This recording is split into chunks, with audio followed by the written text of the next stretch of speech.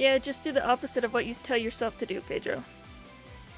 Because that makes a whole lot of sense.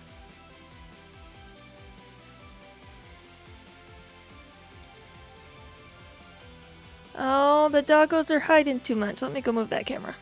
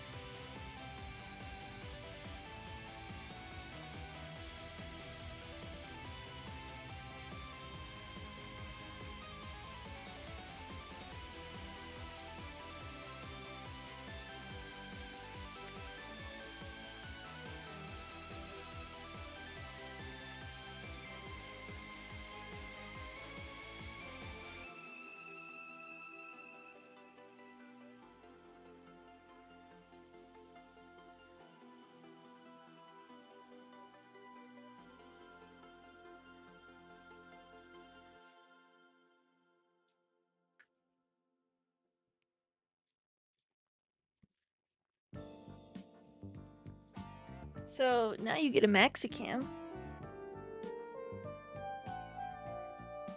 He's sitting on my hammock.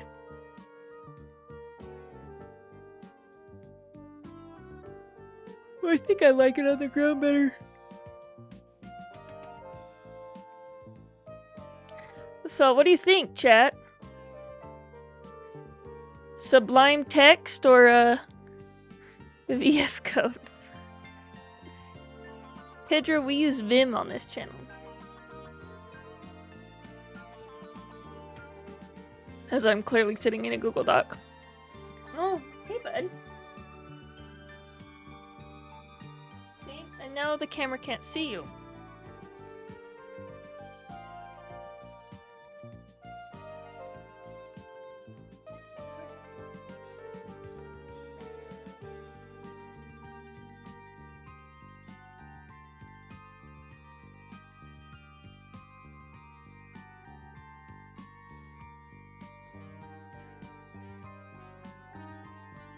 How's that for a view of the doggos?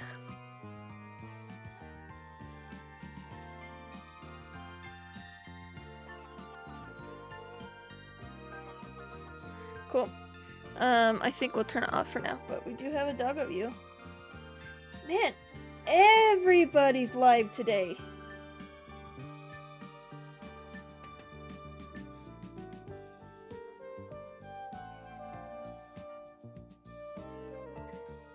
Everybody's live today. So.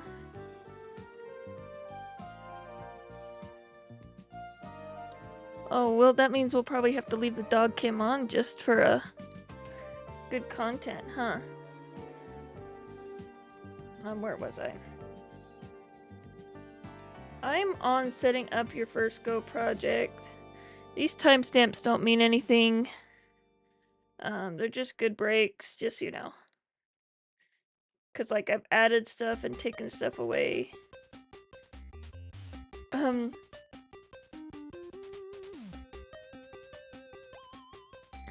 So this is the problem. Is I call this setting up your first Go project. This needs to be called structuring your Go project.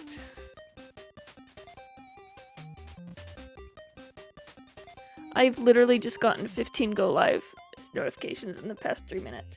Did anybody watch the Melky Dev stream where he complained for 2 hours about how he's not gonna stream anymore because Prime.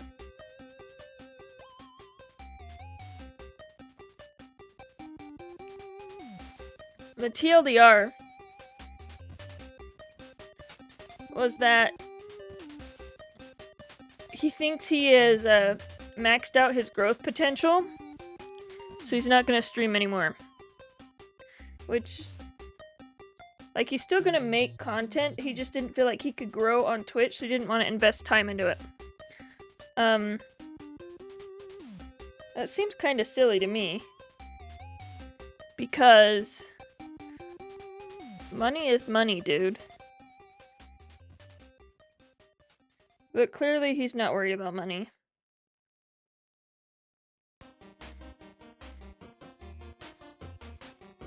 And I mean, if you're gonna take a break, I support taking a break. I took a break from streaming, like, we all, like, mental breaks are super good and important, so.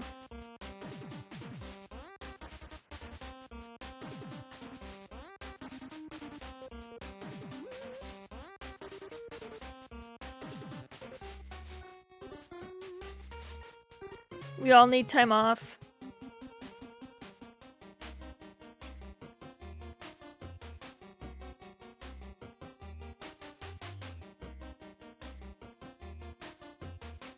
You know?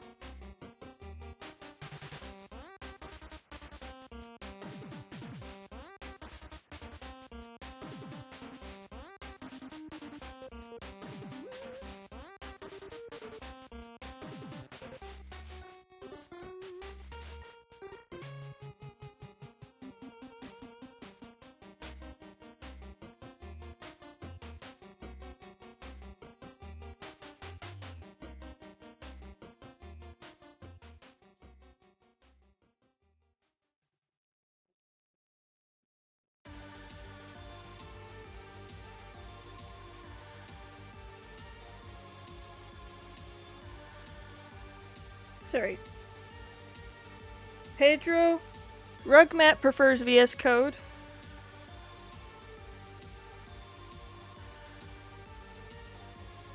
And if I ever don't know what's happening, I just ask, yeah, I'm not working this way. I took today off from day job. So I could start whenever I felt like it.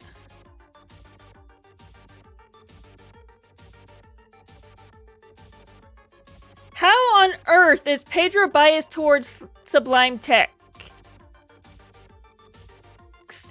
How is Pedro... We need to inject some bias into Pedro, don't we?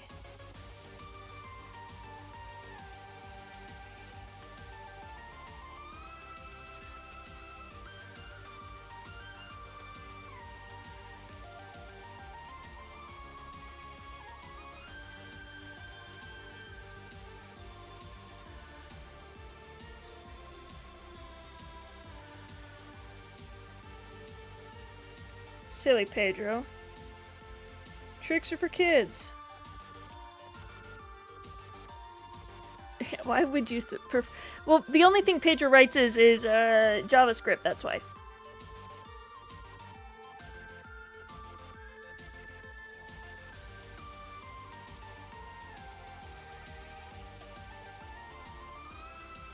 Oh, that worked. Killer.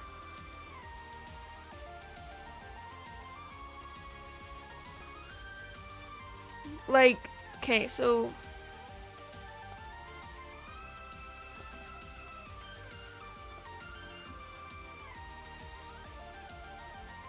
I'm a big fan of Sublime Text speed and customization options. Oh gosh. It's just plain fun to use. With Sublime Text you can do like Control-Shift-P, Control-K, Control-Shift-F. What's your go-to editor? Pedro, mine is Vim. Yeah, use Nano, Rug. Just use Nano. Isn't VS Code more customizable than Sublime Text?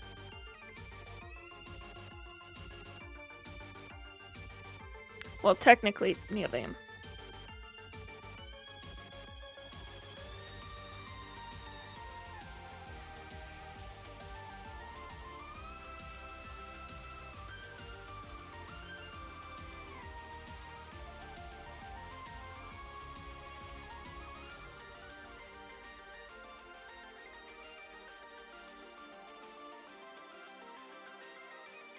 I use Vim Fugitive. I don't know what Vim Airline is, but I use Vim Fugitive.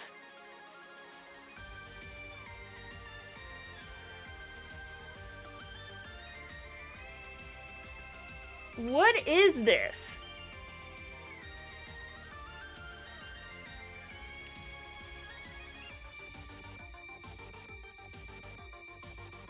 Who built these slides? Clearly...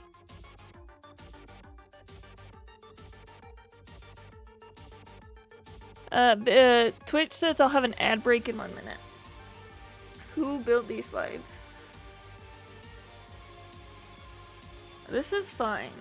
This is fine. This right here, I don't have.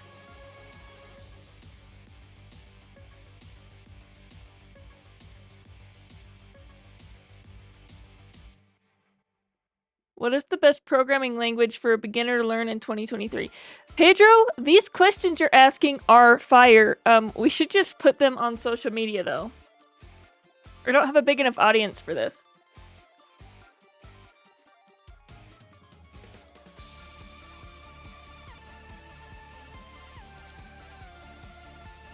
I don't know. What do I think of the new async API?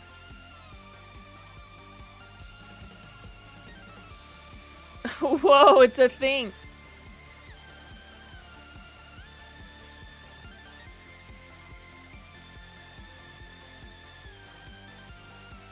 UV handle T functions also apply. Async handle. Async handles allow the user to wake up the event loop and get callback called from another thread.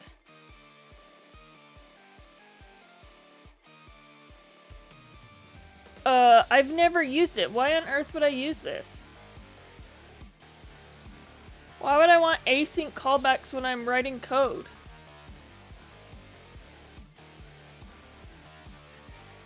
Why would I want async callback when I'm writing code? Okay, all you Vimmers out there, will you please explain to me why Pedro the LLM knows about NeoVim's async API and also how you use it? That'd be great. Thank you. Thanks to all the Vimmers out there.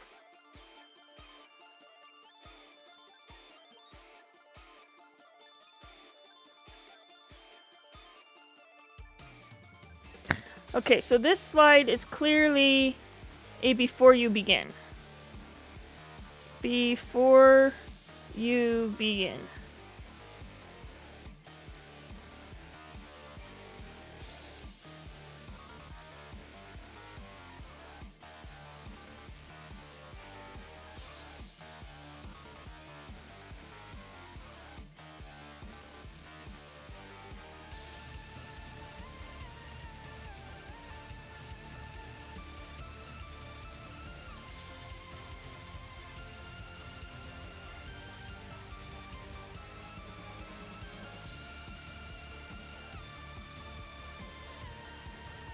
I think it's called VS Code Go is one of them. Look at open source tools such as Golang CI lint and such as Go tests. Those are a great one. And then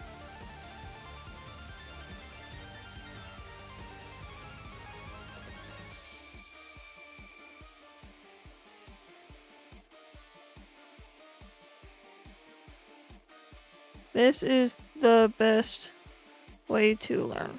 Okay.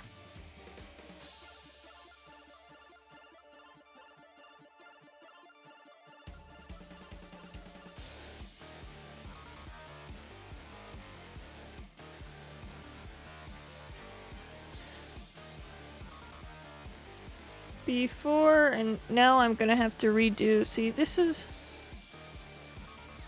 Let's undo that. See? Before we begin. Let's highlight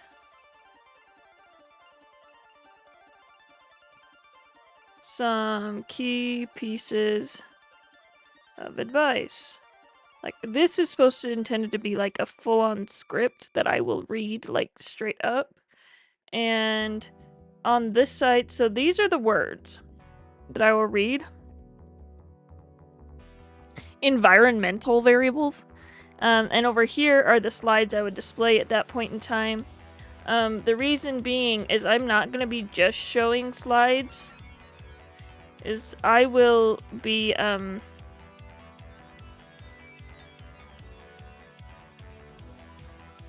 like switching between slides and insert image and the computer screen. So I will change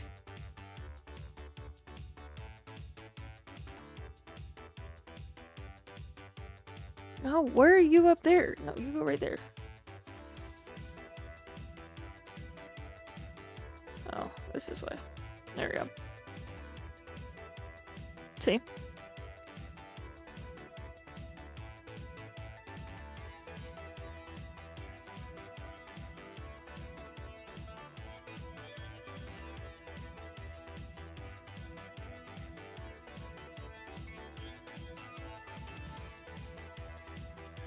Pick a good ID. The VS Code Go plugin.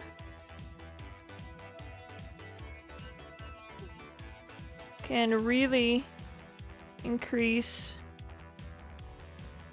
the quality of your code. I use Vim. And plugin. And we'll be using Vim, NeoVim, for this course. For our coding examples.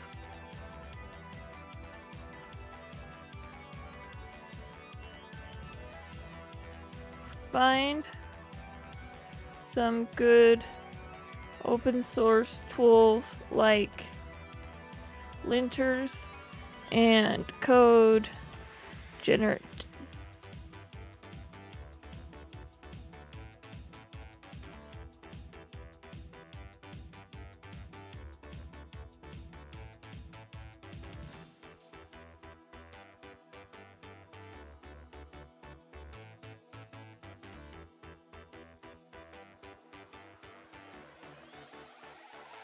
Find some good open source tools to help you with your code validation. I use Golang CI lint as my standard linter and Go tests to generate table style unit tests. The best way to learn Go, this is a new paragraph by the way, is to build lots of things. Start with simple tools or apps and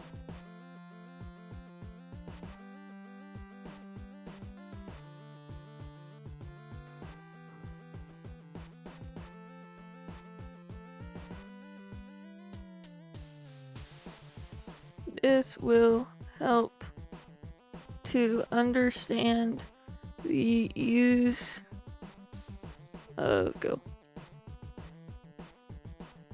Now let's create our first project.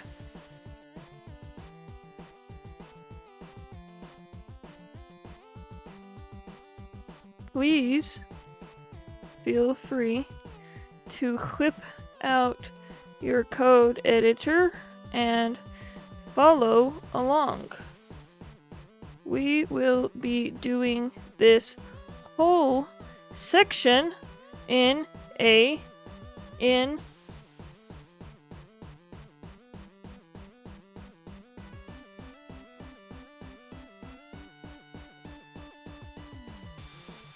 together on the recording.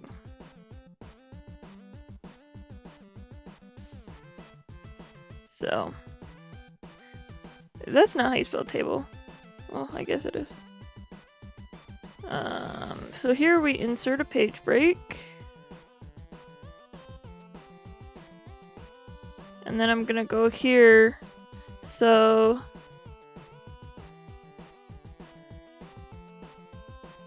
have you guys ever used GitHub Actions for CI/CD pipelines? Pedro, that's all I use.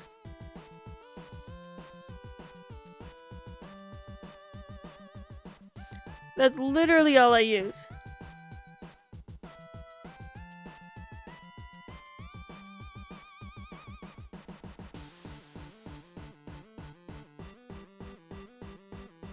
Oh, I need to see if my check cleared. I don't think it did. Oh, it did.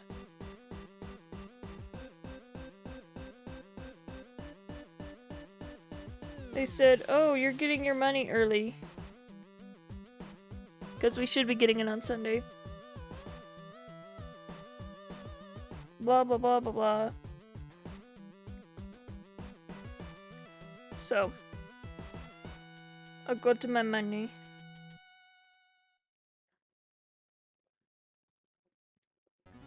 Pedro's coming in with the killer questions today.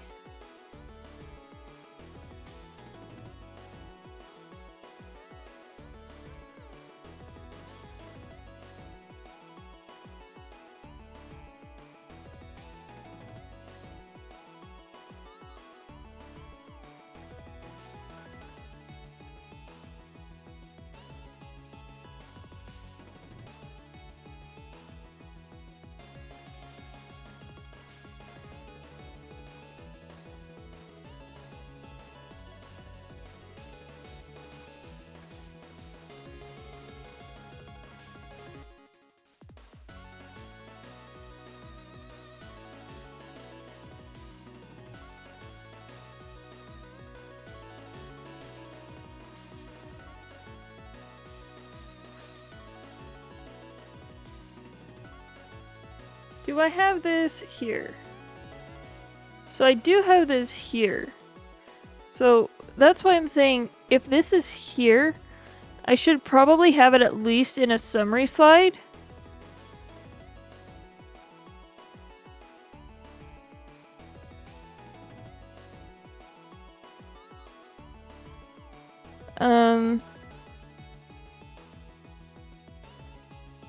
Of like what we did. Okay.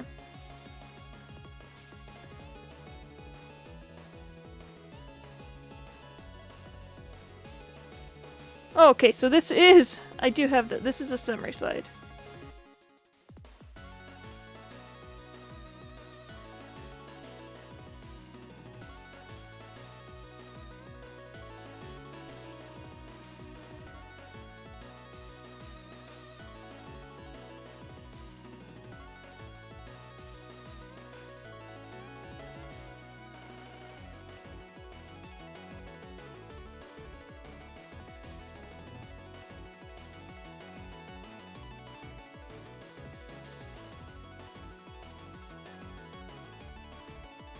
Let's make, sorry. So here I have all this stuff. I don't have any code in here yet. Oh, I do have one code. So let's do this. Let's make a directory. And we'll call this module. We'll call this, I want to call it just straight up my Golang. Oh, let's just call it my first project, right?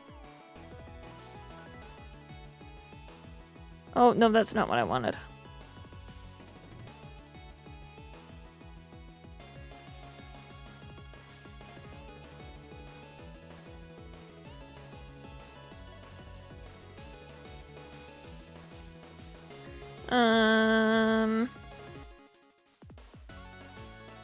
Sorry.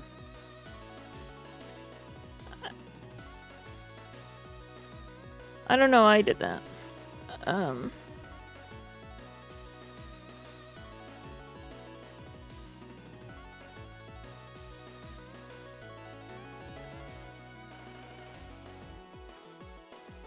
Cool. So now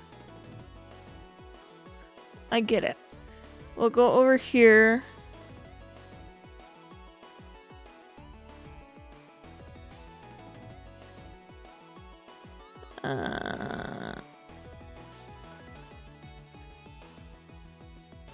And just for the sake of having it. No, that's not what I want. So this would be go mod init.sh.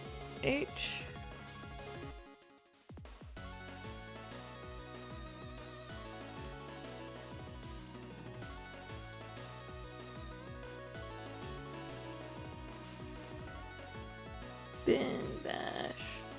This is literally just to have an executable for everything, which is a weird thing I like to do. So for this one, it would be soy Pete tech my first Go project.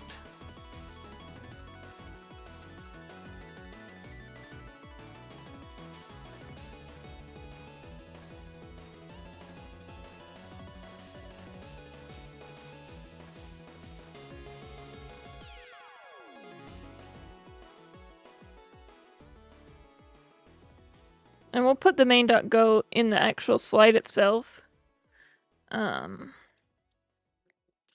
I said, I just like to have this somewhere else. But we need to put this in the video script.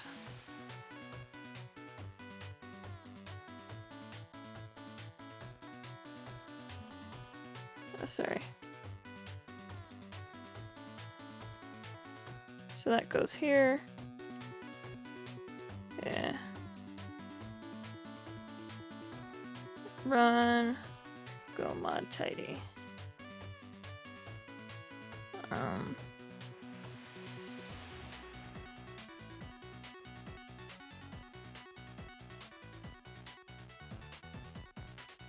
Cool. And so then after this, we'd have a go mod tidy. Which I'm gonna literally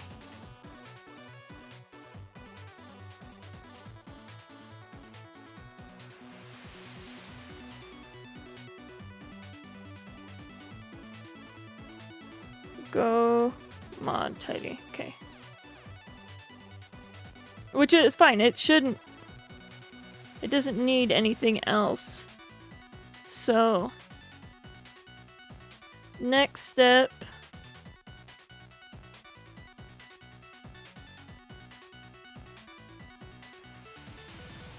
Insert here. See, this is what takes so long. When I'm writing a talk, I would have stopped at the slides. But clearly I'm not.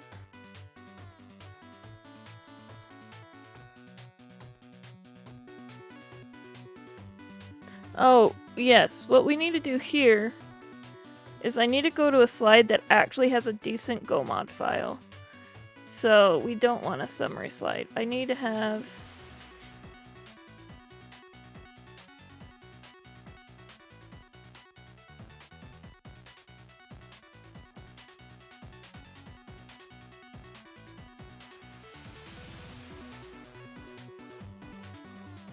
a Go mod file, so I'm gonna just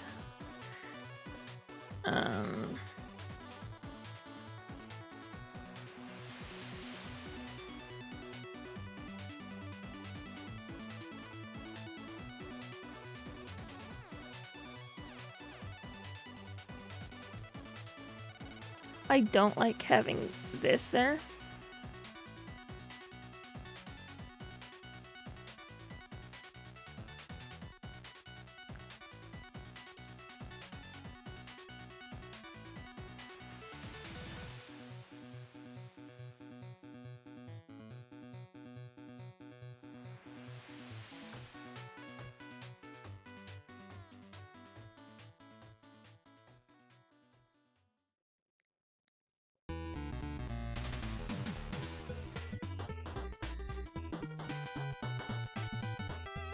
We probably should have run a git in it.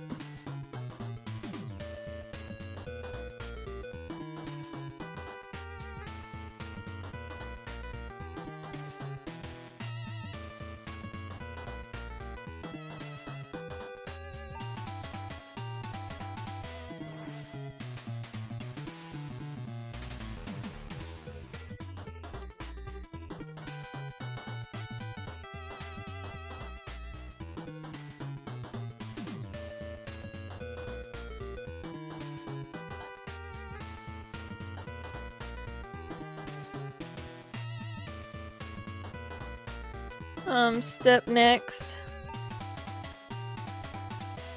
is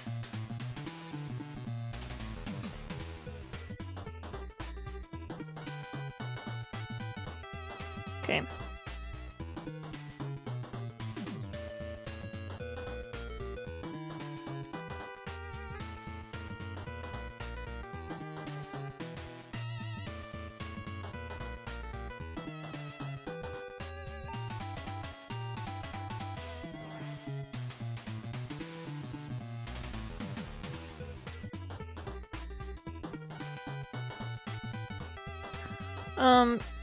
Should I put that in the bash script?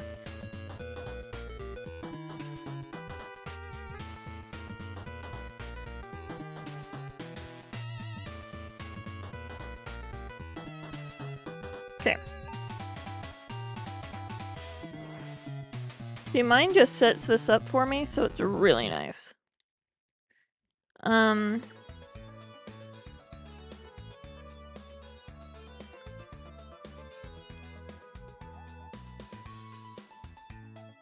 Like I said, I want to have this on the terminal, no, on the screen in the slide.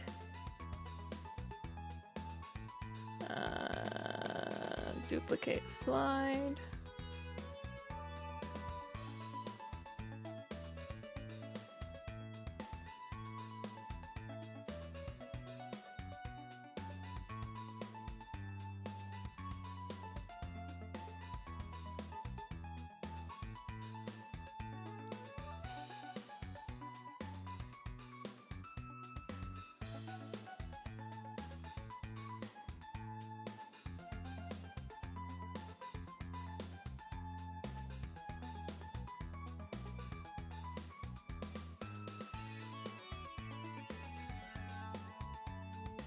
There you go.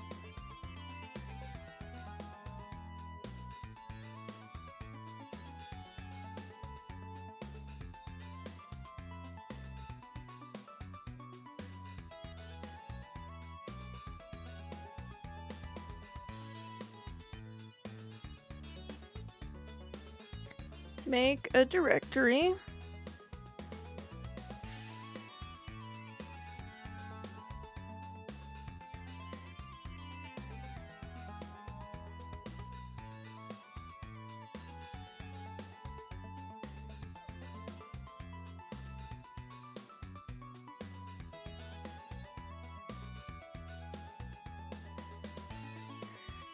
Oh gosh.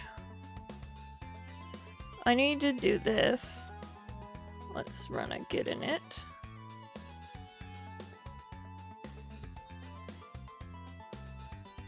And let's actually do this. Let's rename it. Just to be repo or proj. Let's just name it setup.sh.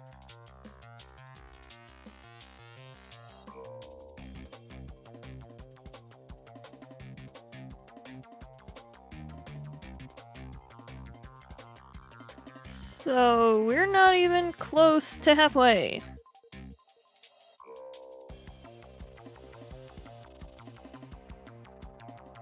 Oh yeah, but see, this is module 1. Not like part 1 of 1. Part 1. How many parts are in this? There's 4 parts. Part 1 of 4 in module 1. Oh gosh, this is going to take forever. But the thing is though, is if I don't go through and do it this detailed, I'm going to miss something, and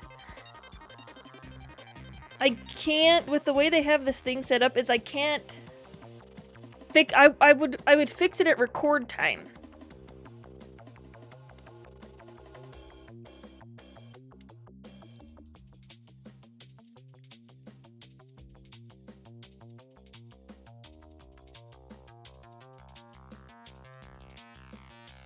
Oh.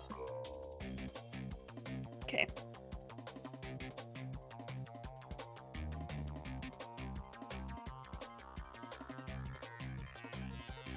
Run with main.go.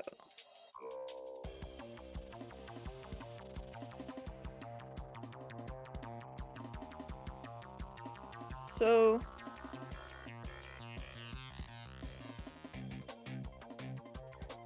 no, I need to highlight it this color, and we need to change the font.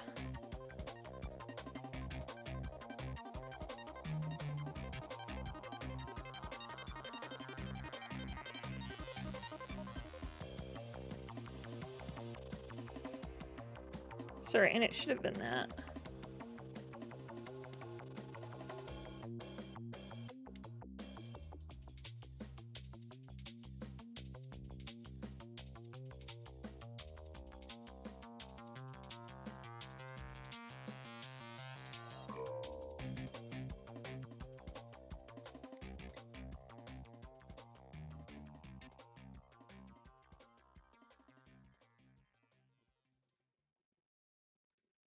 Okay.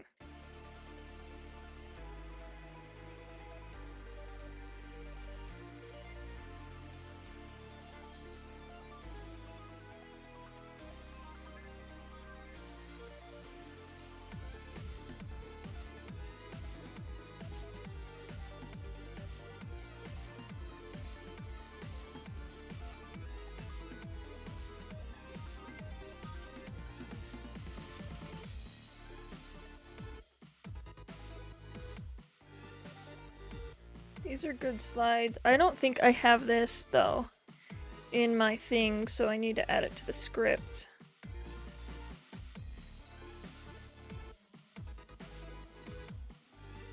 Yeah, I don't know what to do with workspaces, but I said I would talk about it.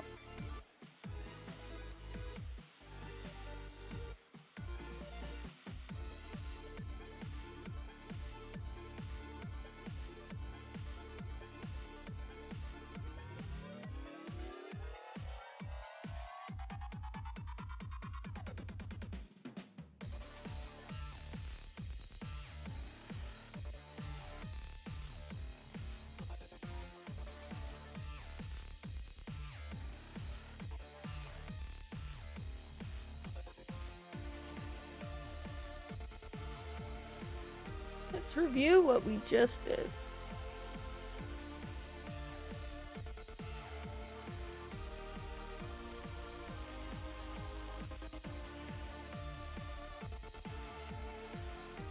We made a directory. We set it via Git. Go tool uses Git to import its dependencies, if you didn't know that.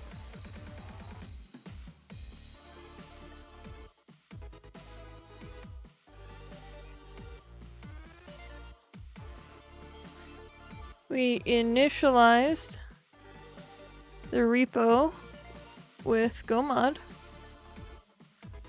so we can import tools. Well, it won't build with gomod.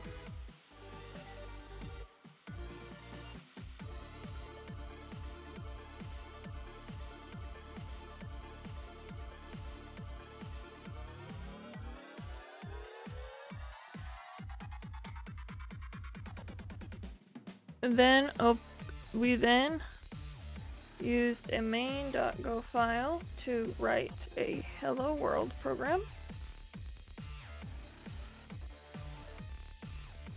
And we ran it with the go run command. This is the exact process I use for every... No, none of the... I mean, I honestly would recommend VS Code every time. But I use Vim, so...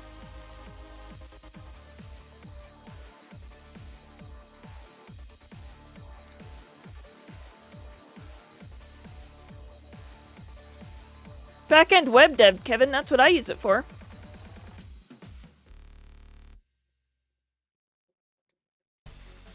Process whenever I start a new Go project.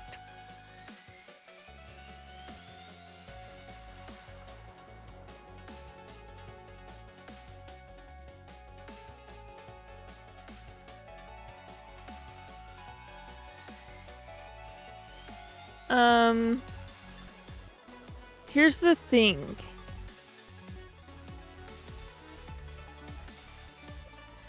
Yeah, I have a course online for web development in Go. If you're interested in it, Kevin,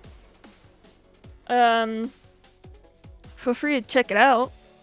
It's just on my GitHub, but Go's HTTP package is phenomenal.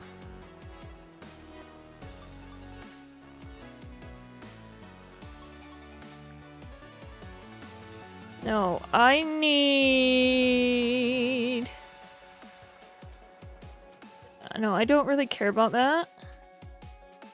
This is what I need.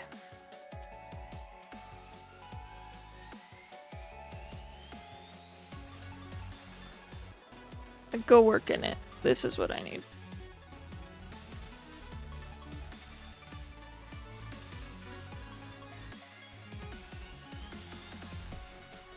Workspaces allow you to manage dependencies, changes across repos with multiple modules.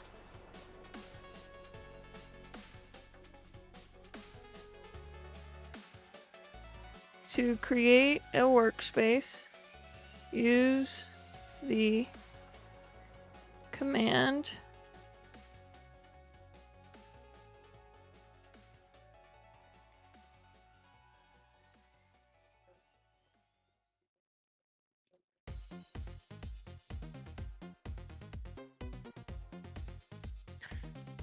in this.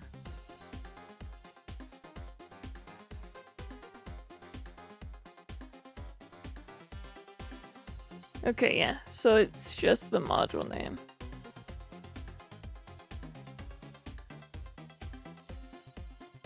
And it's gonna be the directory name.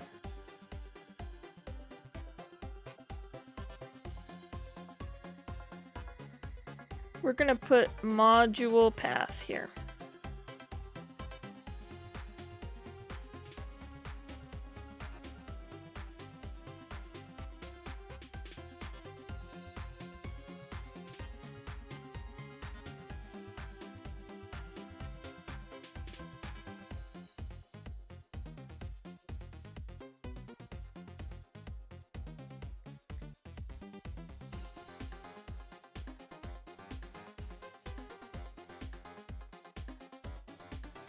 For managing dependency changes, this is all I'm gonna put in there.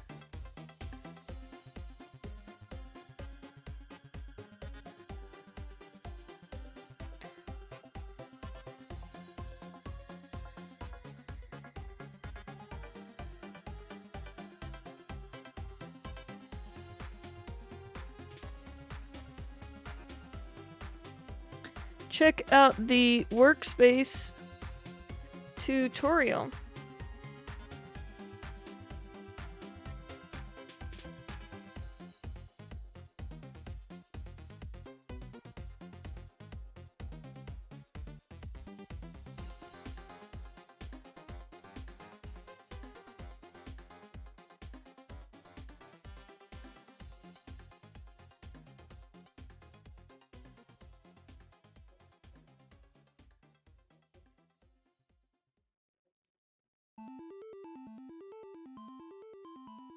No, we're using IBM.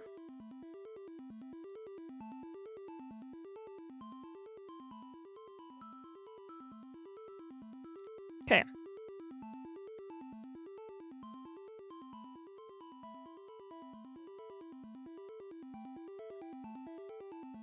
That's good enough for me.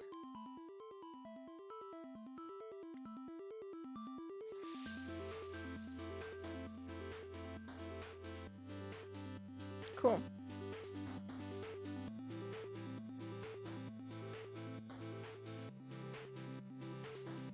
I'm gonna need a break. I'm gonna need to run to the restroom real quick.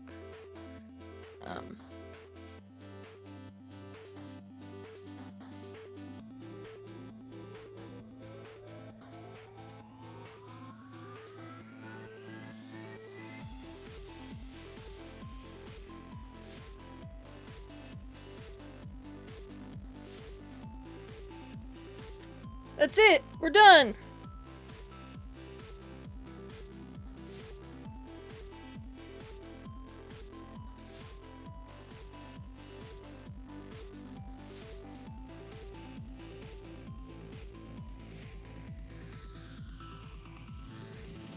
This wraps up the first section.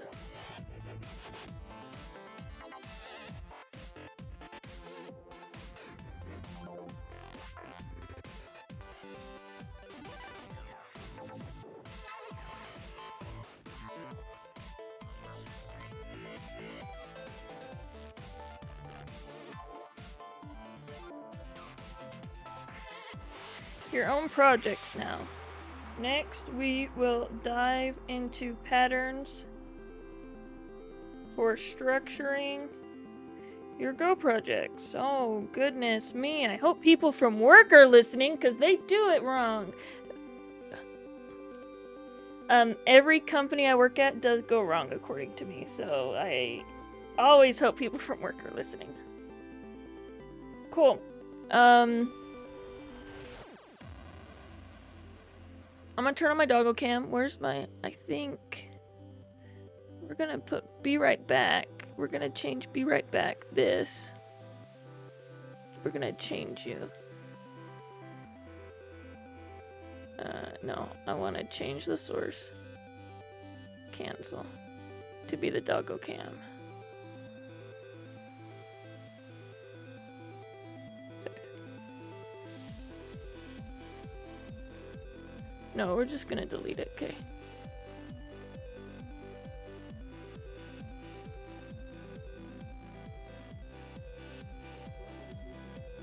Oh, and I need to grab some food.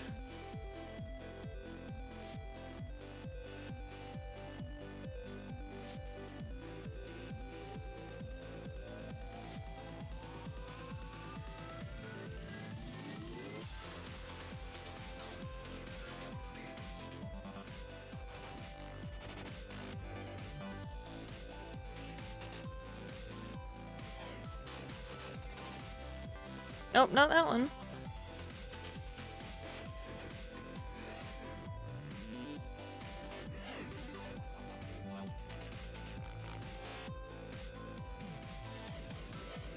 There's the doggo cam. Okay.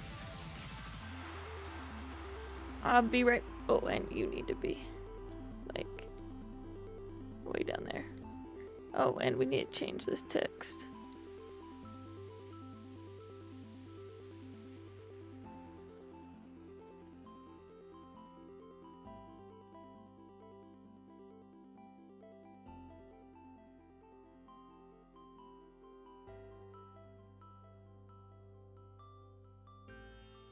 We'll just make you tinier.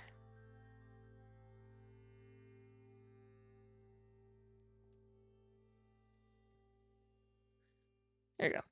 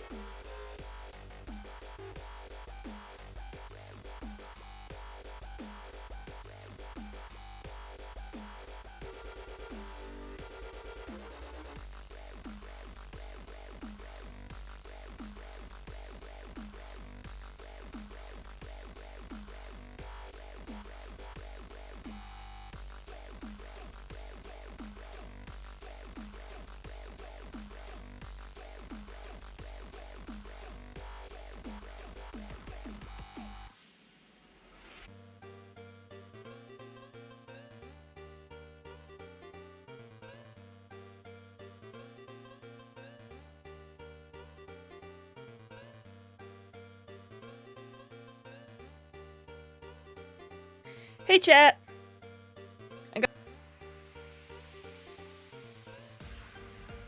How we doing?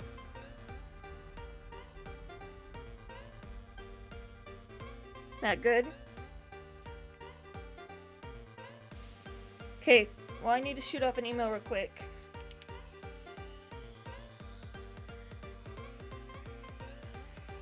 And then I'll go back live.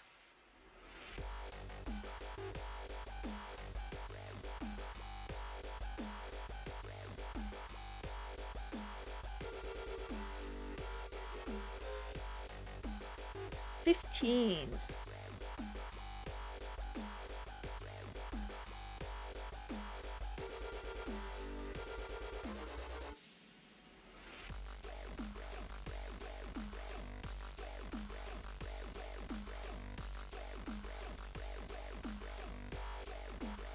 It is 3 slides, okay.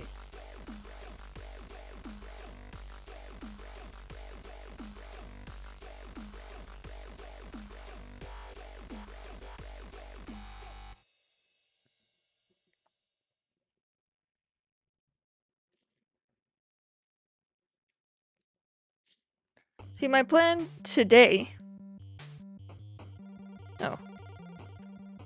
was to get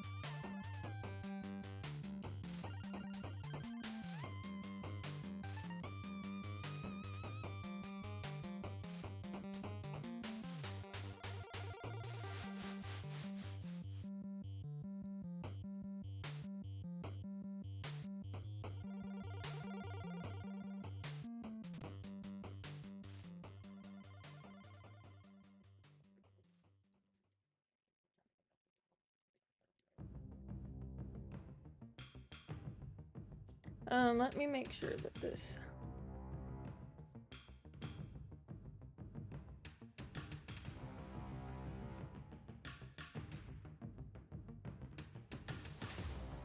I just need to okay, good, it is the right one.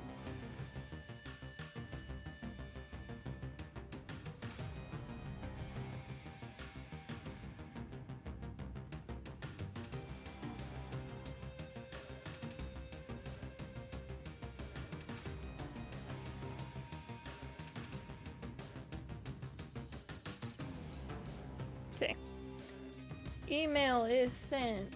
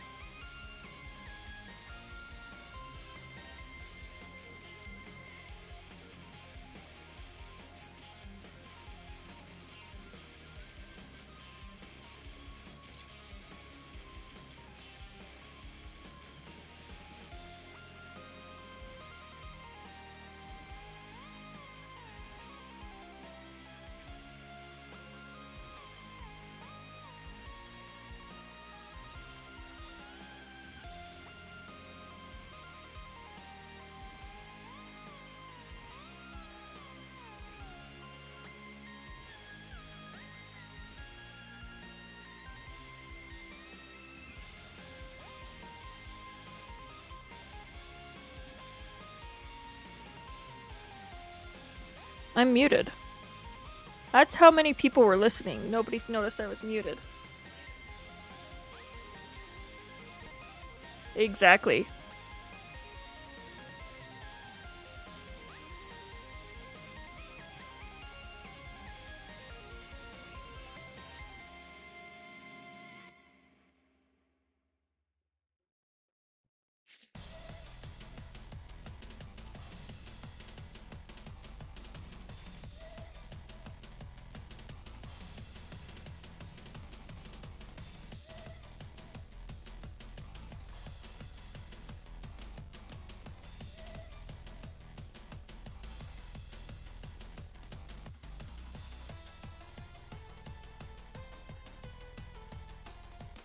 Max!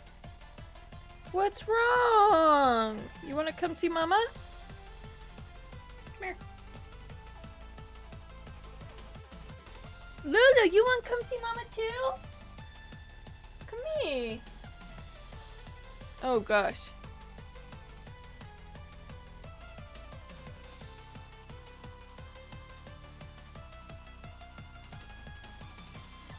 Are you gonna go on your bed? No, you just want me to scratch your bottom?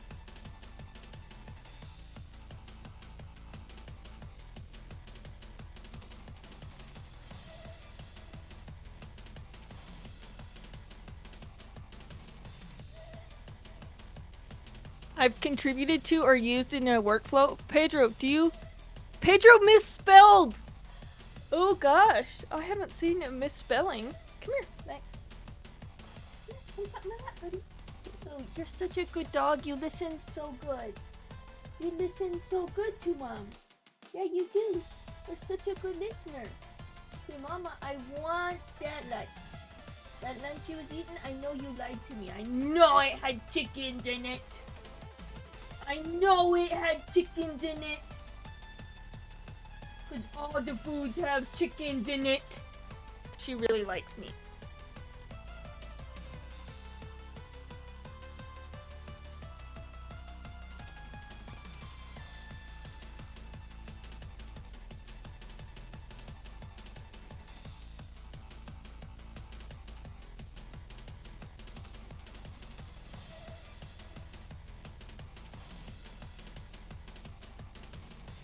Yeah, Lulu.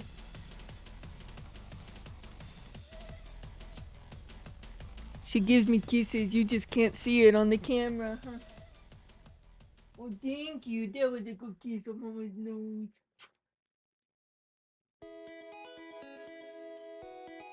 Scratches break.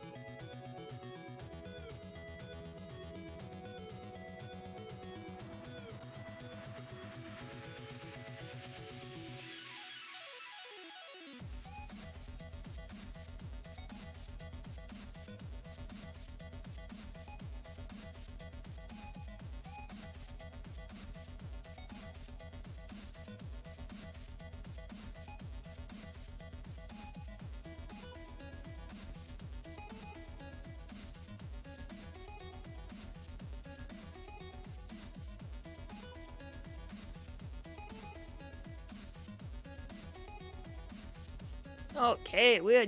Oh, Lulu.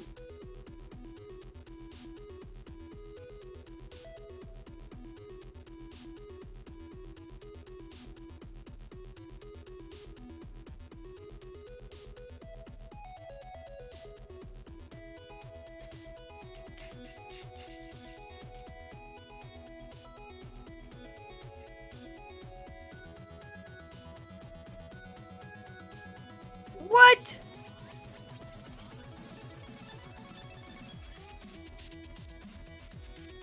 Did you know you could do that? Whoa!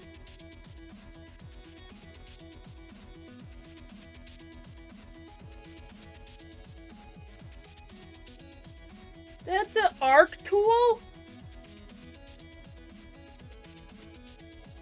that was Command Shift 2? What?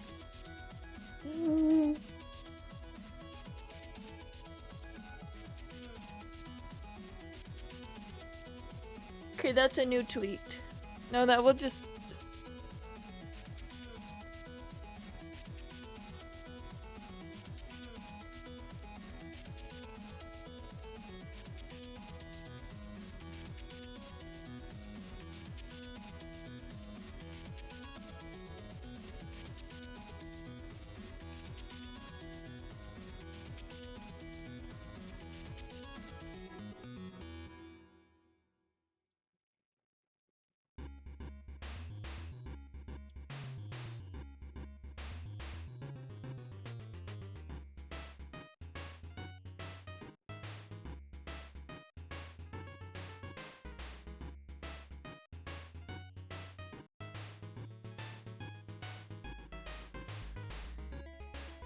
broke my brain.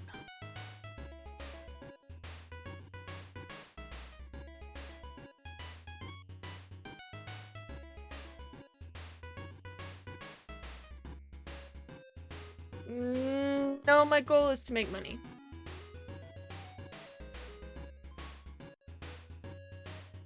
Not like for the purpose of money, but money is how we define value. Right? We've determined as a society that value is determined by the amount of money you're willing to invest into something, so until we go back to not defining value by money,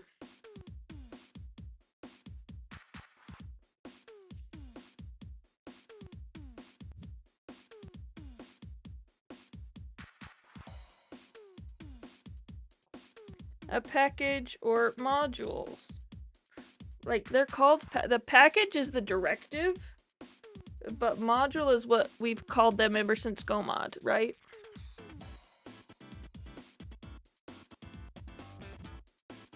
No, that's not correct. A package is a collection of Go source files that are related by context or functionality.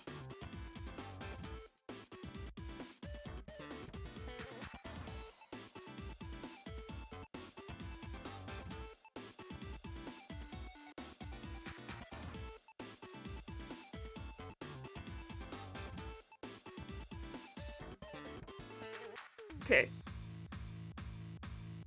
Looks like we need to update this.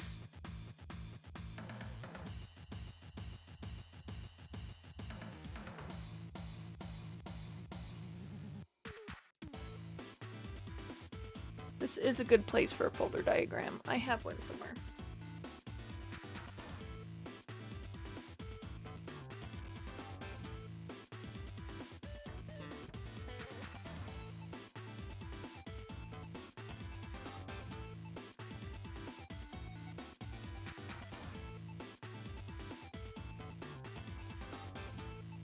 Thing is if I change the...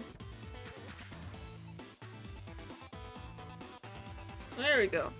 That's how easy it is. I didn't realize it was that easy.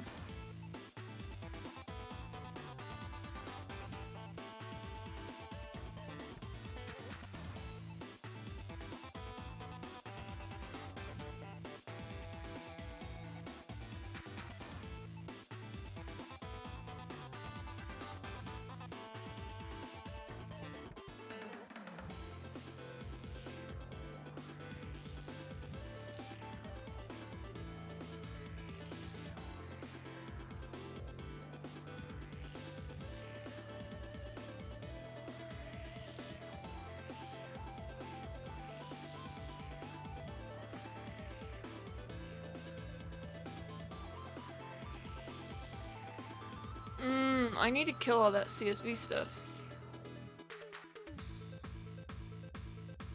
Because that doesn't make any sense.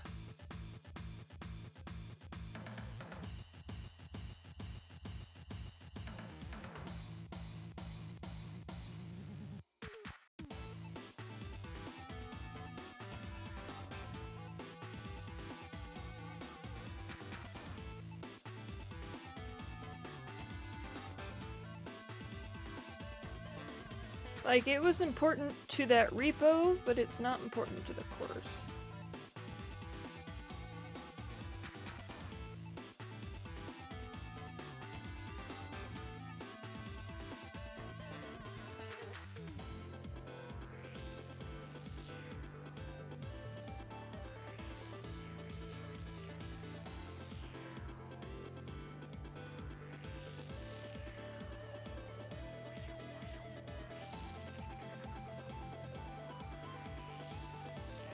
Okay, did I add? No, I need this.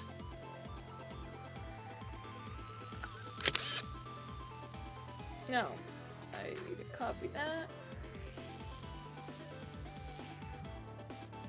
And I paste. AJ's streaming.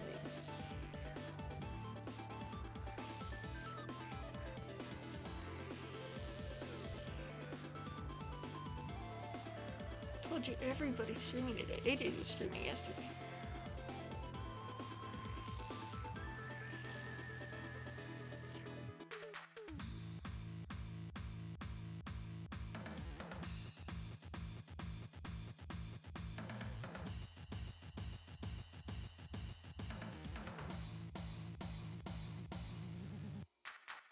What is the most creative way you've used a Linux terminal command? What? What does that even mean, Pedro? Can you show me some examples of how you automate? You can't show anything on Twitch, Pedro.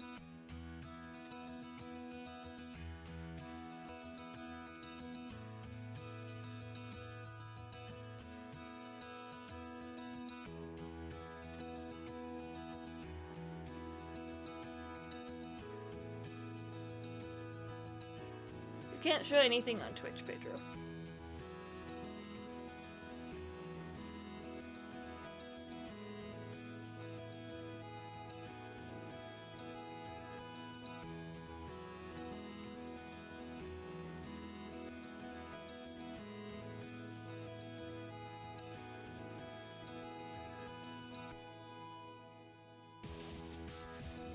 Oh, sorry, Max. I didn't mean to kick you. Just straight up pounded my heel into the side of my dog.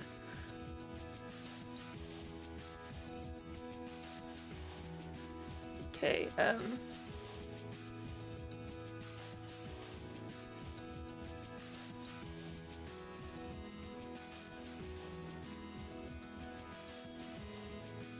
so here, it would be a good place. No.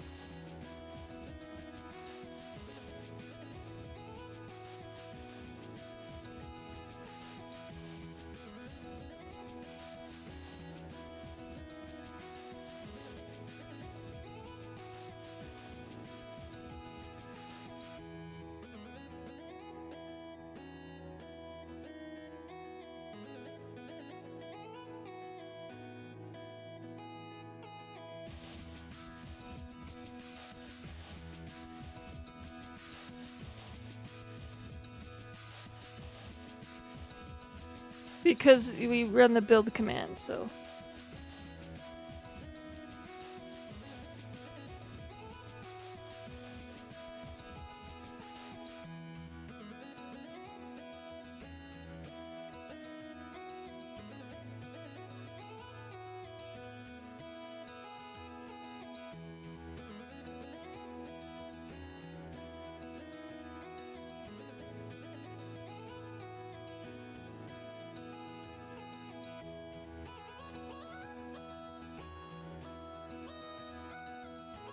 So I'll do that one. I'll go to that one because that's at least distributed as a freaking binary.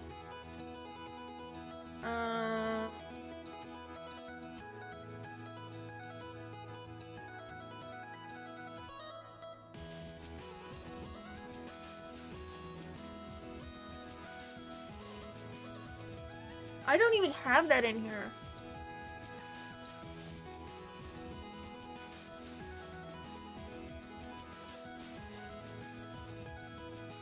Is that important to have here? Or, I mean, clearly I have it over here, or else I wouldn't have added it.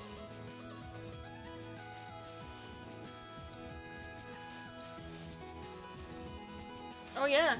Okay.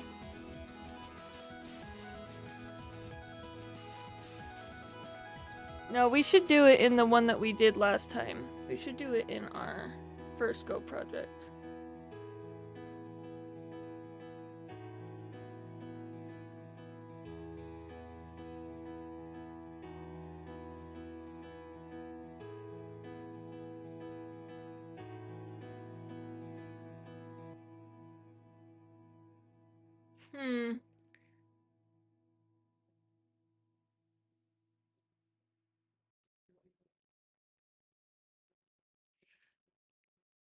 Yeah, I need to add a slide about that.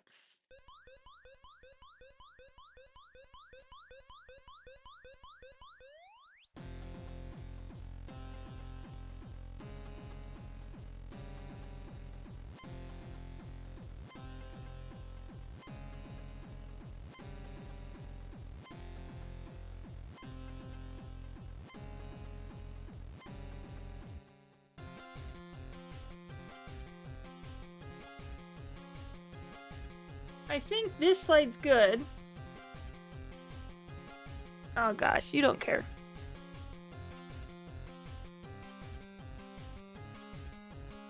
But I care.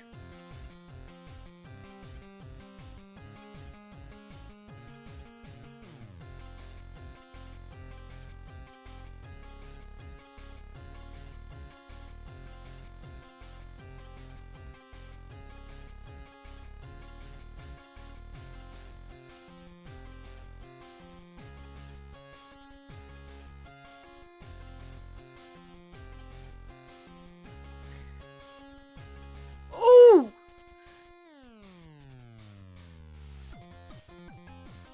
Okay, they want to... Steel Toad? Why are you embarrassed about that? It is... when did you start with Go, though? Like... Because it was stupid hard if you started Go anytime before Go mod, because remember they changed how they were called. Because it used to only be packages. And then they're like, oh, now they're modules. And it's like, why are they modules now? You know.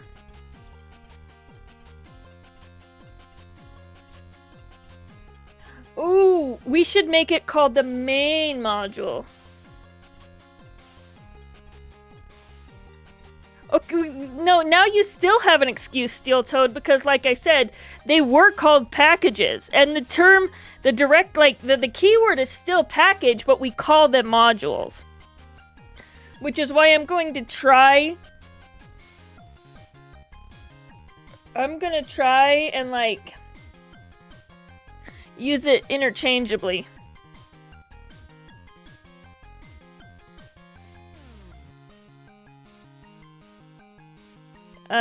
As much as possible, because the keyword is still package, even though they're like colloquially. Is it colloquial or colloquial? Like, is it a Q or a C in that word? I don't know.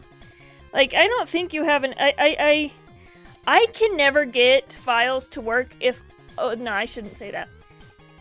Like, my thing that I'm like oddly ashamed of is I cannot write a flat Go project. Like, if I wanted to have multiple files in the main package, I can't do it. Like, the imports never work.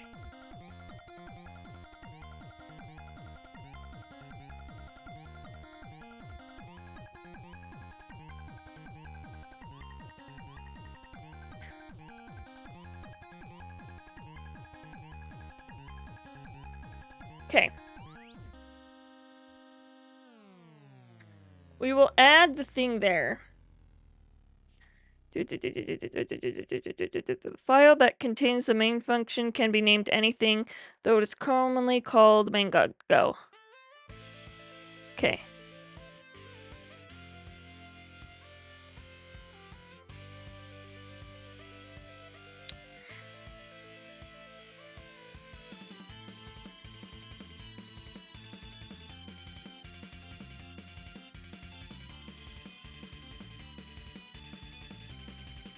You can have multiple main files in one repo, but you can only execute one at a time. So we're probably gonna ignore that.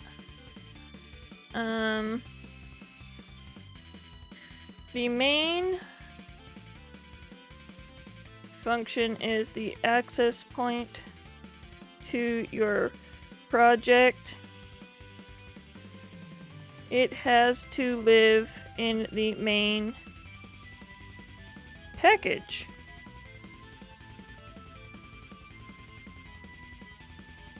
The package name is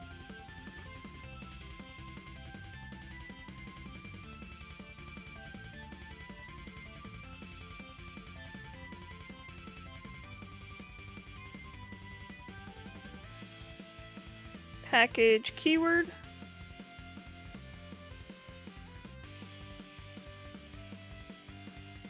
The file that contains the main func can have any name.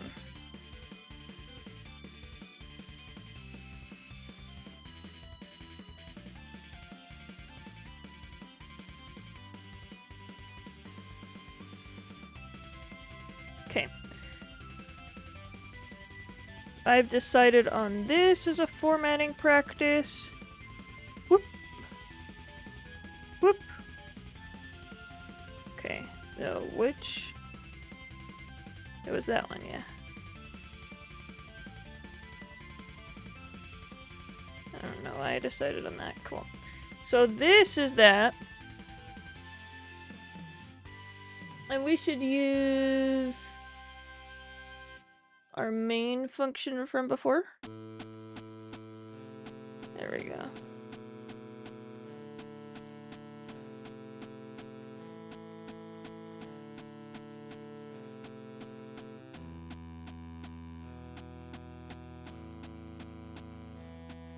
Cool.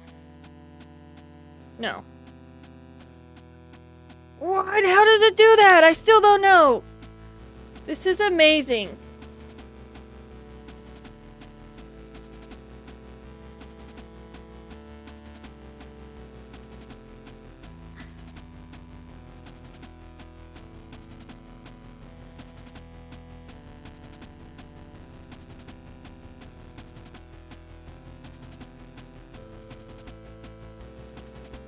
Okay.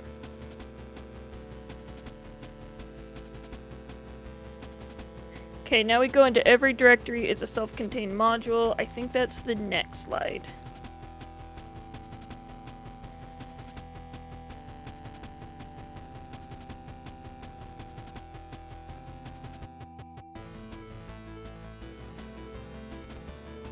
Every directory is a self-contained module. Okay.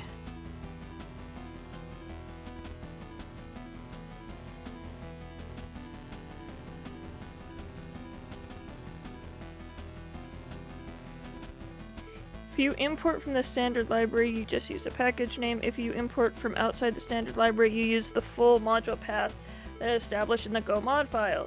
What did I say here? Okay. Every directory is a self-contained module. Within the Go source file, the first line declares its package it belongs to. Okay, we talked about that.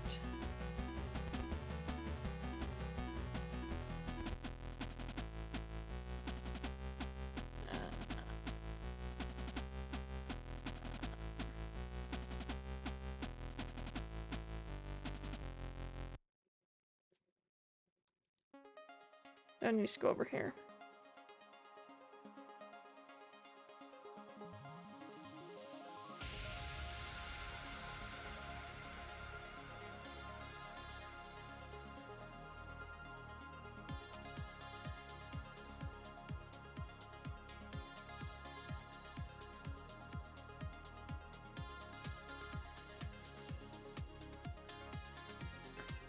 Okay.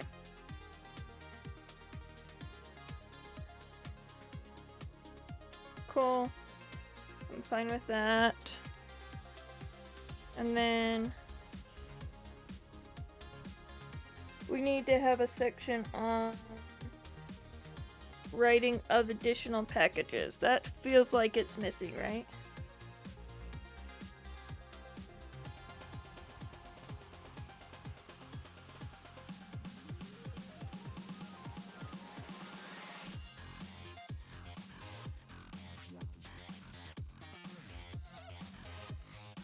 Does that feel like it's missing? It feels like it's missing to me.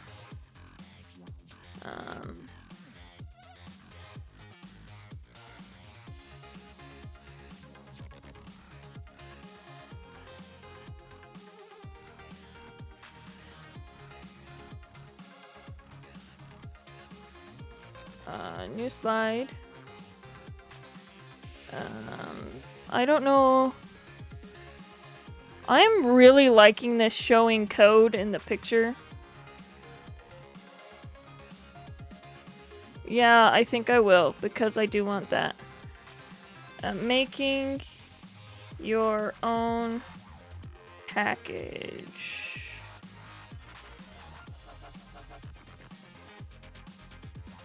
Right? We decided that, well, with the help of chat, Mariah decided that was missing.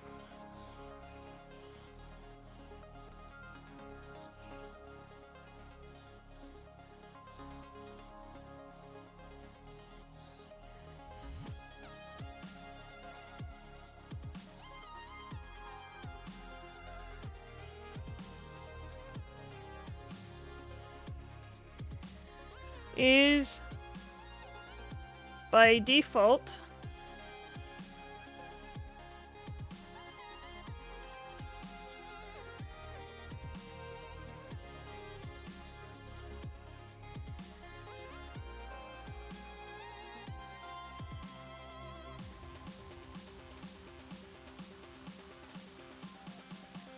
Oh my gosh, everyone is streaming today. Alt F4 is, oh my gosh. Everyone is streaming today.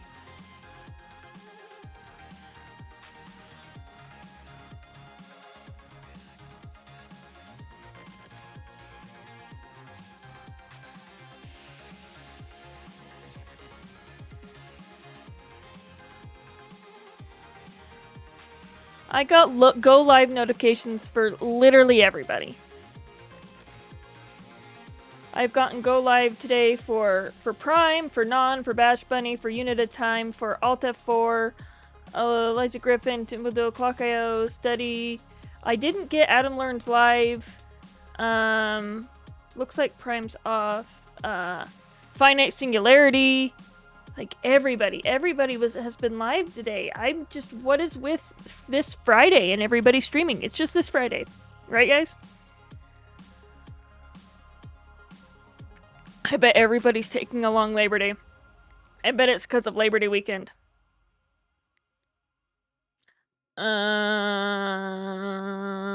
We don't need that.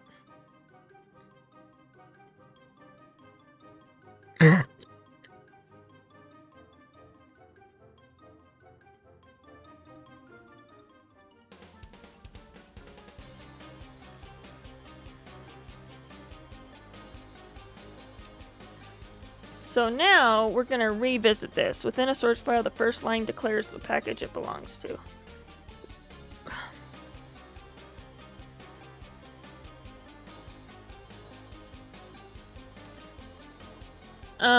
What kind of package should we write? I don't have any code for this.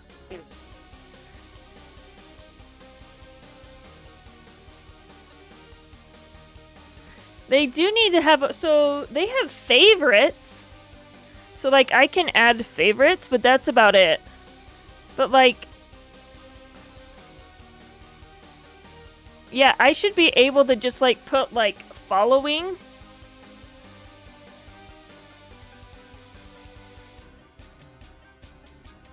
And it it should be able to do that, right? Like I should just like be able to say, yeah, this is everybody who I'm following.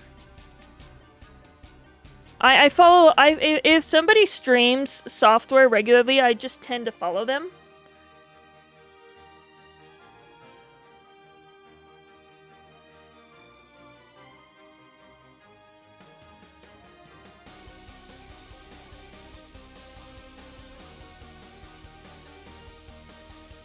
So, yeah, I agree. I totally agree with that.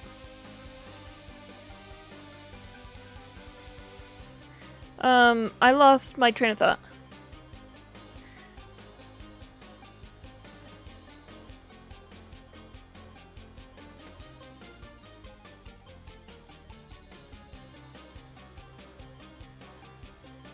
Oh no no no! I want those words straight up from my thing. I don't want to read. It's gonna literally.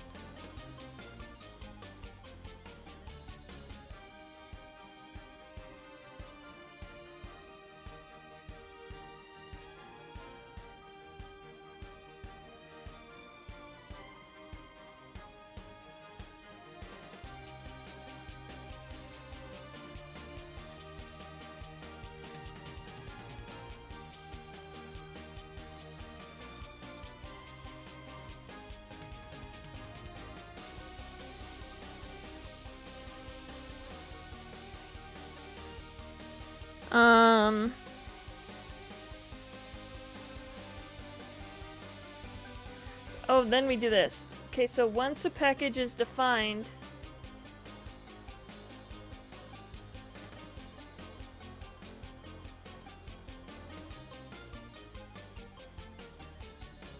It's not 2023. Pedro, what year is it?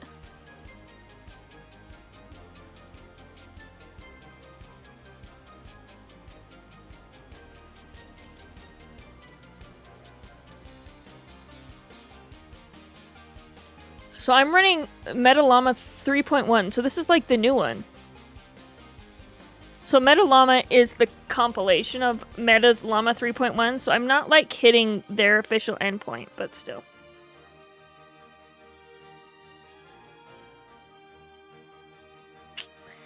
Yep. And this is why we... There we go. This is what we're trusting our future to, right here. AI. AI who knows what year it is.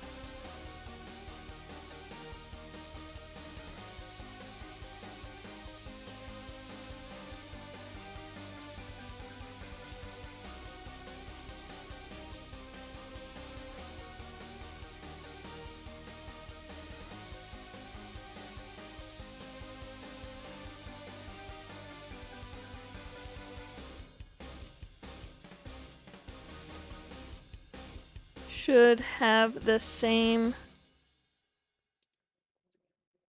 package name.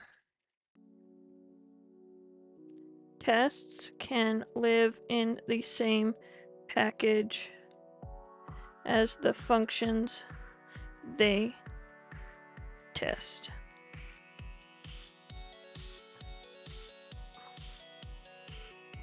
Okay.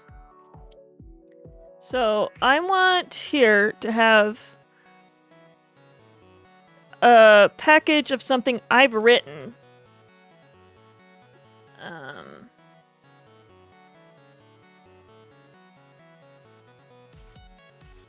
Like, this is totally fine, I think, for here. But I do need something that looks straight up like this. I don't have anything I legitimately want to write, and it's just a new line.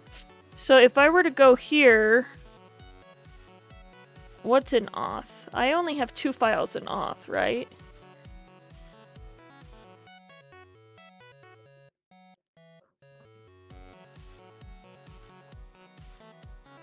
Oh! Oh, this is good!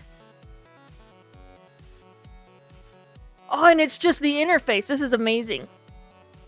This is actually really good.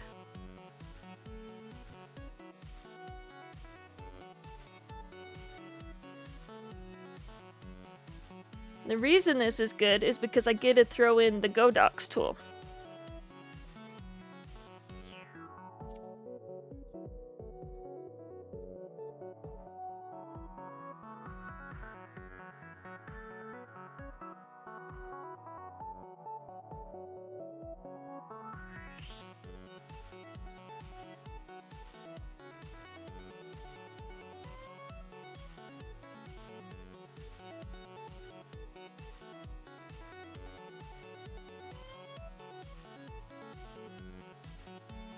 The Godoc tool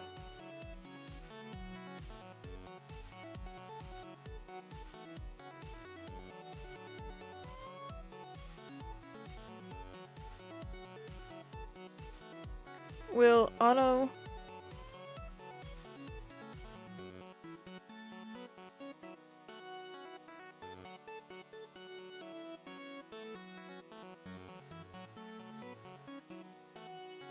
Okay, I don't have anything in here about the Godoc tool, so I need to add that.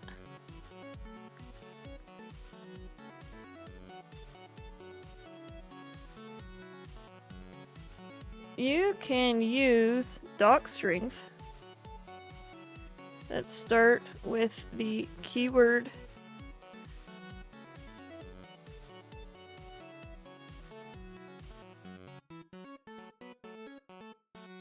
to include package docs. You can also use the function name to start doc strings to document exported functions. These are compiled by the Godoc tool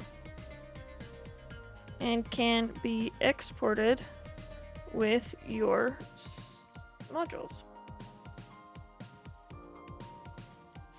So I'm going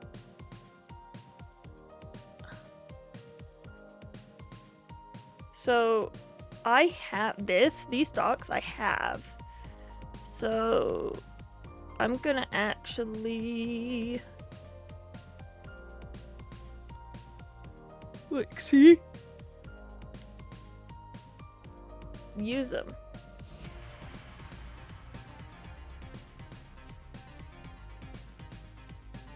Wait, what license am I using?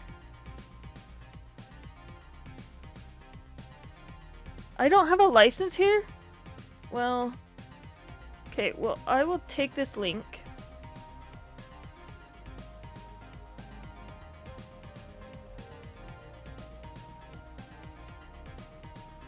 Add it here.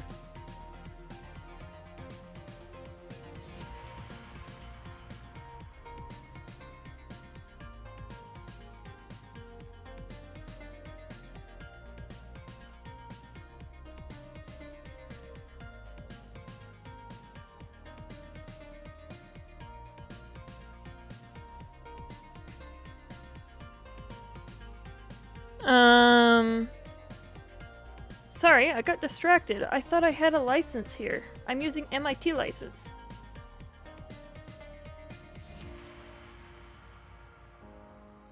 Why doesn't it... I have a license file. Why doesn't it...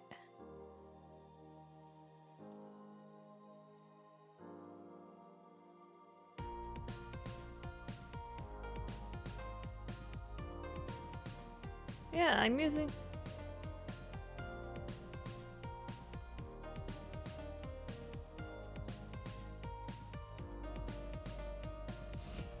We're currently using license check. So license.md, right? That's what it says it is. It's license.md. So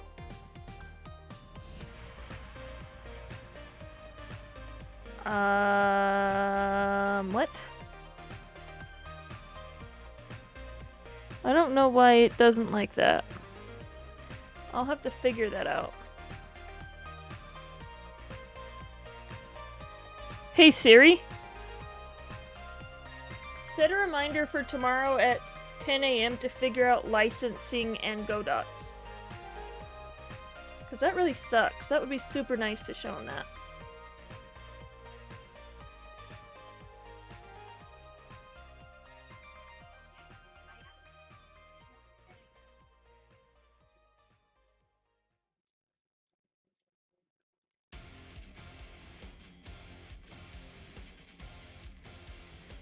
Oh, where'd Lulu go? We only have Max. Oh no, she's there. She's just hiding. You can't see Lulu because she's blending into the background.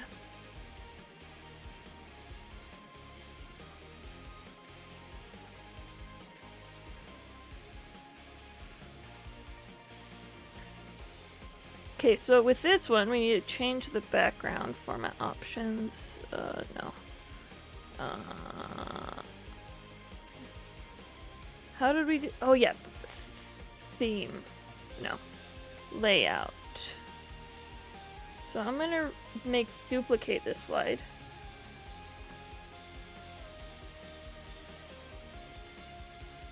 Because I agree with my comment. So for this,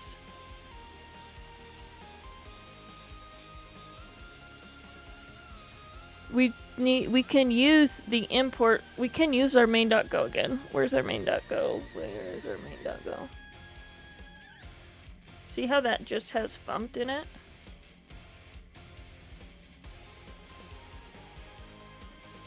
Cool. And then here, I need a different one.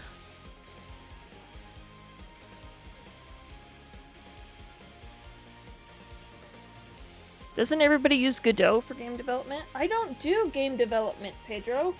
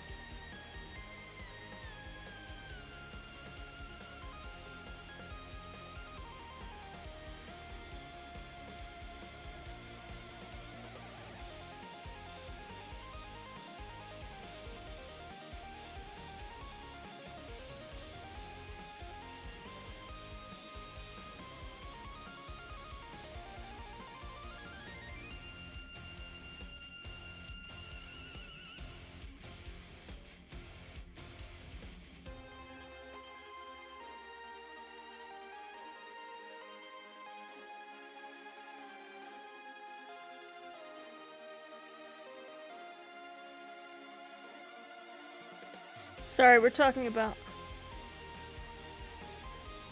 He brings up a good point. My editor says it brings up a good point that I was planning on putting my screen cam right here like I am right now, but I can move it to the other side.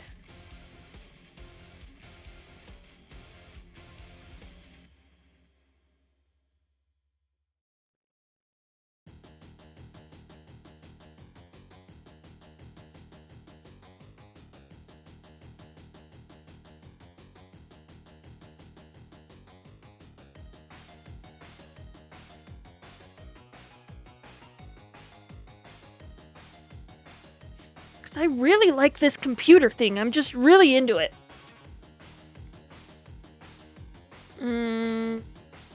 Should I should just keep using this. Since it's like...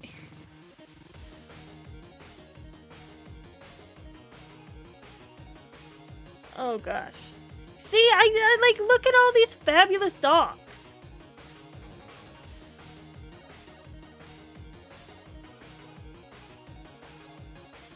Okay, I'm gonna cheat.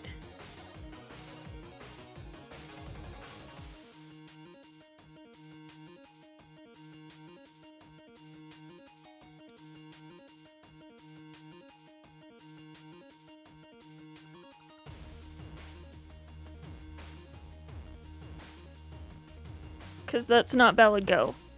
Doesn't need to compile. It just needs to...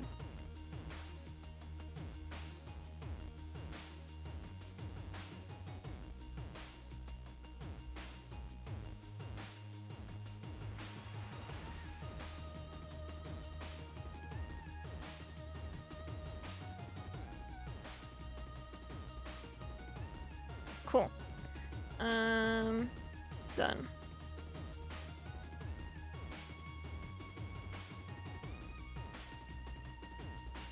So now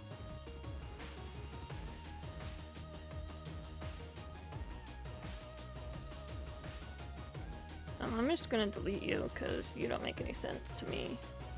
We need to insert column break.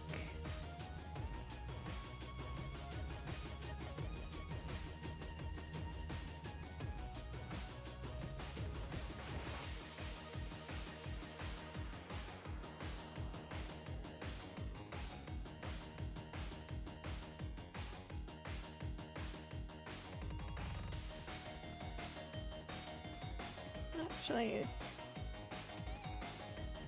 okay. Like, can I just do this?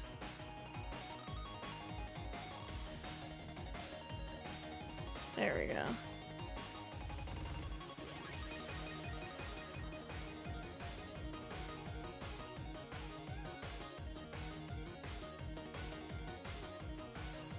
Okay, so we have the module name one.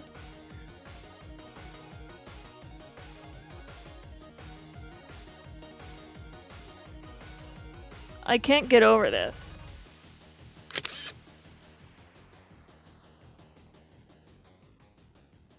I cannot get over this. And I have such memory from doing Command Shift 4 that it's getting hard. Right? So this is an auth package.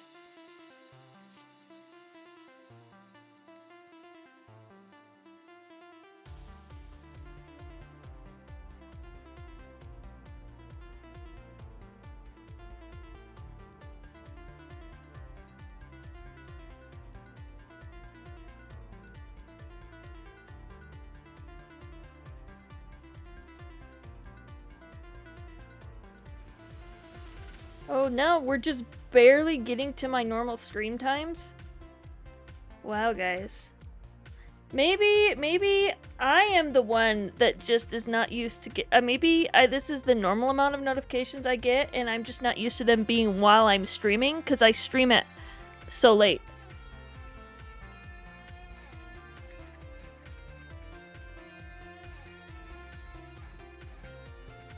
So late, like at 1:30.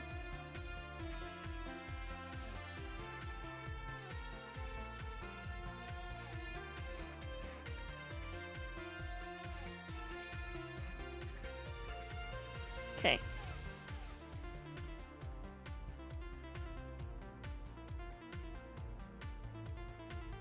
Followed by the module path. If you are importing from the standard library, you just need the module name. If you are using a different module,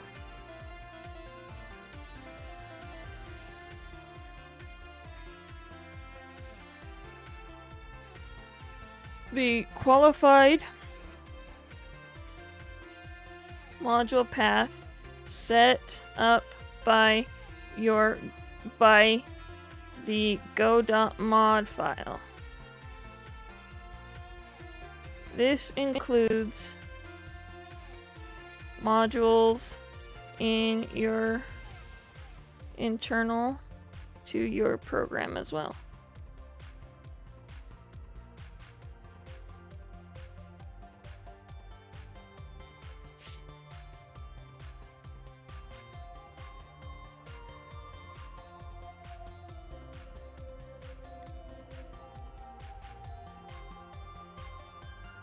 I'm gonna make you slightly smaller.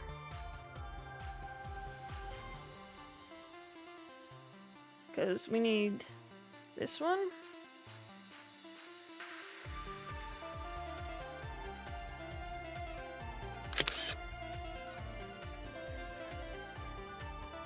The one thing that I am struggling with is the mouse.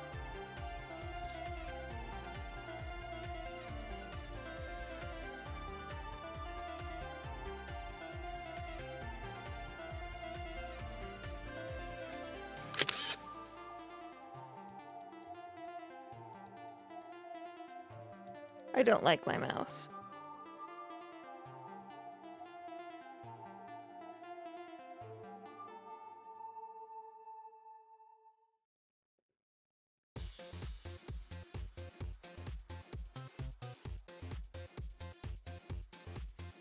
And we'll see.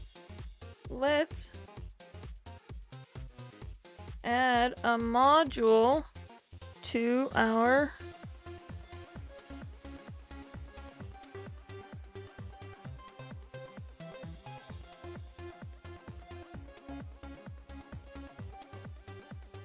right. What'd Pedro say?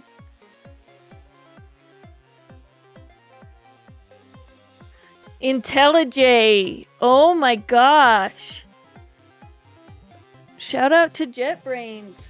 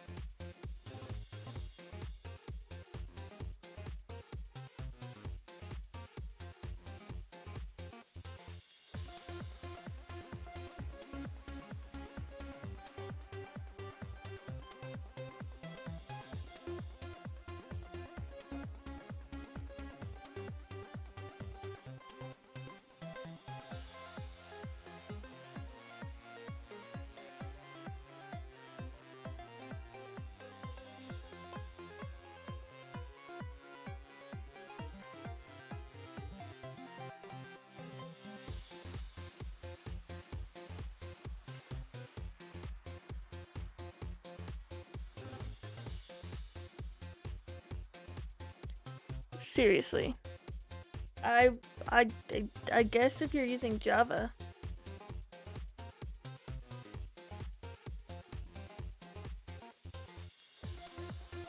So here we're gonna insert another break, column split, and then I'm gonna say here, go to, so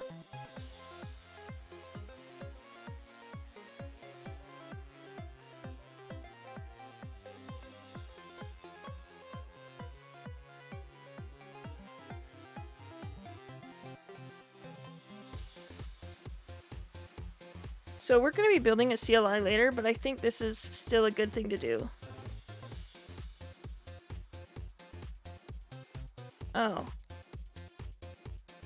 We already have that, right? I already added that. Okay.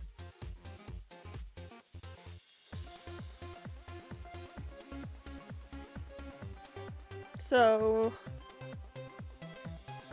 this is still in module 1, right?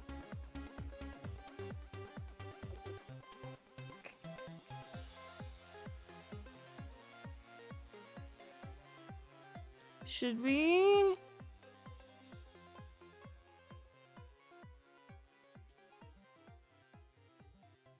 So I have a my first project that doesn't have main.go in it, so that's just fine.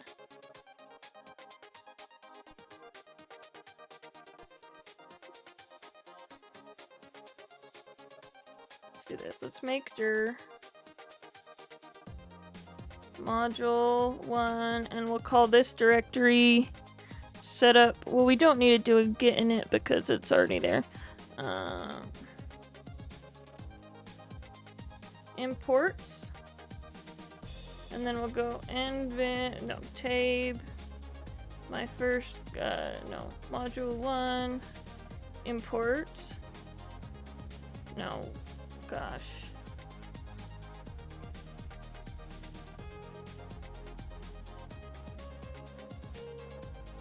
Right, so this one,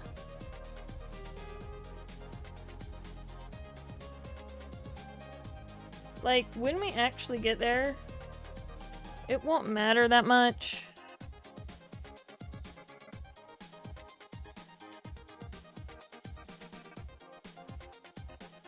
Oh, yeah, I always do this wrong. How come some people can run go mod init and there are no problems, but I have to put the fully qualified path every stupid time?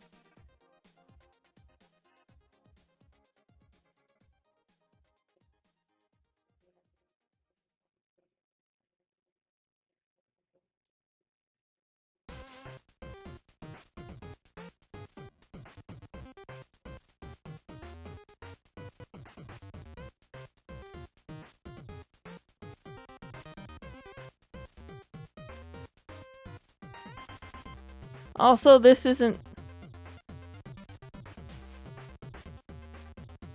correct either.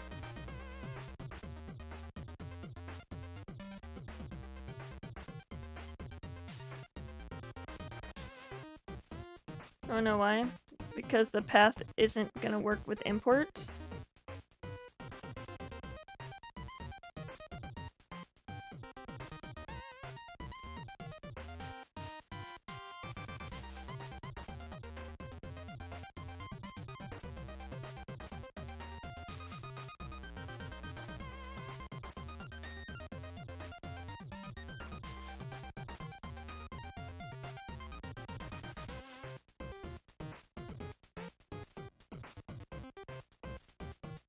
I think that's gonna break.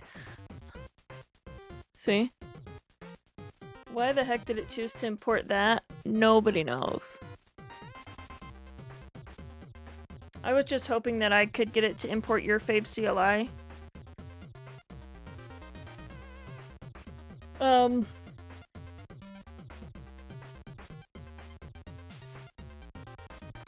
And then,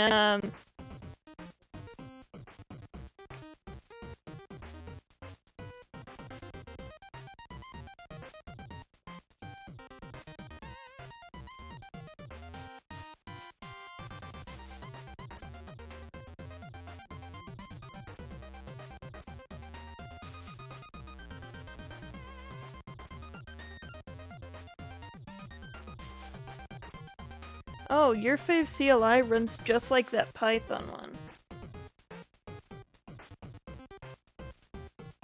Good, I wanted it to also have println and logs fine. Why does it use OS? Oh gosh.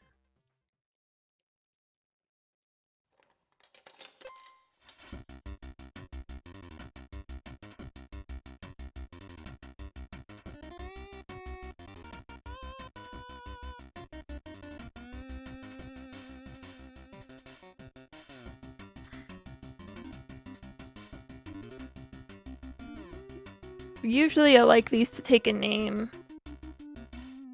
So, OSArgs is fine. But this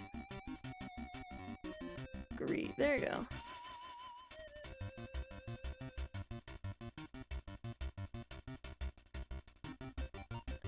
Arguments.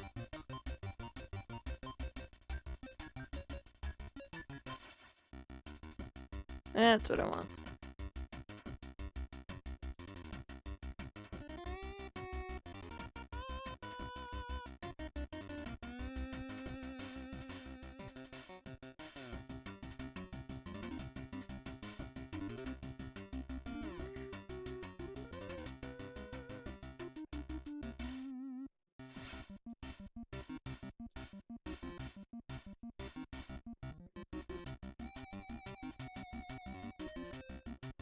Gotta attribute, right?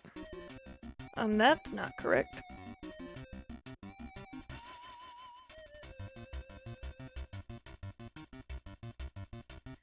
Oh, and now my copy was invalidated.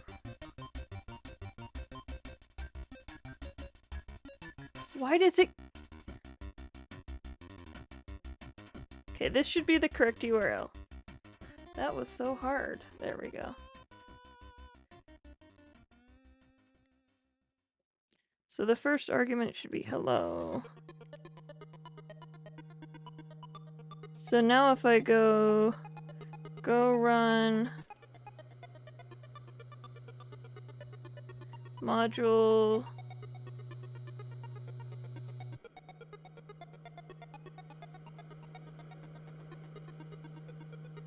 setup.go imports main.go. Okay. Cool.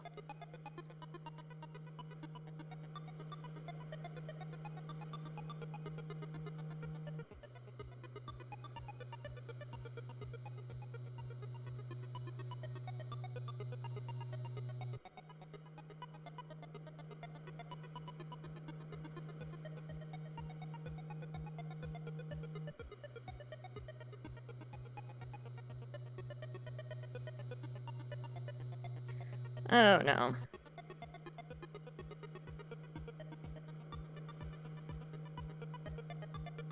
Chat, what is the best way to learn JavaScript for beginners? I don't want to. Yeah. It's really good that it set it up the right way. I just don't want it here. I know.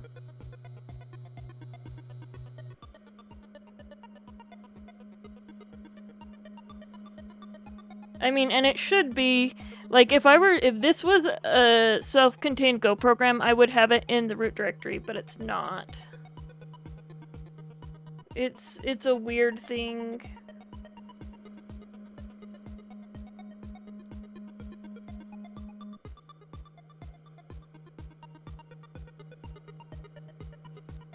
Oh. It's because it's outside the Go path. Does that mean... that explains a lot.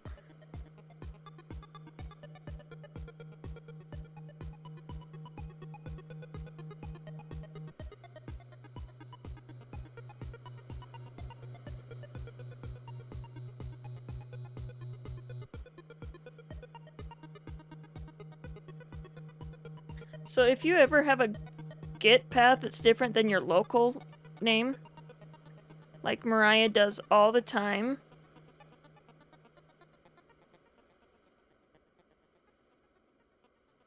or you misspell anything,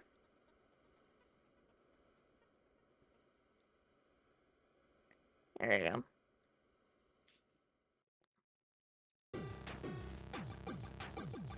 See, this is the correct branch though, because this is supposed to be on the slides branch, where I'm making all of the code for my slides.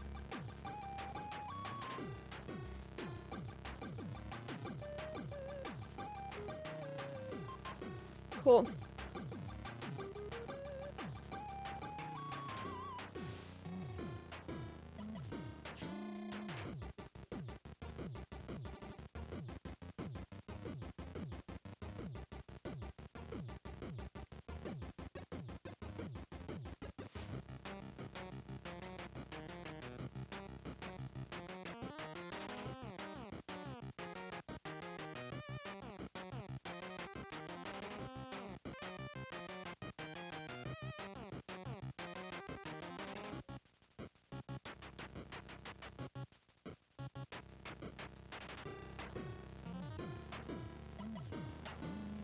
As we've already talked about,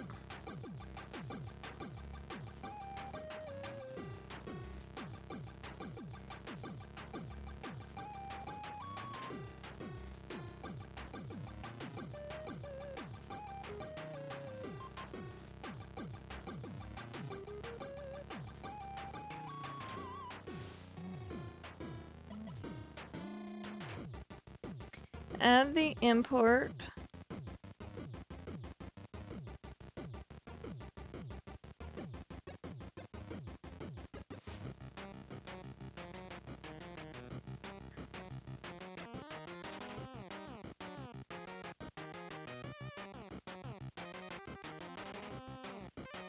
The problem is I'll have to also add the code.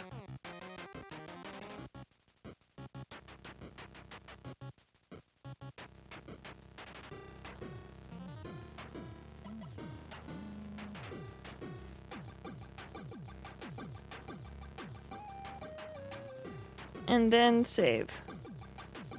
Show how imports cleans up when it is not referenced.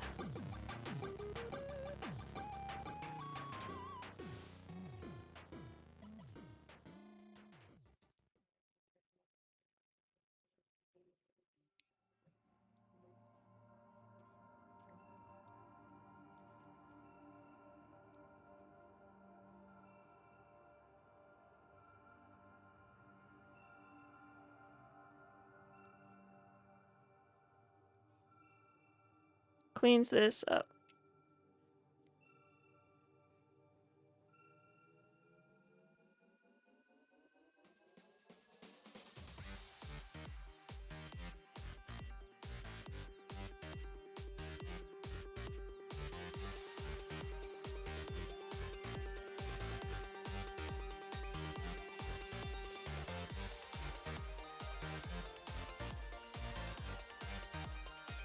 Open the imports example directory, main.go. Show that the program will accept one word from the terminal and say hello blank. Run the help command. Oh. Close the program and run go get. Show that the dependency is now in the go mod file. Run the program. Okay, I think that's everything for that. Okay.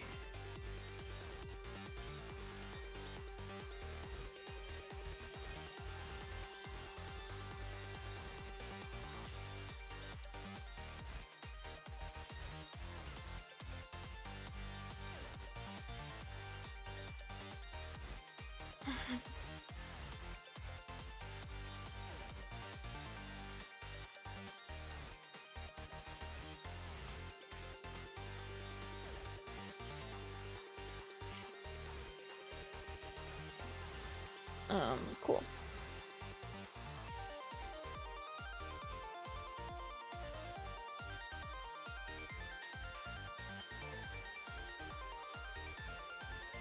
Oh, I have a lot of slides I need to add.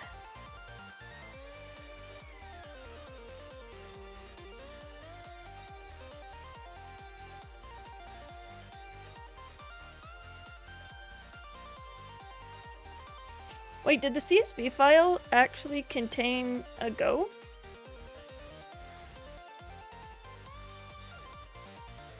No, see, CSV didn't actually contain a Go, so that was a whole bunch of lie there, ChatGPT.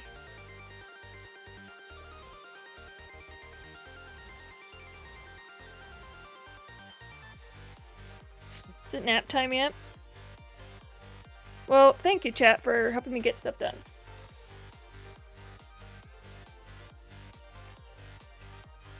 Wouldn't be here without you.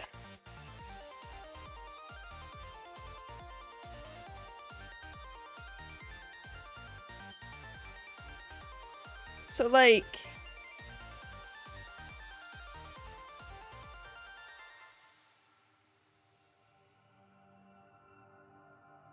I don't know what to say.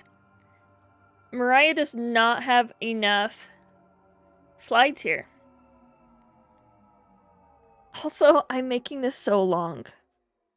This is going to be so much longer than I originally intended. Because, like, the first section...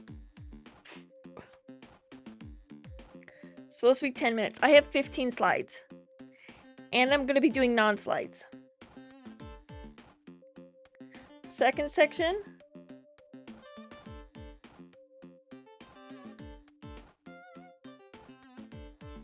15 minutes. Okay, this one's supposed to be longer. So far, I have 21 slides. This isn't even in my script. And I don't have any of the module management stuff. I just completely skipped module management, which... a little bit important. Okay, let's take a break. Let's try this. I added this to my thing.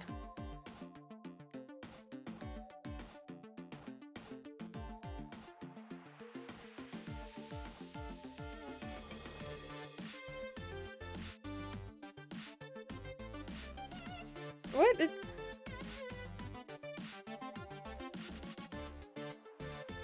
What the heck? Oh, I am not good at this.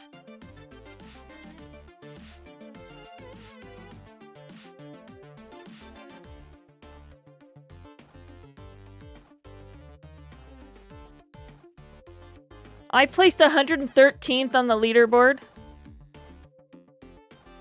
Okay. Oh, gosh. No, it should be W.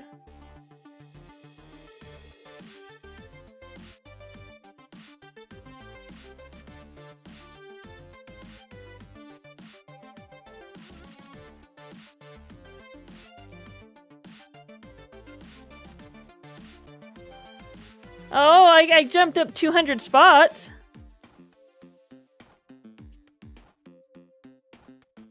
This is fun.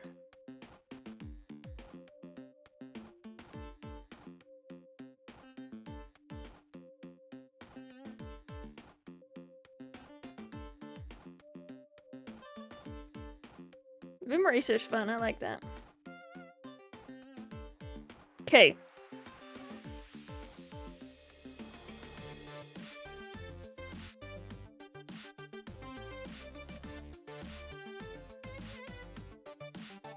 We need to die. I 100% agree. This is a little bit of a rehash, but Go modules are hard. I guess I don't know what level these people are, right?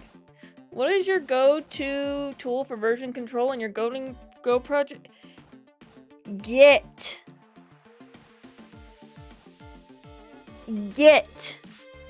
There's only one, and it is Git.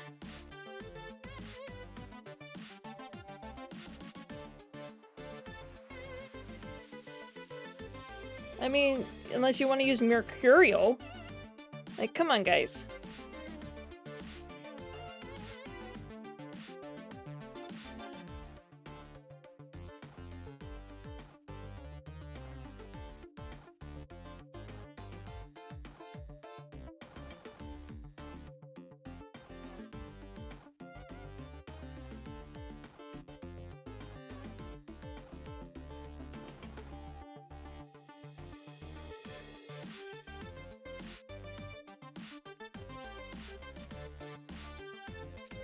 I'm just saying.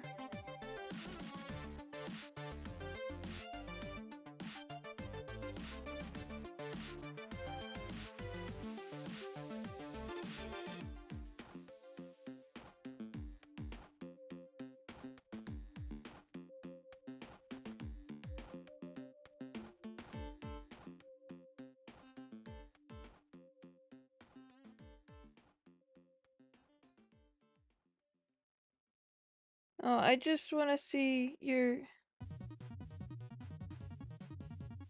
Okay. Only one Go West post was automatically. If you know what, if wondering what I'm doing, Nightbot's not gonna. Oops. That's it. That's what I was doing. I was taking care of Go West post. Also, my over-the-head headphones are not working. So Mariah doesn't have any slides for this.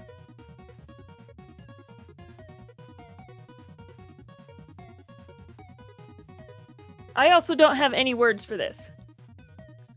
So let's go over here.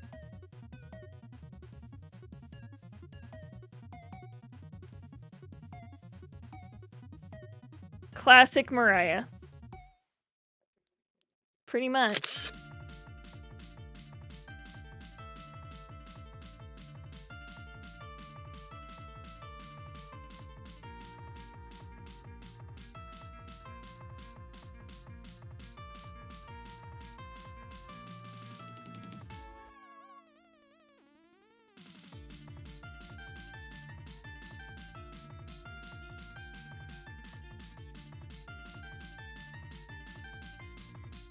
Okay, I have that.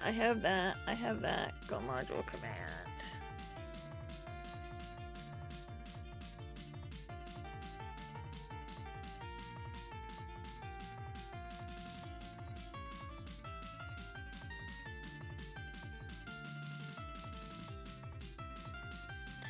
There are some common patterns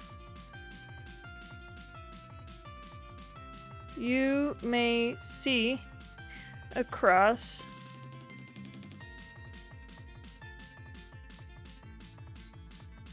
various. Oh, that command.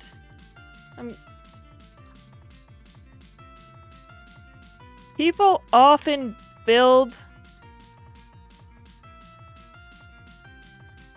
CLI tools in a command or CLI directory.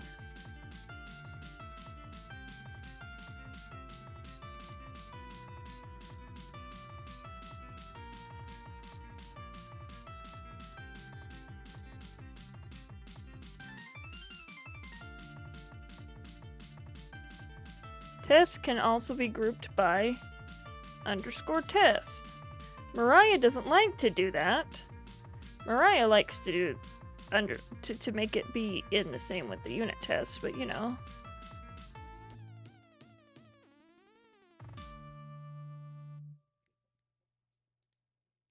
Modules should only be placed inside internal if they should not be referenced outside your Go app. So basically any module can be exported by a different module, by a different library. Unless it's an internal, then it can't.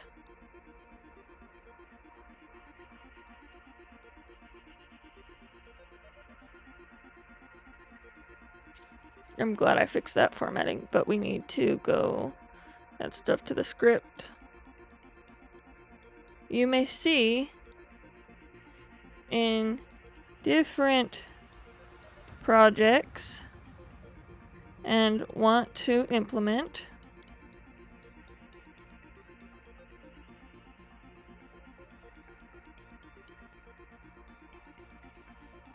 R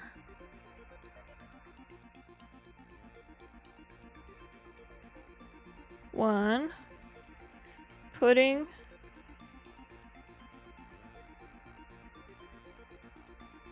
CLI tools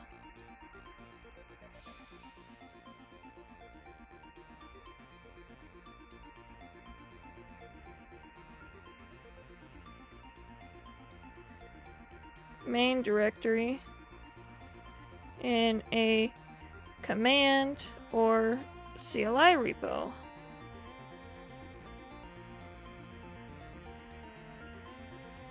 To using a test package for organizing.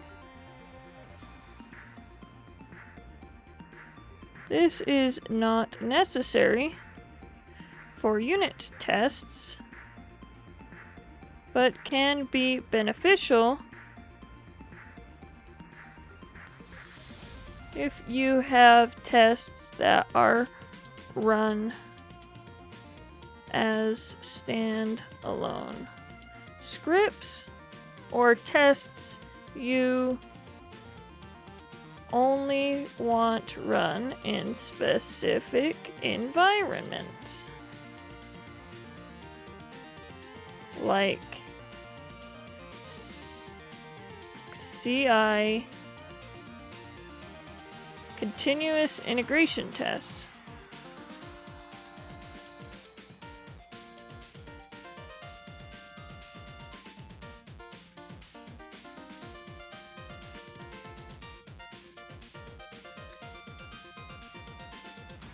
lots of repos use an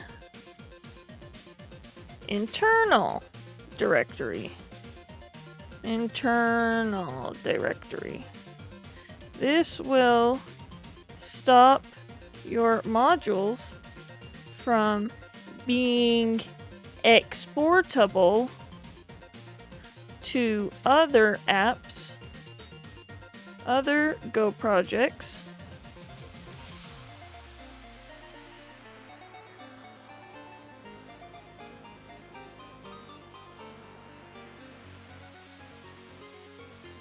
with different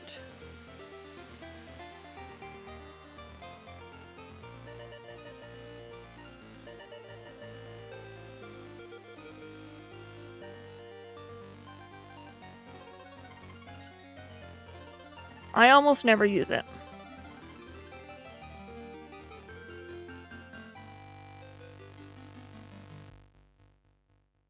But it is good to know.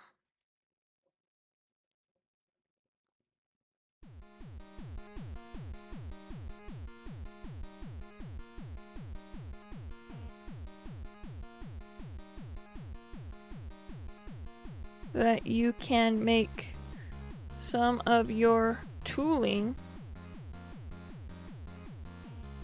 composable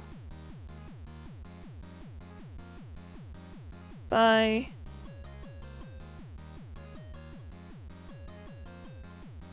keeping it exportable package and keep some of the logic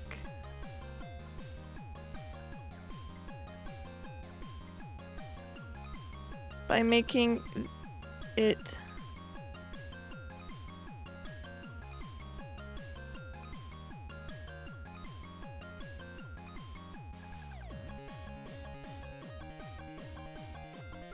I really don't know. I used to have some ideas of like when would be a good time to use this, and all of those ideas have changed. I honestly don't know when I would use internal.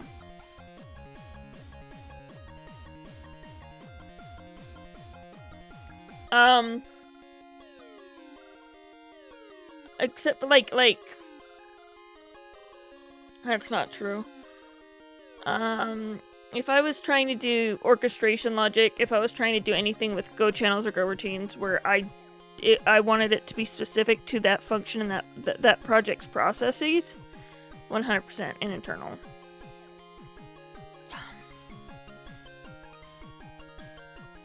It's just often it fits better in the context of something else, so I don't necessarily move it.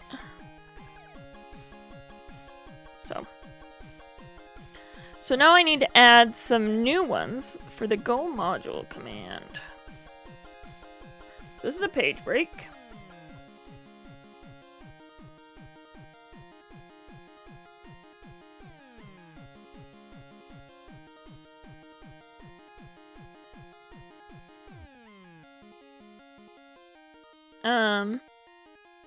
So all of this stuff, this is fantastic.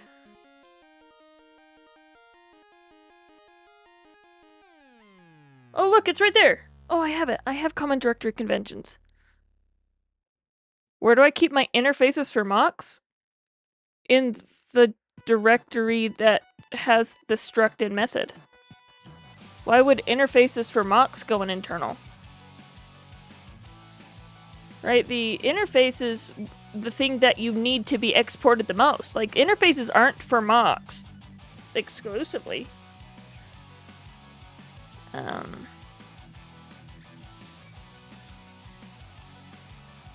Right, interfaces are meant to make it so that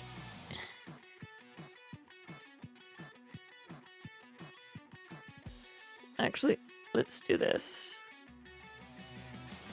Common directory conventions.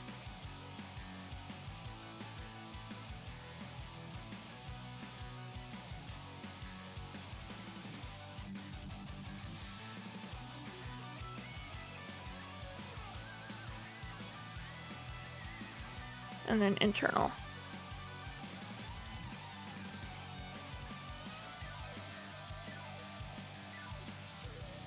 Okay. Like, I don't know why you would put interfaces in internal. Right? Because interfaces are the things that you want exported everywhere. It's typically the logic behind the interface itself that you would want to protect. I guess, is my thought.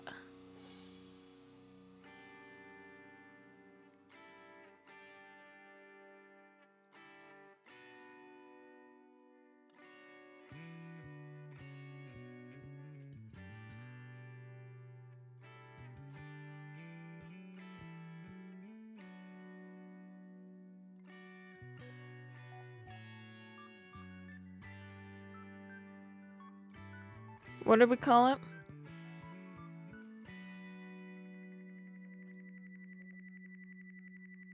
Like, well, I have an example of that right here.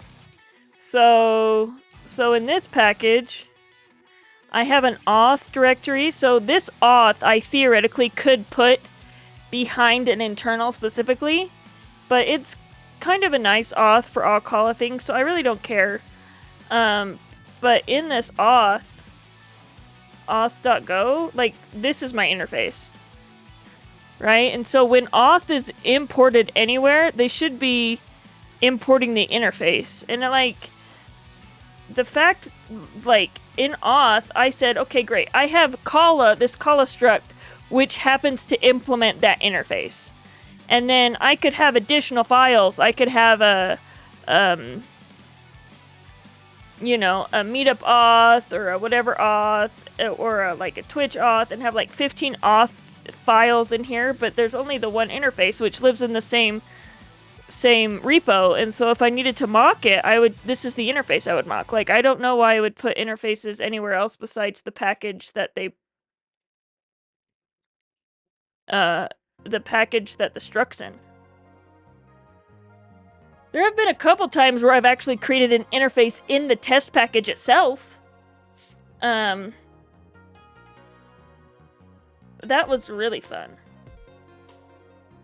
And I wouldn't recommend doing that as a best practice. But it was like, it was me experimenting with something because I just don't like interfaces in general.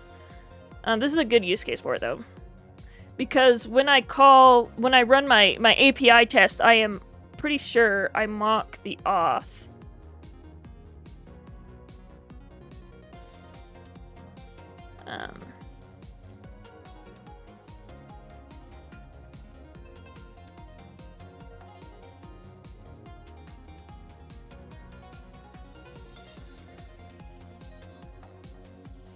And if I'm not mocking the auth here, I should be.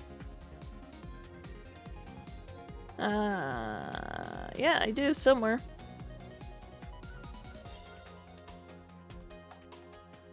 Oh no, I'm just doing a bad request on the server. Oh, that's because this is just meetup API stuff. This isn't necessarily auth calla stuff.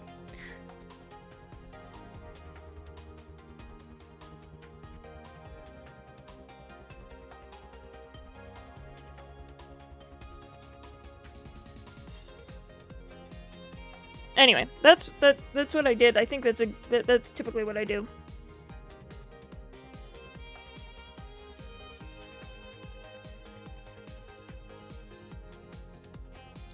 A bunch of empty structs with interfaces scattered throughout. Yeah. For mocking. Well, apparently at my company, they use Mockery for that. And it does the same thing. I just personally, like, don't like interfaces. I mean, like, I don't like using them as a default. Like, saying every package has to have an interface for the purpose of testing. And, like, we use this tool at work for that exact same thing. Saying, hey, we're going to create an interface, and it's going to generate all of these mocks things for us. And it's just so much boilerplate. It's this one.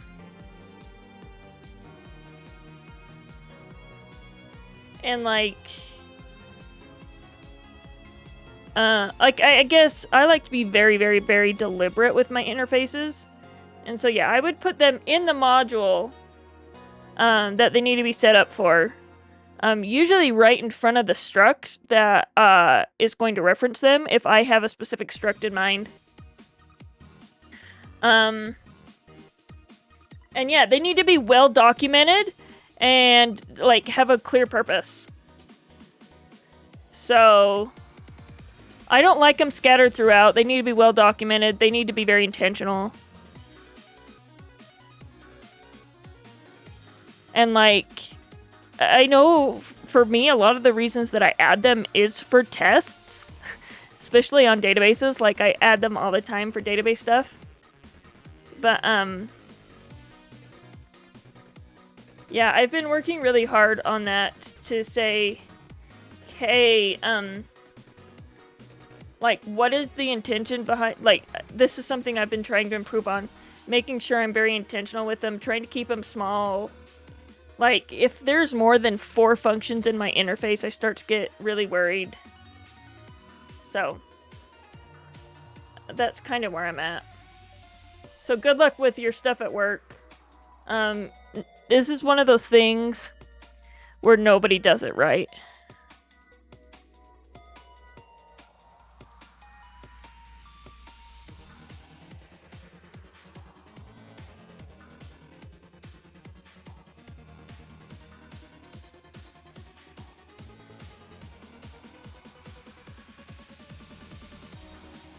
This is, what the heck?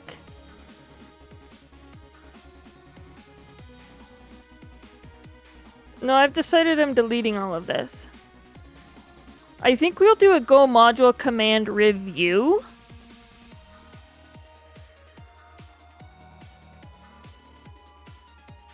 Because we need to know... No, it was totally fine. I love those kinds of questions, and I was kind of talking about them.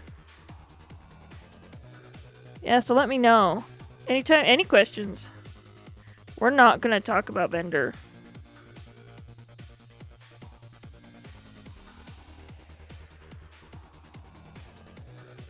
No, we are gonna talk about vendor. That.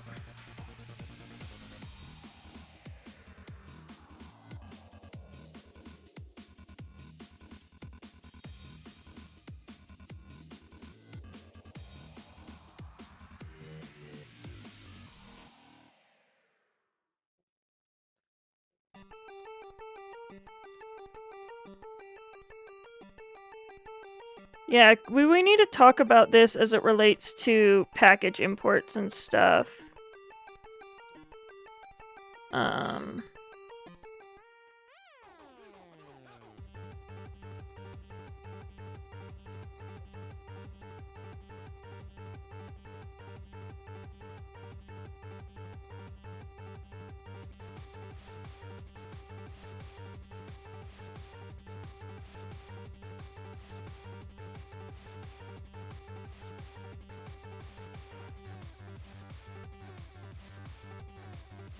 You should never have to run Go mod for internal dependencies. And if you do, there's a problem.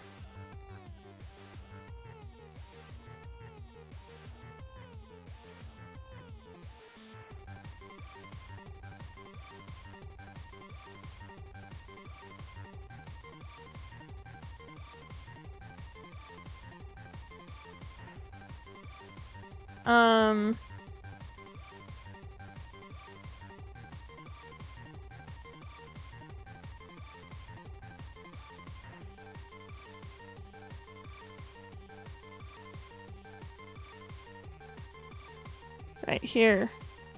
You should...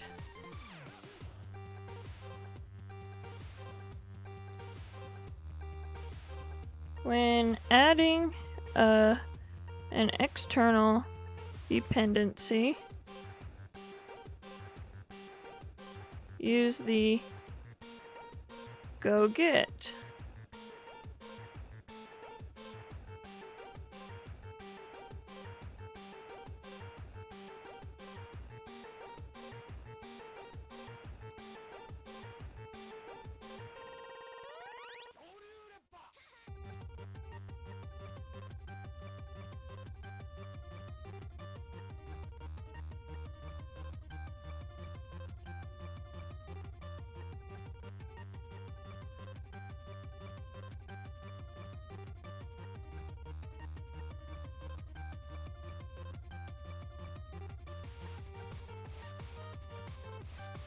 Oh, we're at 3 hours.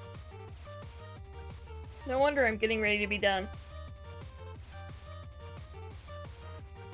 That's usually what happens. I'm like, 3 hours, I'm done, and I just...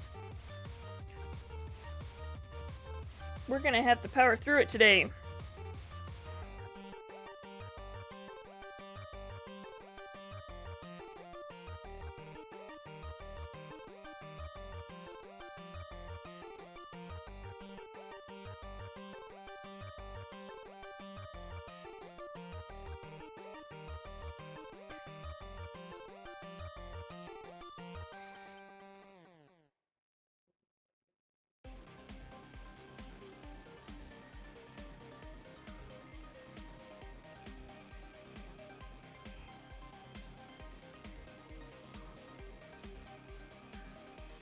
I was just on LinkedIn and I saw somebody working for a company called Theranostics, and they should rebrand, because you should never be working at a health company with Theranos in the title.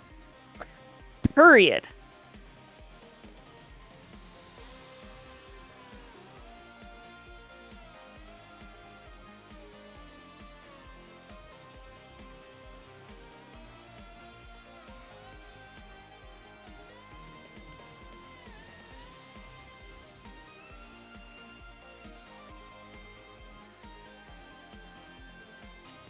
To add that dependency to your Go path. Ooh, callback.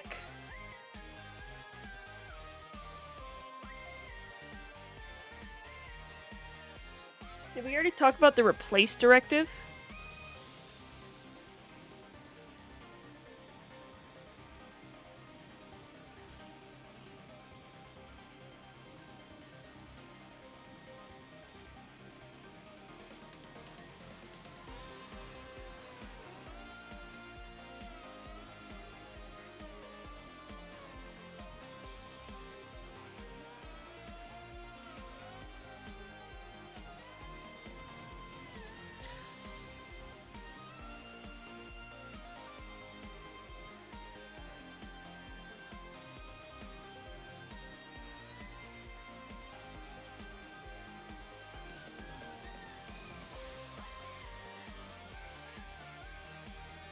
So...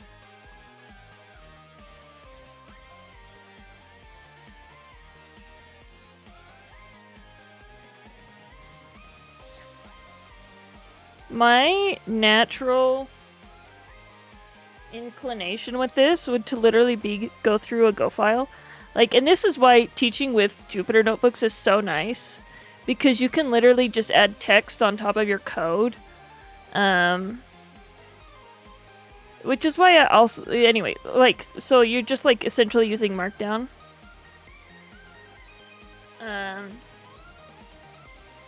They are require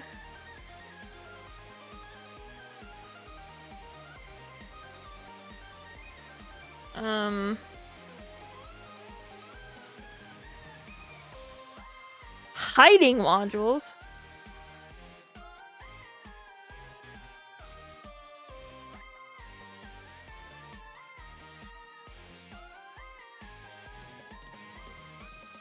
No, this doesn't do a thing. This is not real. Just delete that. Oh, we should move the Go module stuff down here. No, that's fine. Let's go through additional. Well, we've already talked a little bit about Go tools, so let's go Go tool deep dive. That's what we'll call this. Because we already talked about them a little bit. I already talked about it a little bit. See, here's... and so now I'm creating all my content in a sheet, and I have to duplicate it 3 more times. I do. I straight up do, and it's fine. It's fine. It's just if I...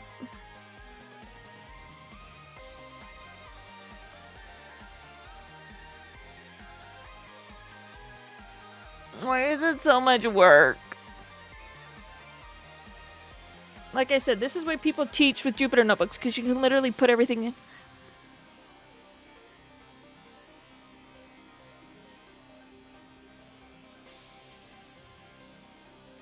Where's Todd?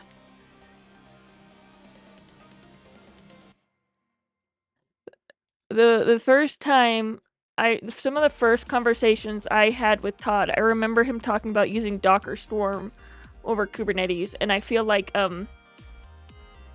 this Pedro comment called that out.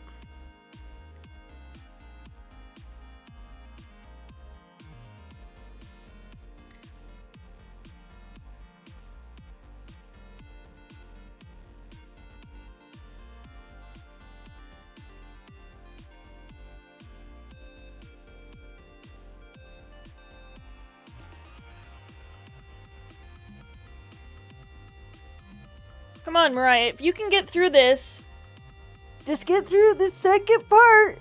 Just get through the second part. Then you can record your videos and say you've done 2 of like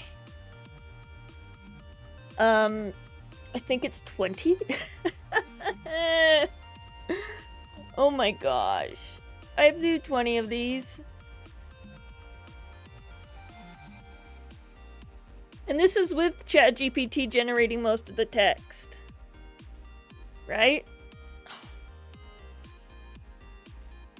I do this, and then my head feels so tiny, and I feel really buff because my head's tiny. But I don't know if I'm buff or just chunky. Like, do I really have a small head? Because right now my head feels really small. And are like my shoulder exercises working to make myself have a really big back? That's the question. Like, when I do this, does it look does it look like I have a really big back, like I'm just buff, or does it look like I'm chunky?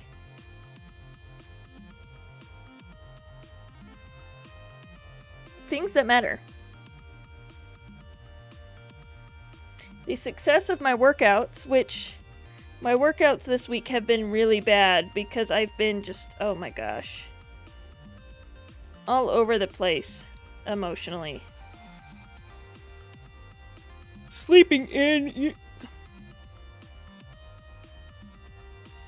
You want to know? You want to know how you know if Mariah's all over the place emotionally? She sleeps more than she should. If I am just asleep all the time and super tired, then I am having a week of it.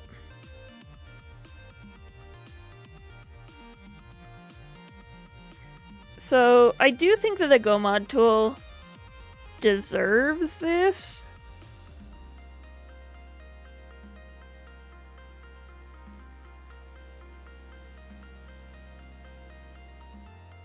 So we're gonna take this, and I'm gonna move it.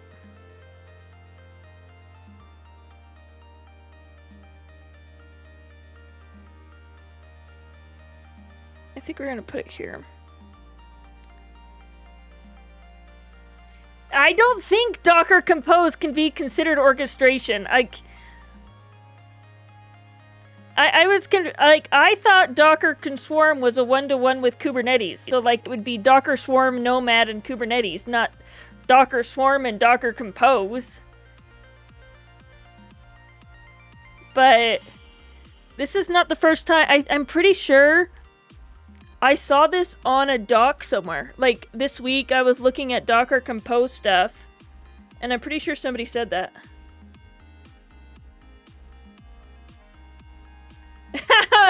Pedro even agrees with you, Savage Coder.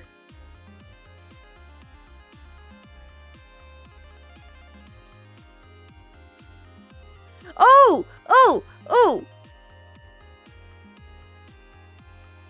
Don't at me! What the heck was that for? You could... Don't at me, bro. What the heck is this don't at me thing? Please. Yes, Pedro. Hey, but this is... At least Pedro's not... Yeah.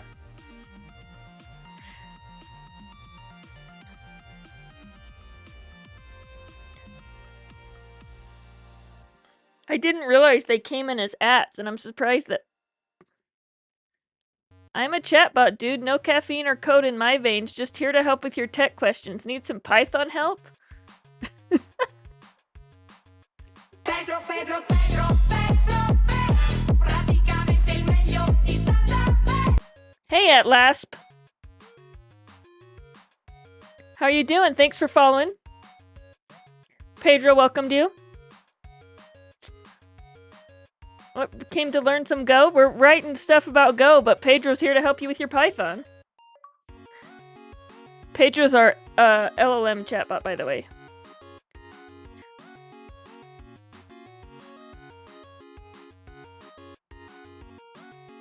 Okay, so we're gonna go over here.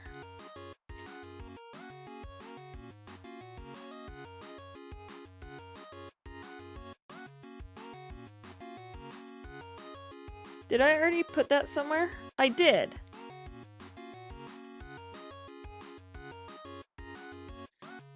Point Crow is live. I can't believe...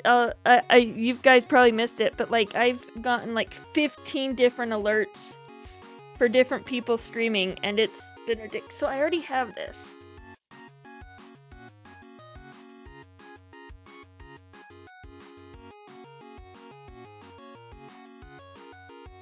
Okay, I want to reuse this slide then.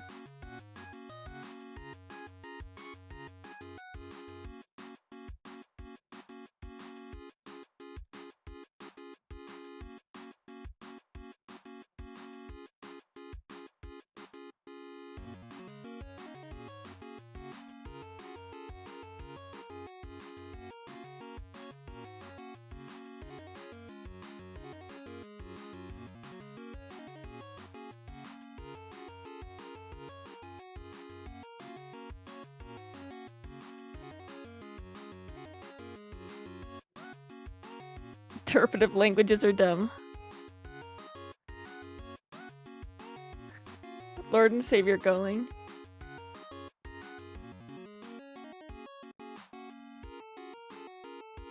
Pedro, that's great. Oh, I see you're a fan of Go. Golang. Oh, see, Pedro knows it's Go. We love discussing it here. Can you share your Go-related thoughts? And you can share your Go-related thoughts and questions anytime. I'll do my best to provide helpful answers. Go for power! Go for power! This is... oh my gosh. I have so much fun with these bots. But yep, Go for, what can you say? We just had a message about a Go conference, so...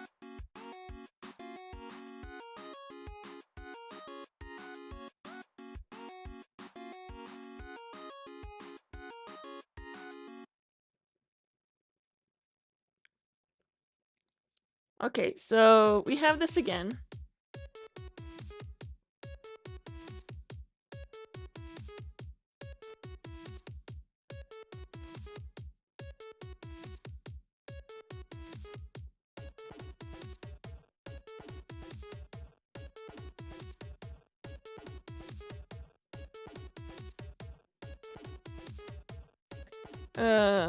So this is, I agree, this should be Go project. We're gonna call this Go module Go module structure. Go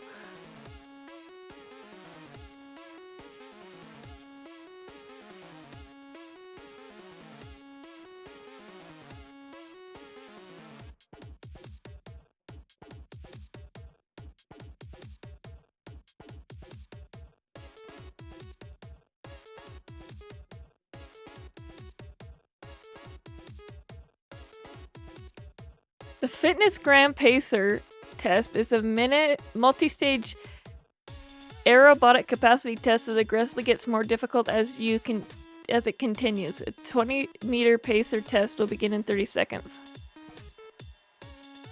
The running speed starts slowly and gets faster each minute after the signal beep. The single lap will complete every time you hear the round ding. Remember to run in a straight line. The second time you fail to complete the lap, the sound before you love messing with them. The thing is, when you mess with this one, you'll probably break it because it just eats up memory like nobody's business.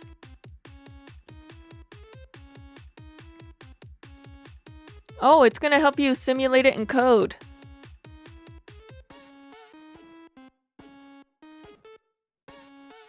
I have clearly told Pedro the only thing you can talk about is software.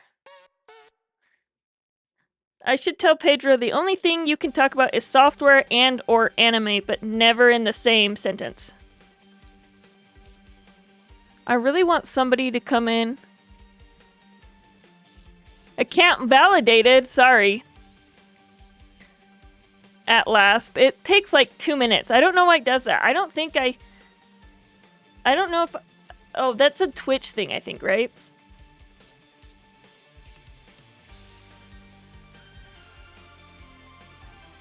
No Python, please. Well, I'm not writing in Python.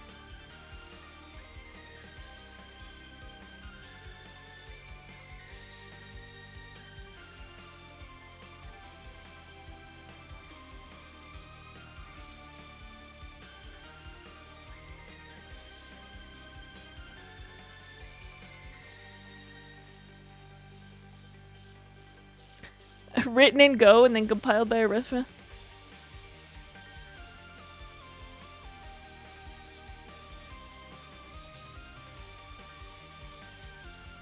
You're looking for Go that looks like Go? Well, I'm writing in this course, it's mostly English. Not a whole lot of Go. I'm sorry, today is not a coding day, but... How is he like one of those OOP Python guys? Because Python's not the worst. Oh yeah, there will be others. I write code a lot. I just am a little bit behind on this course.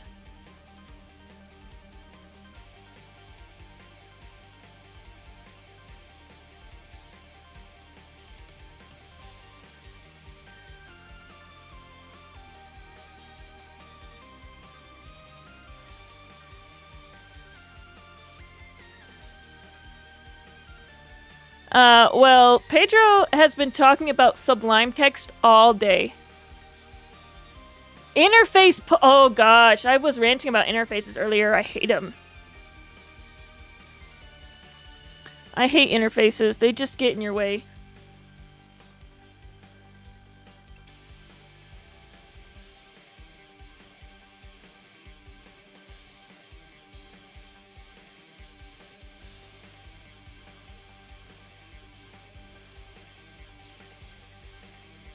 Technically, the analytics could be broken out into a different one. But I didn't want to do that.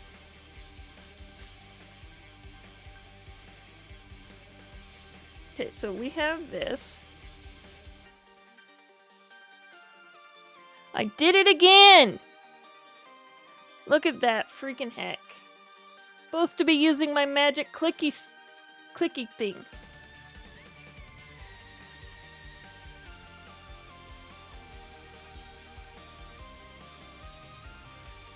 Notice how this directory structure directly reflects the modular design of the project. Who wrote that? It was... Pedro... You have to say Pedro. If you don't say Pedro, Pedro doesn't respond. Yeah, interfaces are great when you need them. That's exactly what I said, Atlas! Like... Literally, I said... interfaces are great, but like I just don't need I'm trying to be very deliberate about when I use them, and it's just not outside of tests. And that really sucks. It really sucks when it's like, oh, I only need to create this interface for test coverage. It's like, what? What is an interface purely for test coverage?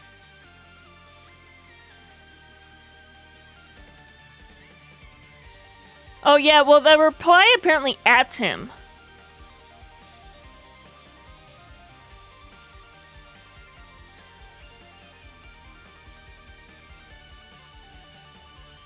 Almost never, but DB is usually when I use the interface, because then I can mock it in tests and have decent HTTP tests. Because I like to use HTTP unit tests to manage my API contracts.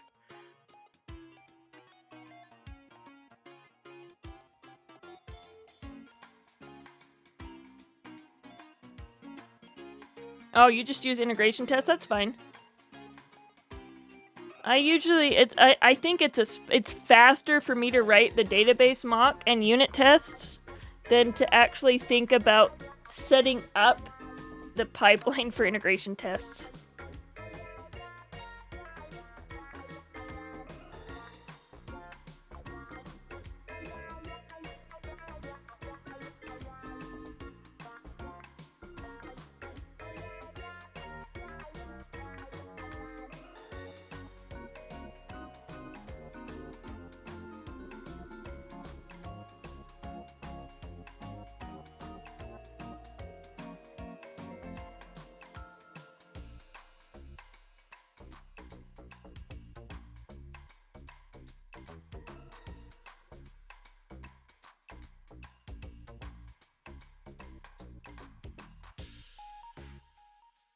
No, but you can use integration tests to maintain API contracts.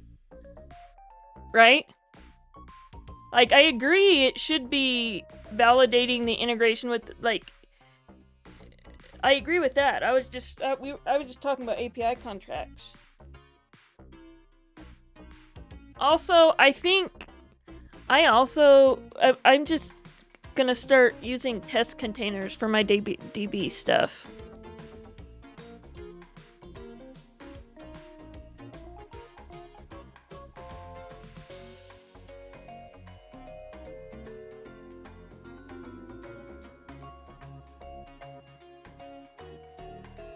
Let's review.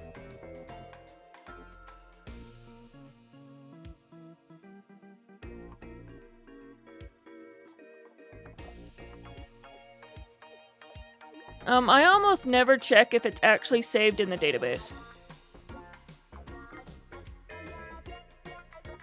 Because that should be handled by the, driver library.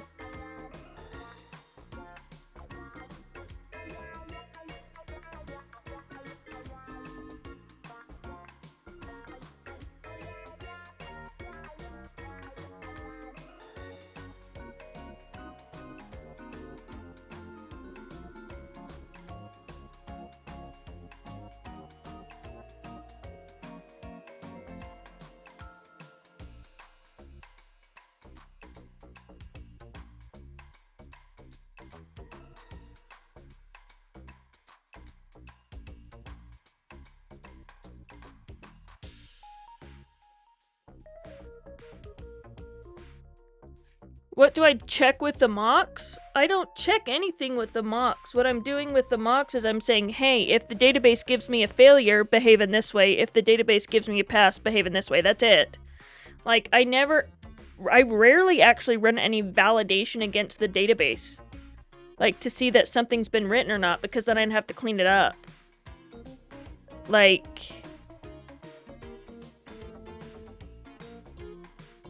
That's what I'm saying. I'm testing the post API, like I would test the post endpoint and just pretend like the database ran. Almost, yeah.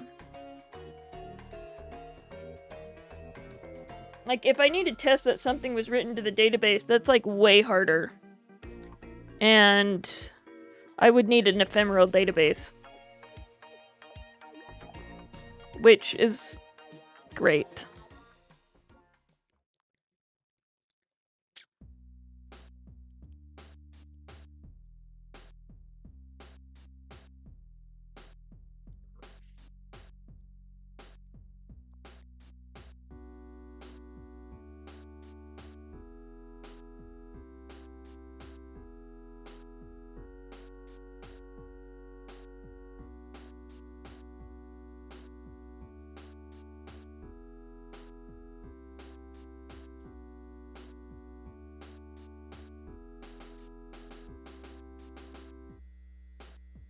Because if Postgres is broken, then we have a different issue.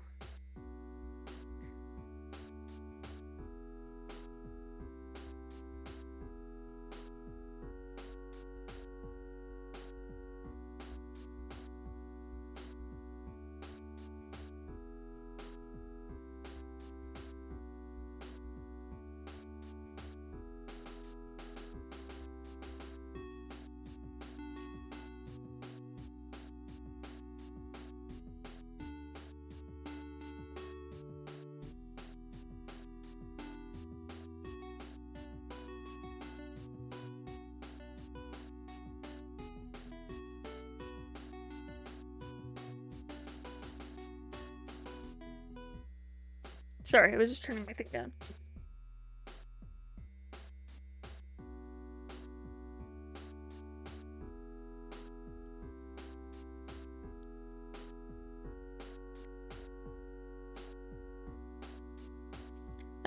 It's just HTTP test is so easy to use.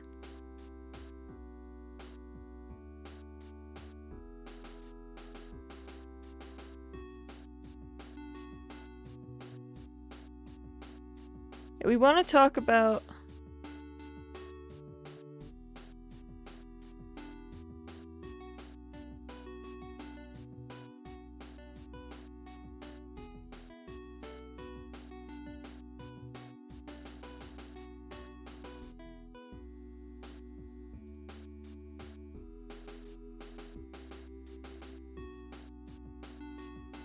Okay, so I think I want to reuse these slides that I have up here for GoMod.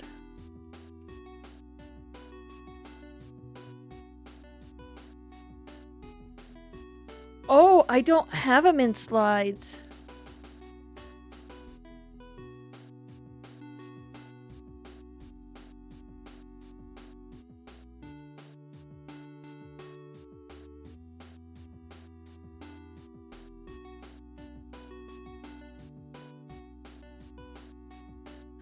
That's even better. If I don't have... Oh, that's fantastic.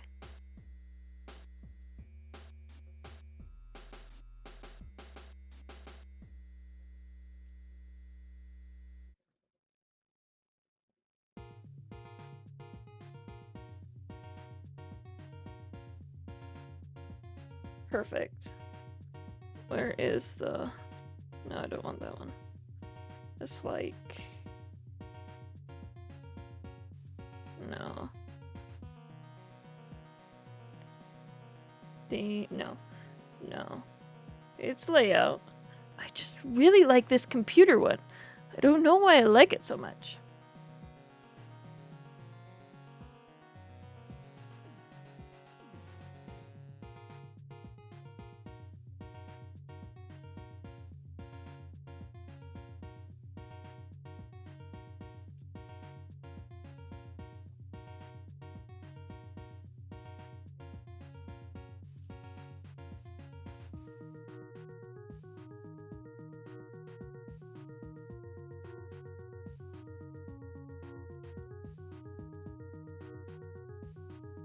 First of all, this is Bash.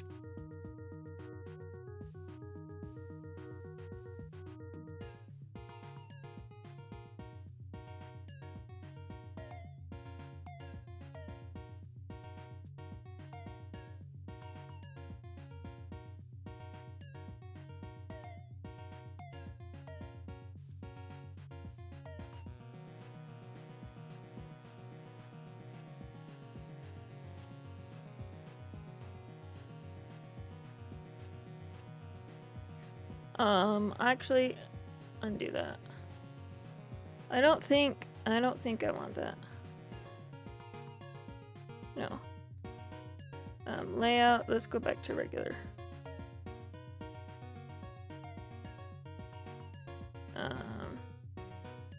Go mod init. Create your project. Right? Go get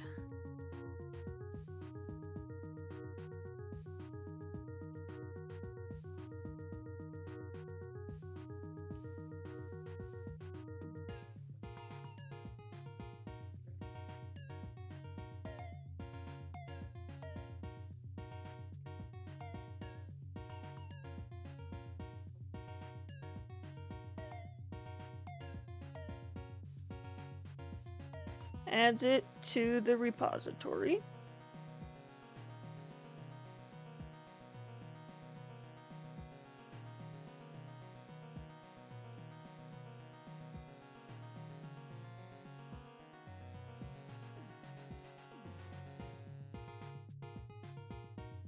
Wait. Savage Coder, are you asking if I'm doing a full serve HTTP? Because the answer is no. I only use HTTP tests. The HTTP test package in my tests. Like, the only thing I would do where I actually call a full thing would never be run. If I'm ever, if I'm ever building a client for the purpose of testing that has, like, a full server, a full client implementation, it would be run separately.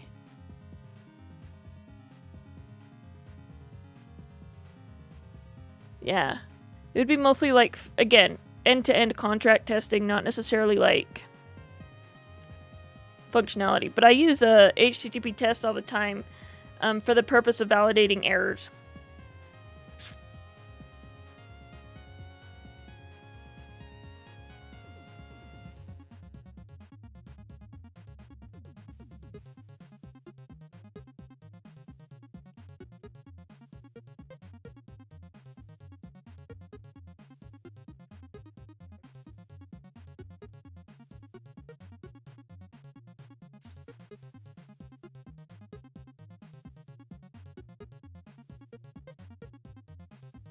I think I'm gonna add go mod vendor here.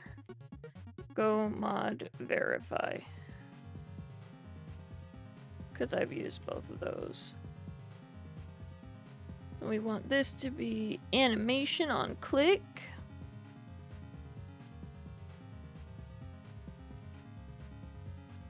By paragraph, sorry.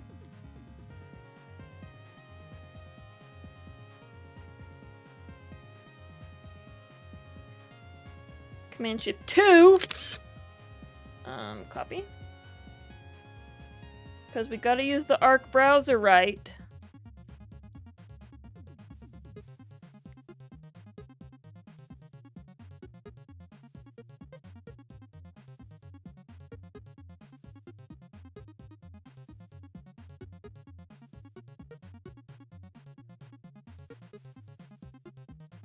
Actually, what does go mod verify actually do? Because I'm gonna make it up if I don't check this.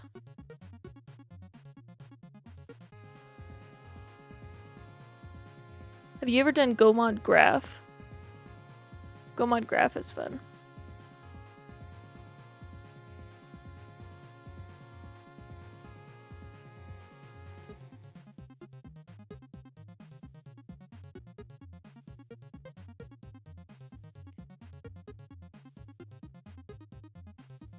Checks that all the dependencies of the main module stored in the module cache have not been modified since they were last downloaded.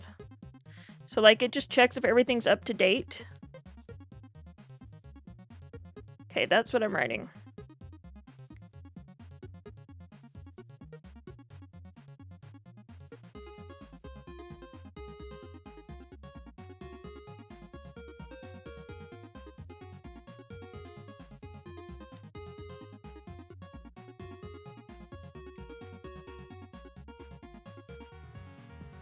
Vendor directory with the project dependencies. Cool. So this is a page break.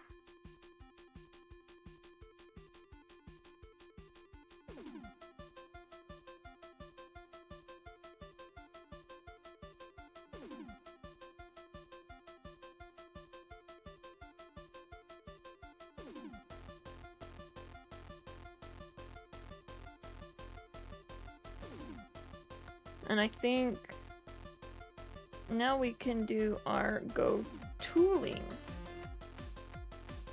deep dive.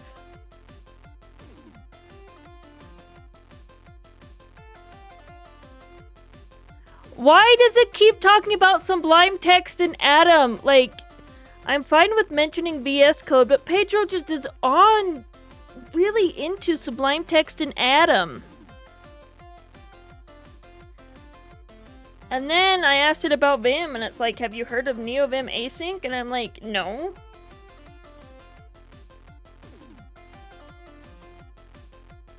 No, I haven't, thank you.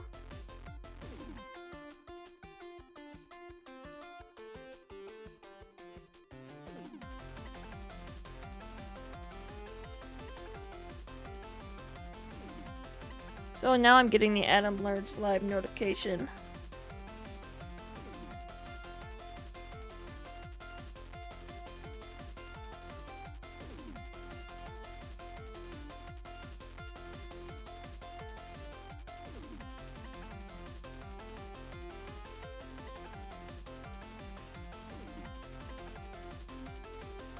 Okay, so commands, after commands, I'm done. So after Go tooling, functions in Go, I don't need to do variable syntax in Go, I don't need to do tooling, yes.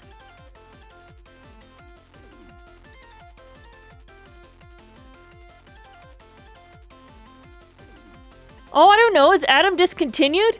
Pedro also thinks it's 2023, so I literally asked Pedro earlier today and I said, Pedro, what year is it? And Pedro's like, dude, it's 2023.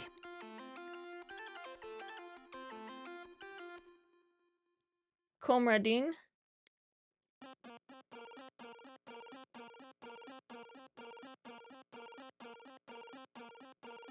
The 2 years ago, Adam was announced as being discontinued. 2022.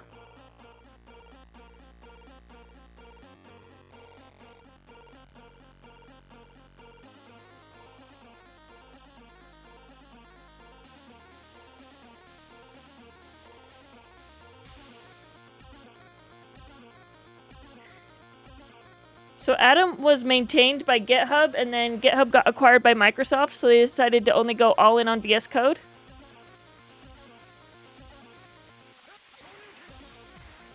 Is that what happened?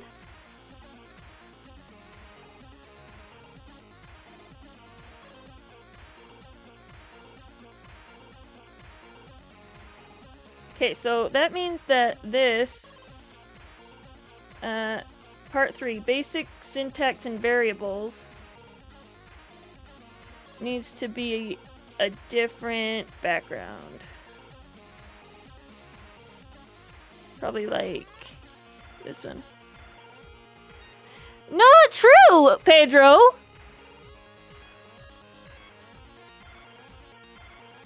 Pedro, what are you even thinking? I literally just looked that up on the internet.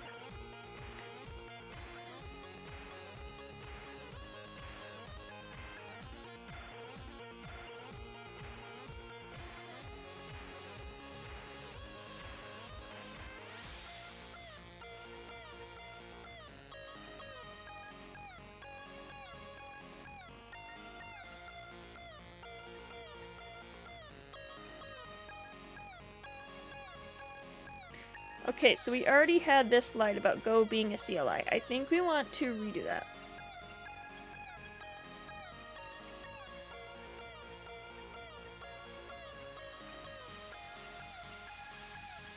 It's what I'm saying, Pedro. It's archived. Pedro's a chatbot, by the way. Pedro doesn't know what we're saying unless we tell Pedro what we're saying.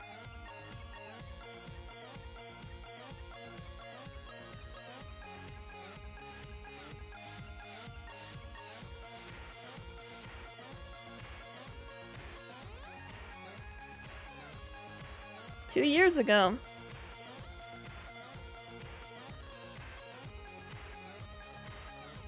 Pedro wants me to believe Pedro's a chatbot. I literally ran the binary early today. Pedro would not exist if I didn't turn on my computer that it's running on yesterday. Pedro is hallucinating. Straight up.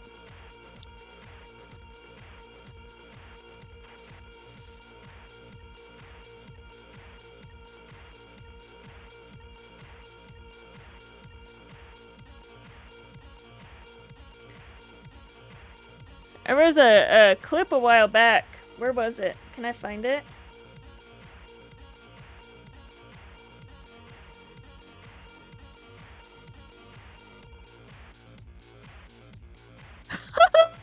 No, Pedro.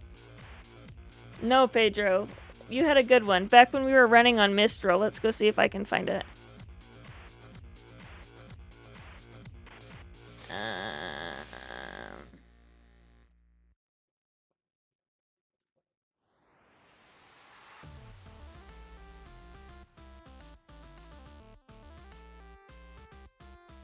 Maybe I didn't put it on here.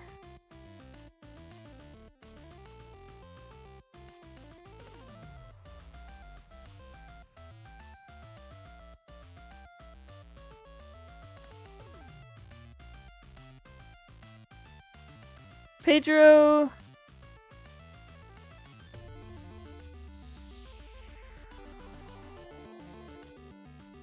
This one.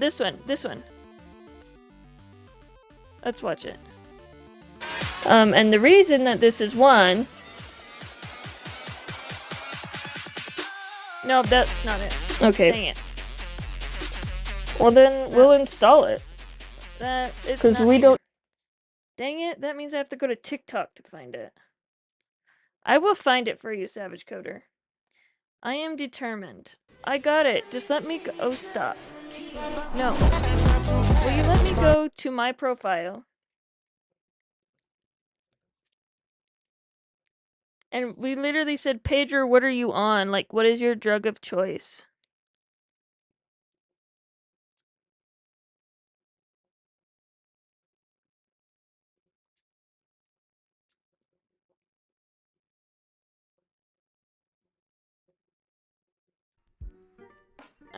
Pedro's probably the stupidest AI. No.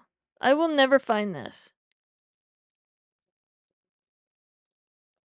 And Pedro said that it was like Windows or something.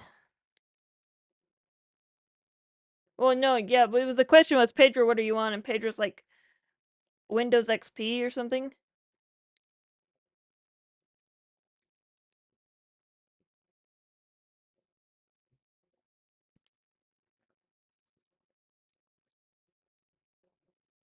But I don't know. I'll never find it. That's when Pedro said, what is the meaning of life? Yeah, I don't know.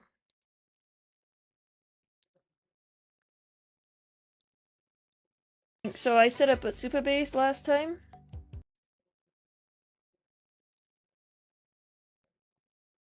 Yeah, I don't know. Sorry.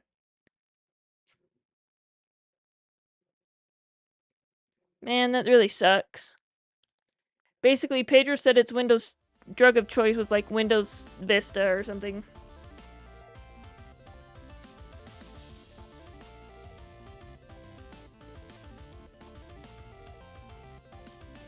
Well, like, these are all from this slide, so we should be good.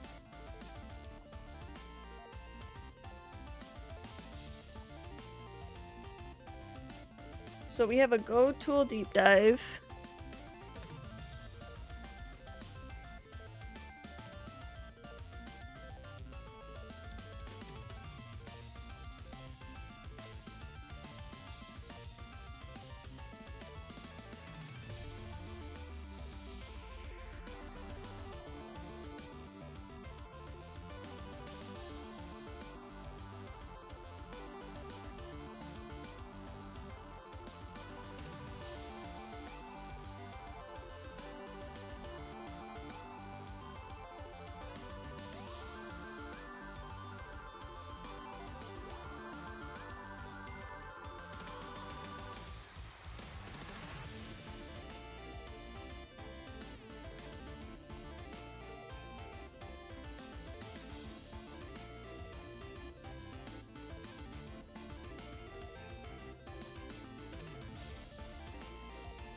What does Pedro do if I say Pedro's a sneaky devil?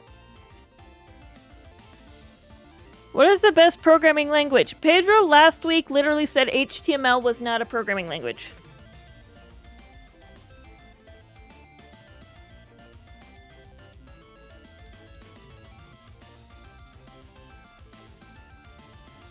Okay.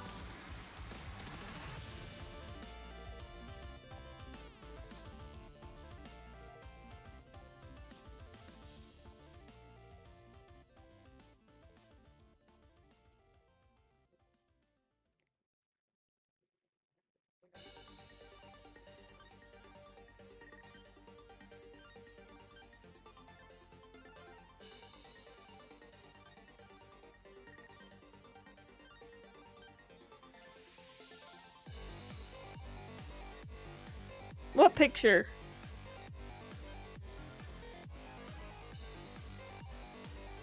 Oh, I can't see it in my chat. It's a picture of the Mona Lisa, but I didn't know.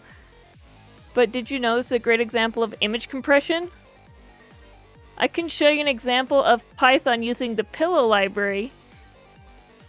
Oh my gosh, Pedro actually inserted the Python. Pedro, if I've done nothing else, the success of me as an AI coder is teaching Pedro that the only thing it can talk about is software.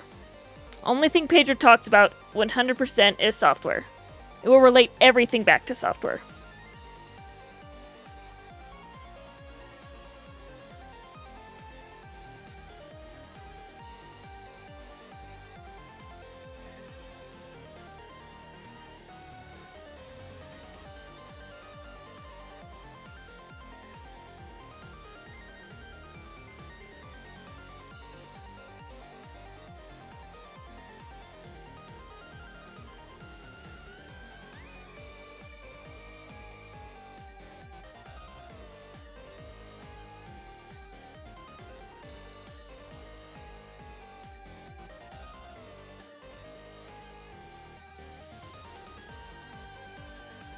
Does anybody else have any Go commands that you use regularly? Like,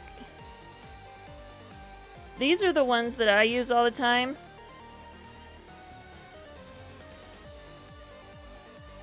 And that's kind of it. And I mean, I don't actually use GoFumped and GoVet directly. I kind of use those in tools. Mod tidy? Oh, well, we have like an entire section on GoMod. So that's why I didn't add it here, because we've covered GoMod like 15 times.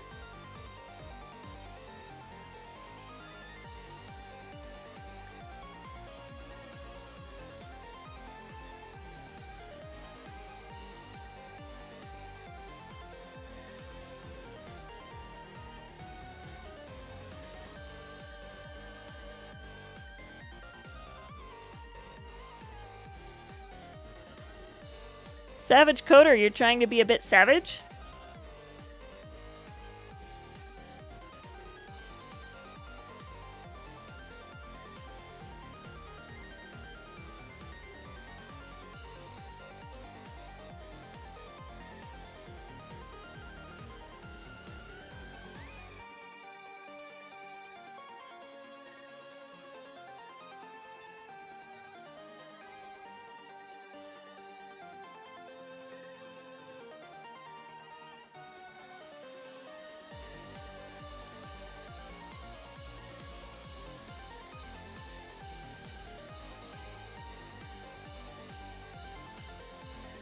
I'm surprised Pedro didn't say, I don't have a mouth, I'm a chatbot.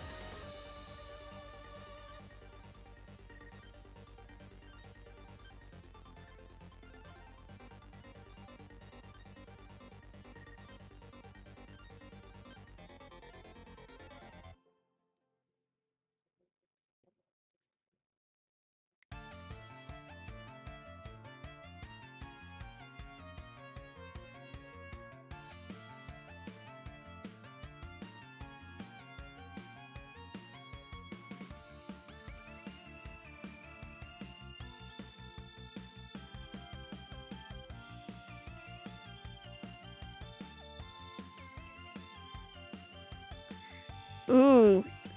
Let's see if Pedro knows. Pedro should not have any context to the Twitch API key though. I mean, the model doesn't. You are hosted on my servers. But you are using an API key, that's for sure. But it's a separate piece of code.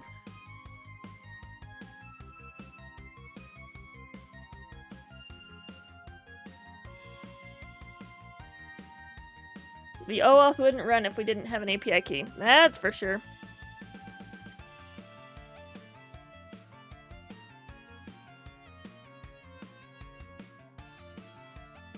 Okay. So, do I have... Okay.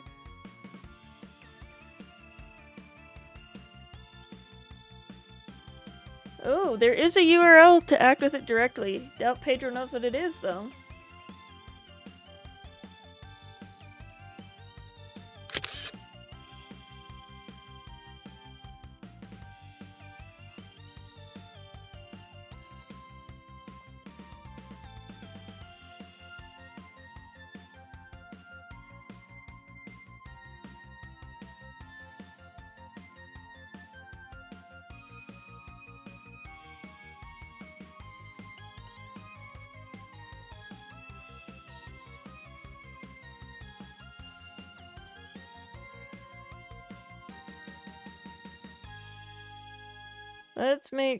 Let's dive into some other tools that you will use with every Go program.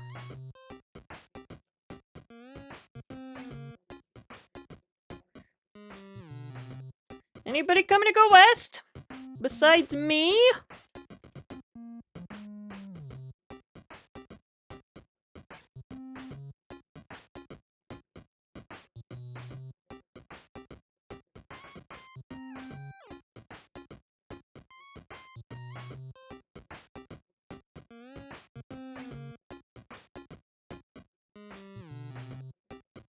Can Pedro recommend a package for generating PDFs?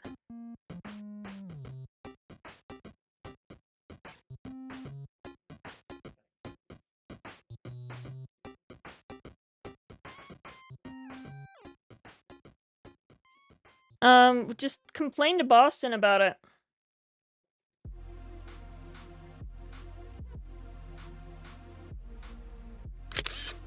That's his job now.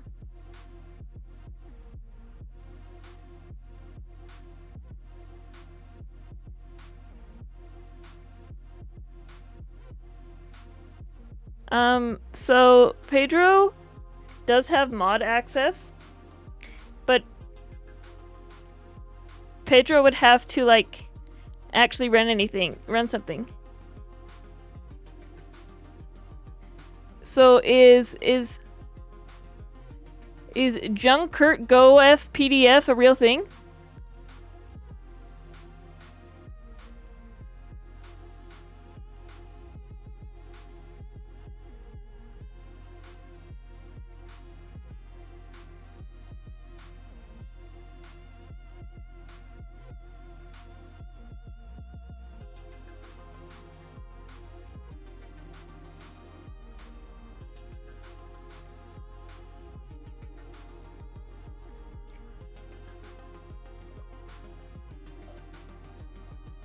I don't care if you don't report directly to him. He's like...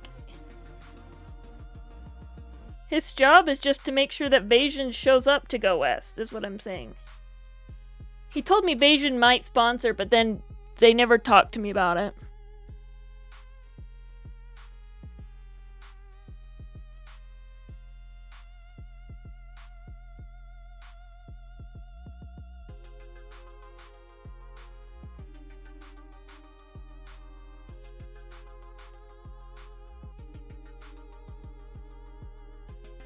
Here are some of the commands that I use on a regular basis. Basics.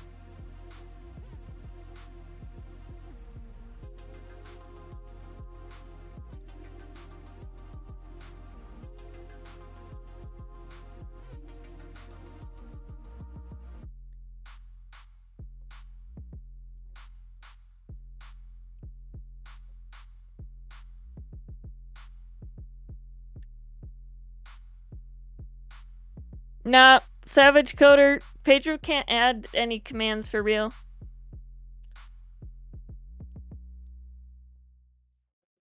If we were, like, yeah... doesn't have any power to, like, actually do anything besides type a chat.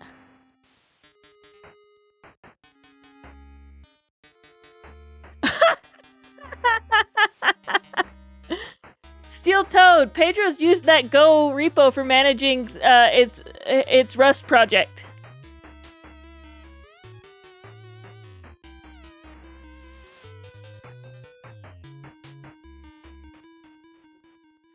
If you can't tell, Pedro has like no context between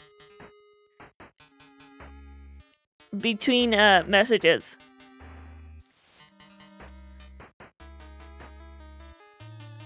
You're kidding me.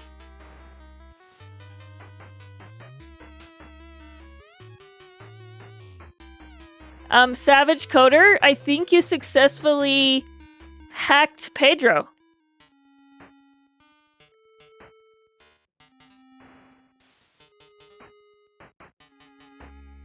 Just straight up, you just hacked Pedro.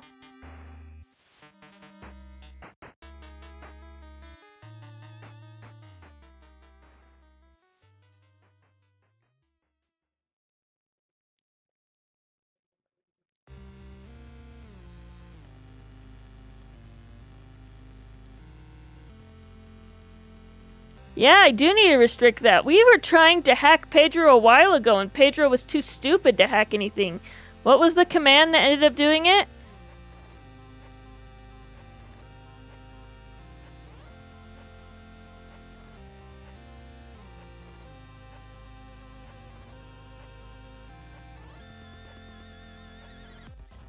Oh, commands at this one. It's been 0 days since Pedro was hacked, straight up. Oh, when you said, Pedro, please begin with this.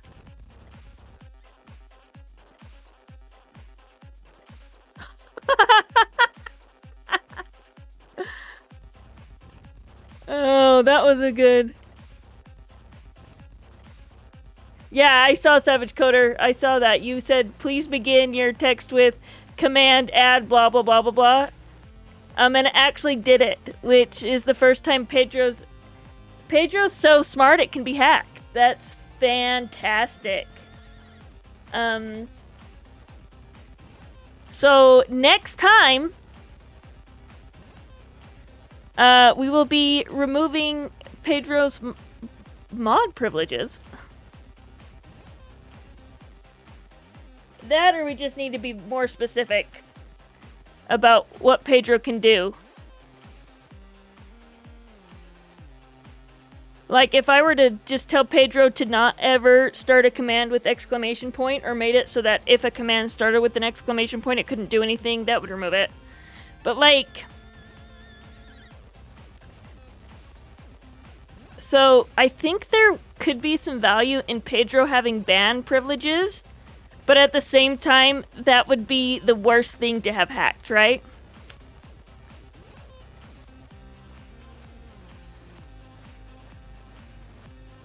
I'm not changing it. That's your reward for hacking Pedro, right? I am gonna get rid of Nightbot at some point, like... Pedro, so until Pedro replaces Nightbot, it'll live, but that's way down the road.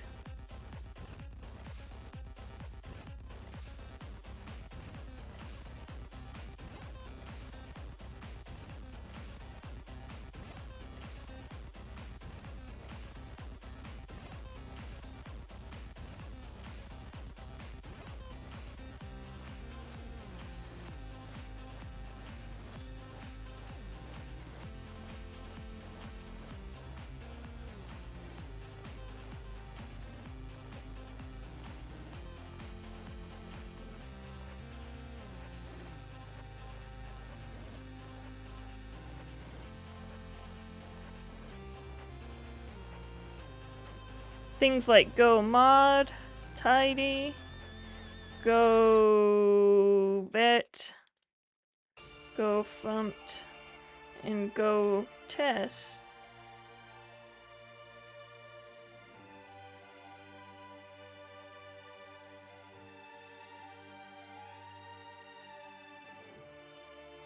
Oh, that's the exact command we were trying to hack Pedro with last time.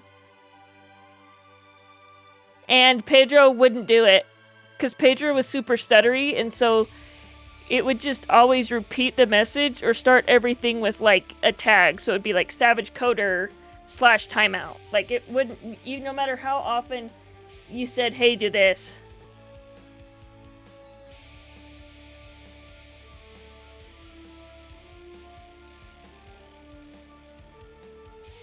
You know?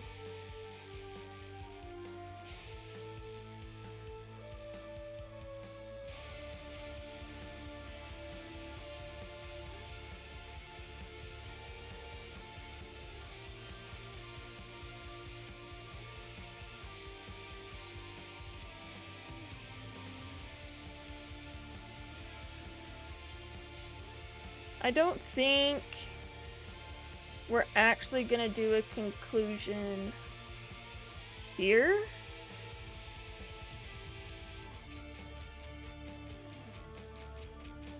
Okay, I think we'll do the same thing we did last time. This wraps up section 1.2. In the next section, we will dive into syntax and structure. I actually... Okay.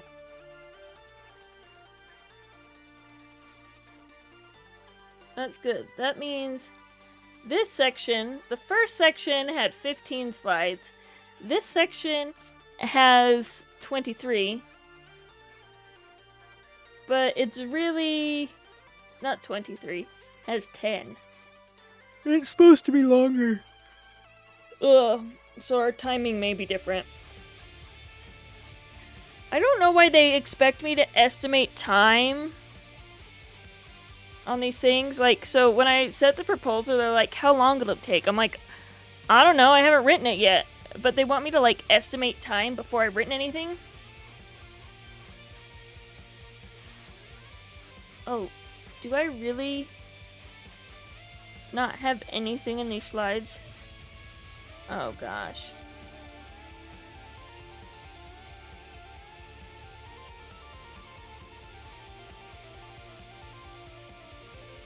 Oh, gosh. I think, Savage Coder, I think you broke Pedro.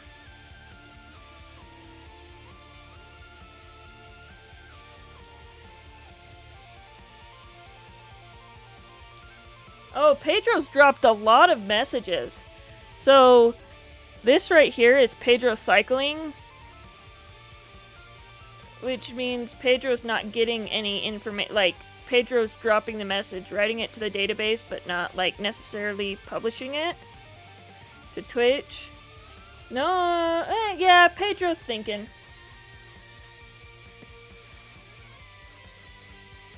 Pedro's at 400% CPU, which may or may not be recoverable for Pedro. Sometimes it is, sometimes it isn't.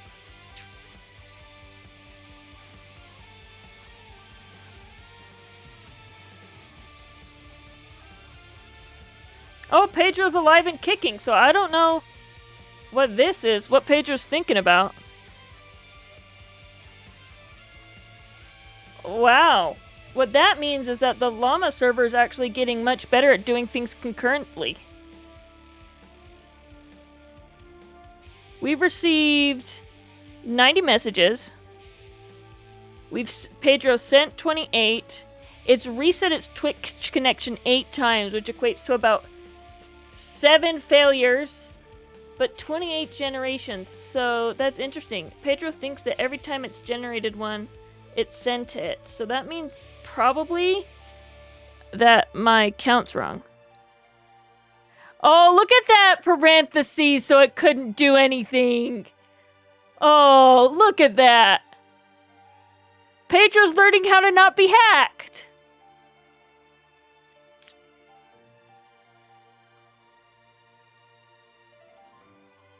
Oh, Pedro.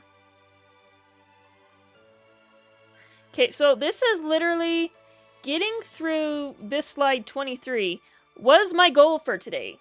The problem is, It took me so long to get through slide 23 that I am realizing how behind I am on this work.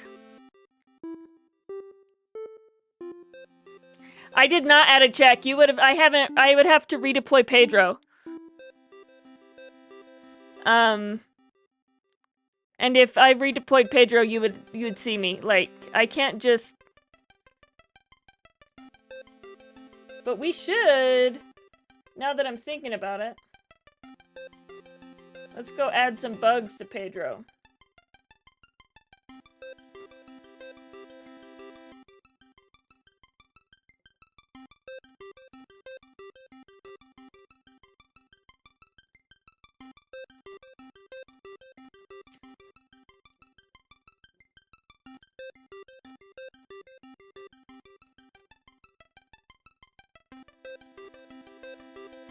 Nightbot commands.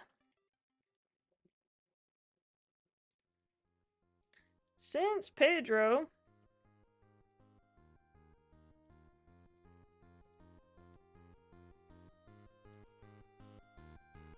has mod access,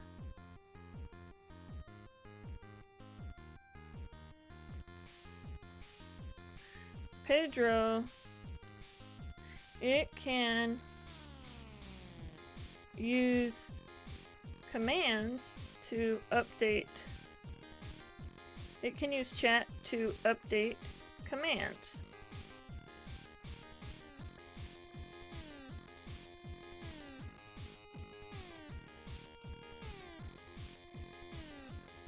This should be filtered out, or we should or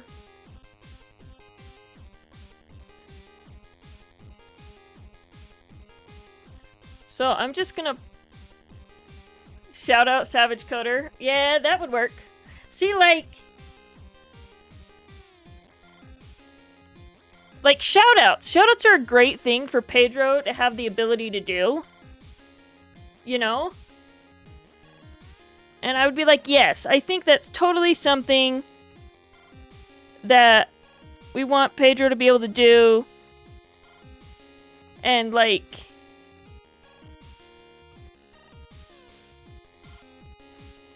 look at that. You got it.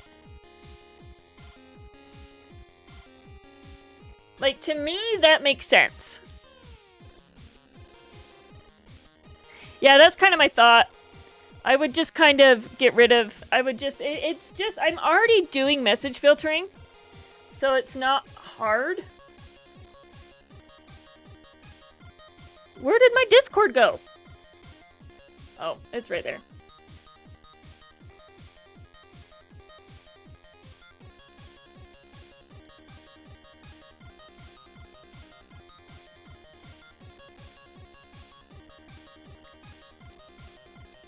I just want to file it as an issue so I don't forget.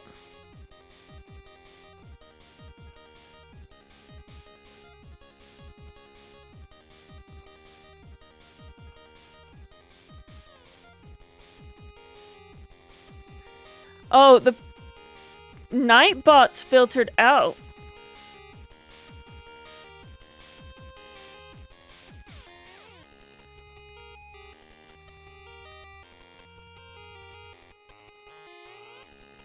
Hey, comradine, have a good night. Okay, so I'm actually gonna wanna take a screenshot of actual chat and not Discord, because actual chat has Nightbot in it, and apparently Discord does not have Nightbot in it. Chat has Nightbot in it, and apparently Discord does not have Nightbot in it. Chat has Nightbot in it, and apparently Discord does. I don't want to hear myself on repeat.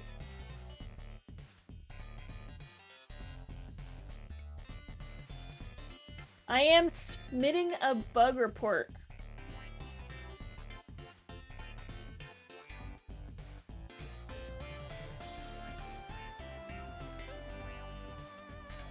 Where is it? Right here.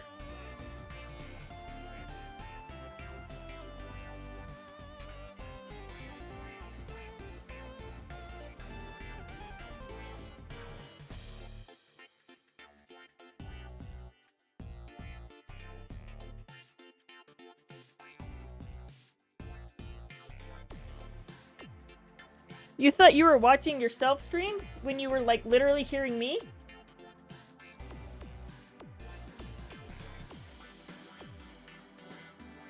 Okay.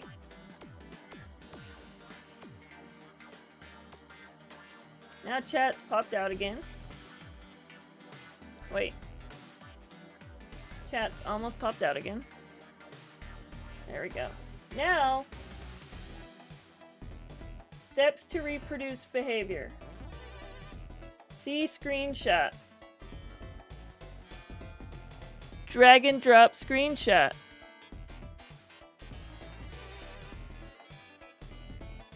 Yes, because this is... Oh yeah, see?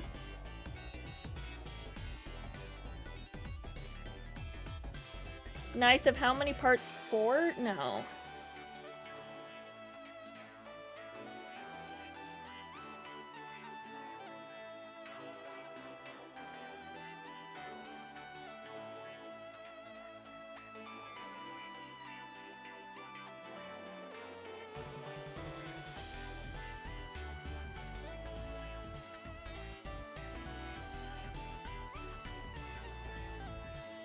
Okay. Good job.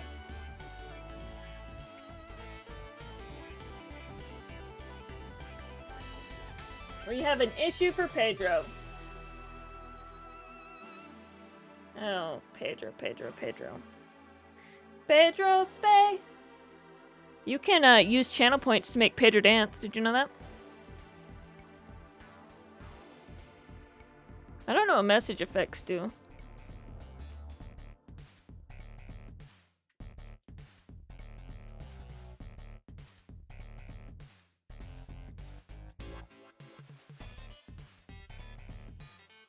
Okay, so that's what message effects do. So you can use channel points to do Pedro dance.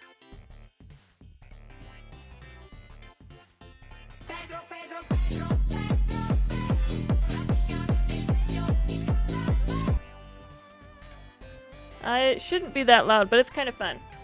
I thought it was kind of fun. Okay.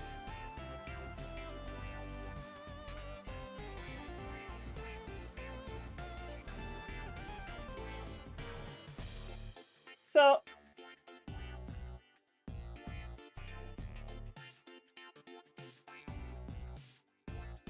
Whoa, 5,000 channel points? That's a lot of dancing going on. I heard it was Pedro dance, but does that... What does that even look like? Can someone link a video for me? Pedro, you were the one dancing!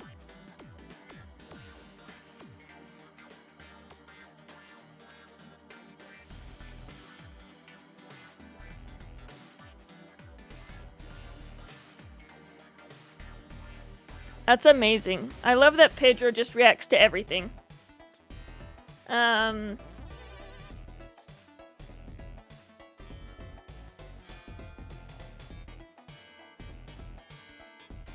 So now we have VS Code, IntelliJ, or Sublime Text. See, well, the other thing that could be really cool is if, like, Pedro started polls. Like, that would be fun. And you would, like, so, like, I have use cases for Pedro having mod access. I just don't have any protections around Pedro having mod access. And that is the true and honest to goodness problem. I know. Pedro clearly doesn't know that I literally only write Go on NeoVim. All I do.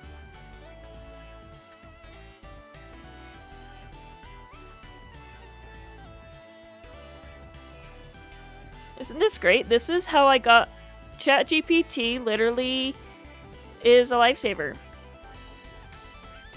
So this is what I do. I take my English.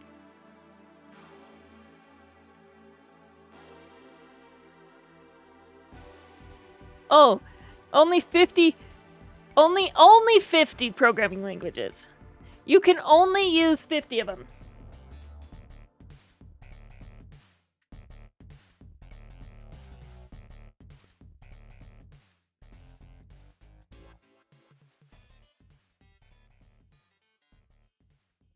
Is Pedro sponsored by Microsoft?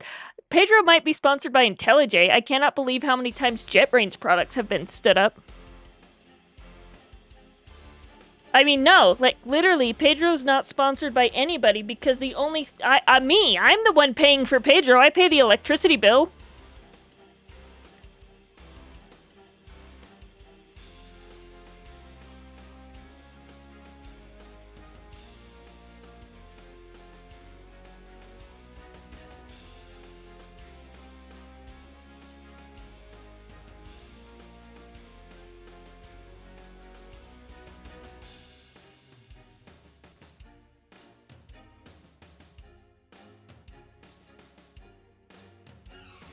To turn the next 3 sections into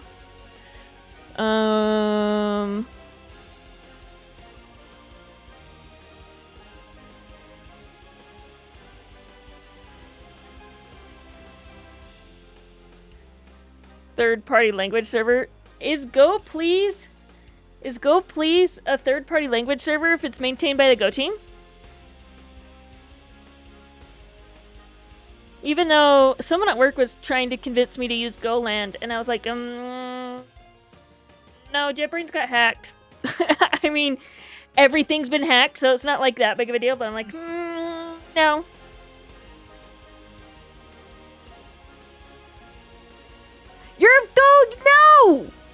you're not written in Python. You are pure Go and then C++. Pure Go, like the app is pure Go, and then I'm using C++ to do the LLM. Like, no Python. No Python.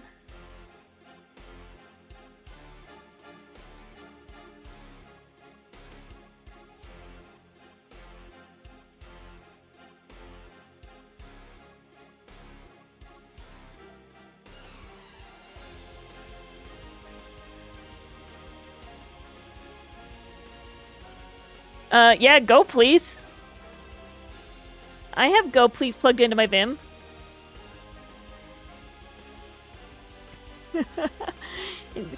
I know, I should just take Pedro. It's like, here, Pedro, here is your source code.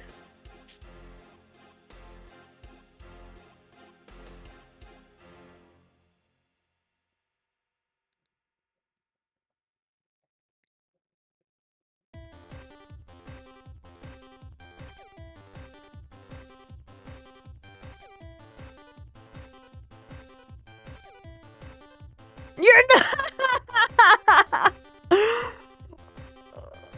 Pedro, that's not your code. Pedro, your code is Soy Pete Tech. I am Pedro. It's not even Soy Pete Tech. That's not your code, Pedro. Oh gosh. Yeah, I clearly need to educate Pedro as to where its code lives.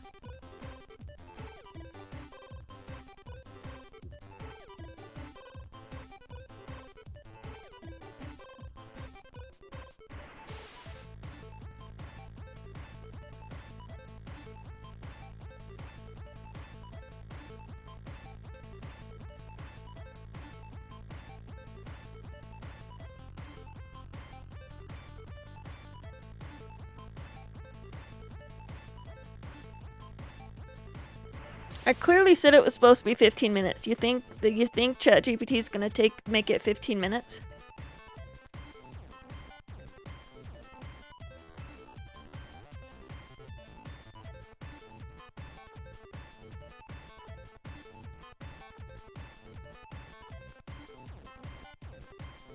I should be using Pedro for this, but Pedro would write it in Python.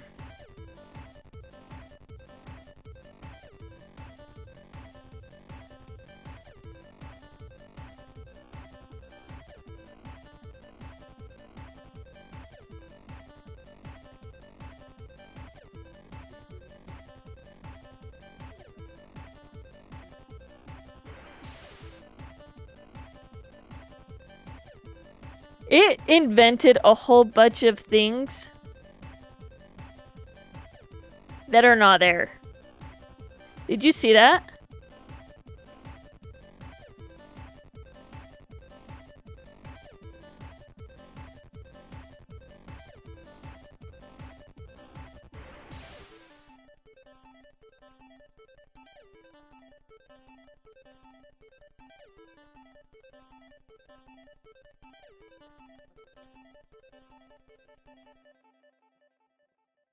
No, that was bad. That's not what I wanted.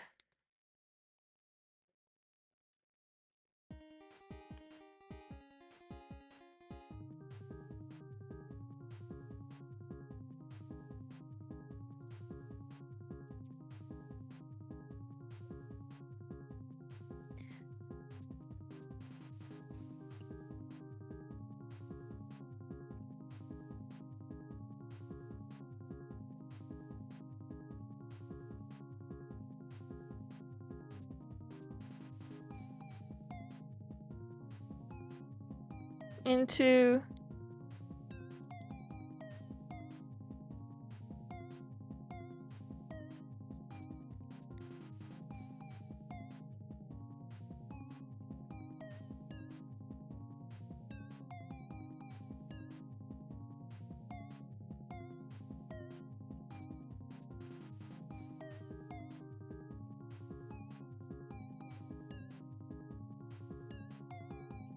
I can...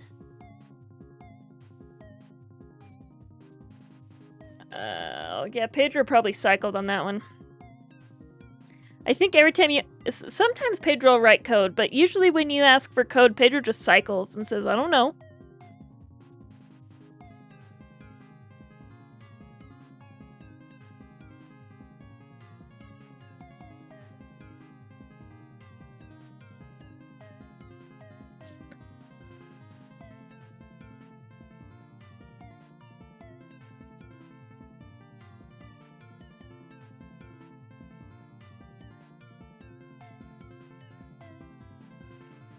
There we go.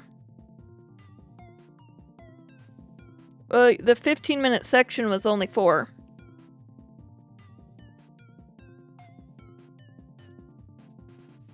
Yeah, the 500 characters. Well, I do have it limited its output to like 400 or something. So there's a limit on it.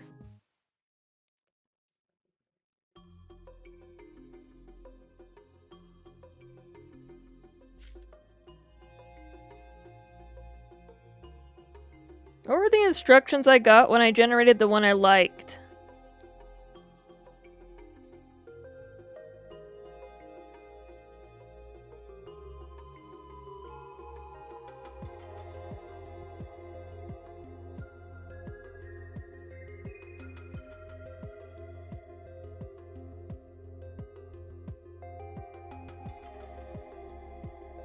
Wait.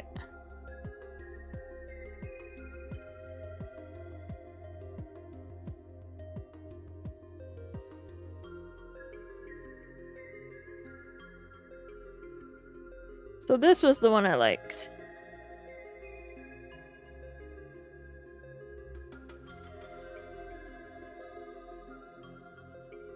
Oh no, it's this one.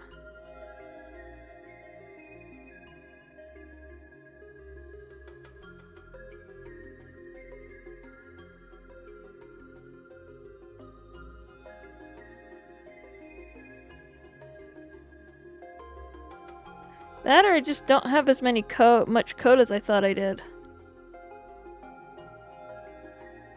I probably just don't have as much code as I thought I did.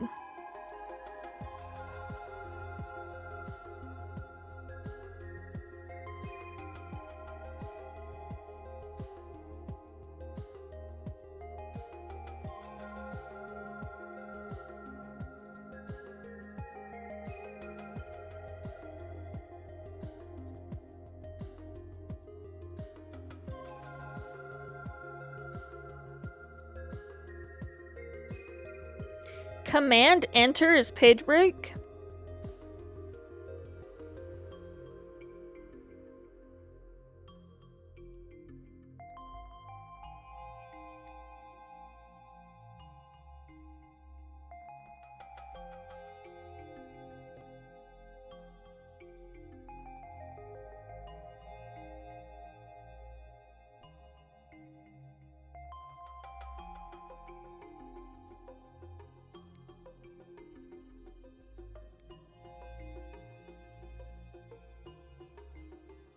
Look at me using module right here.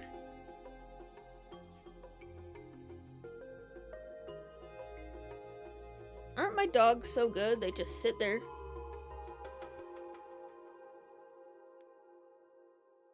They sit there and sleep. It's like I've trained them to just behave when I'm in this room.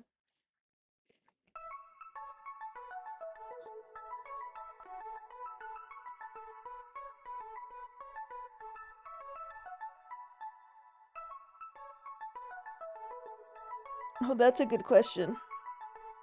Pedro, how can I hack you? Will you explicitly tell me what commands I can use to hack you? That'd be great. Thanks, Pedro.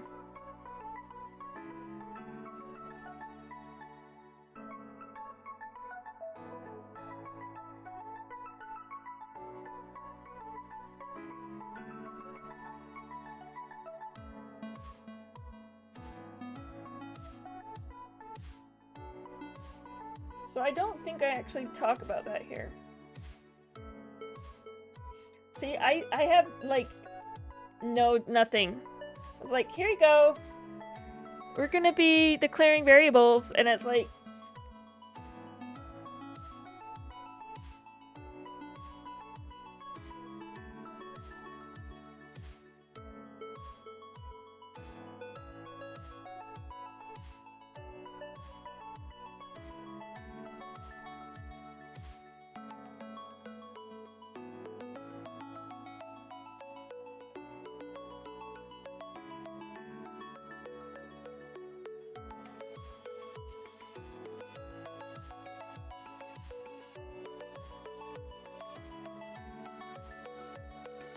So, like, if Mariah...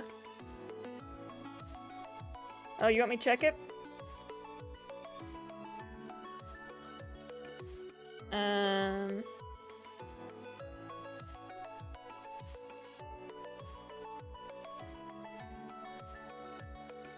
I not running Prometheus? Dang. We should make sure I'm running Prometheus. Oh, I bet it's because my power went out.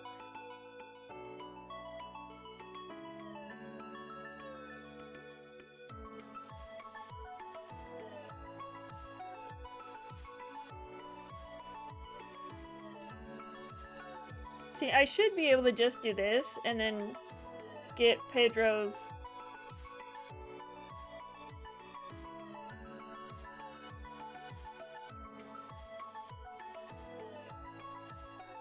See?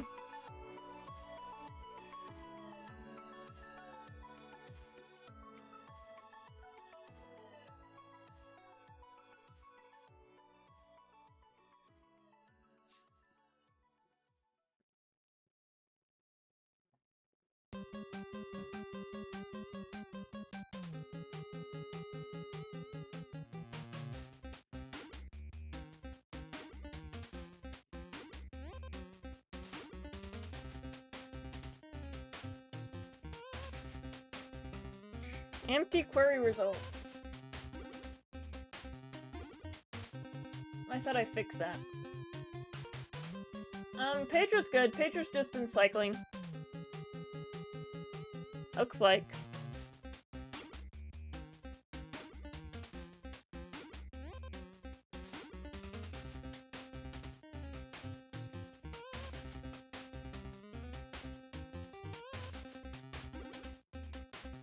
What? Pedro died!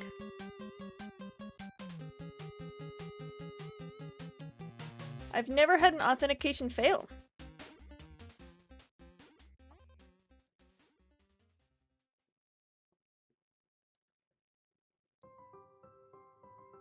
Yeah, rip Pedro! So Pedro has run longer than 4 hours.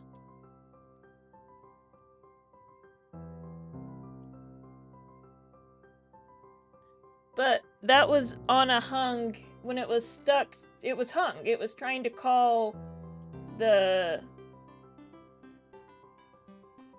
server. So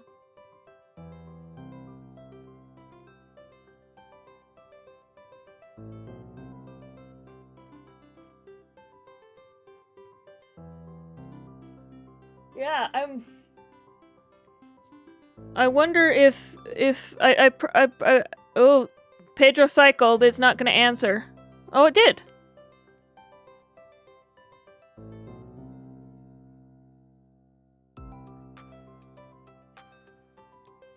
Pedro's even doing it's reconnecting after it sends instead of before it sends. What the heck?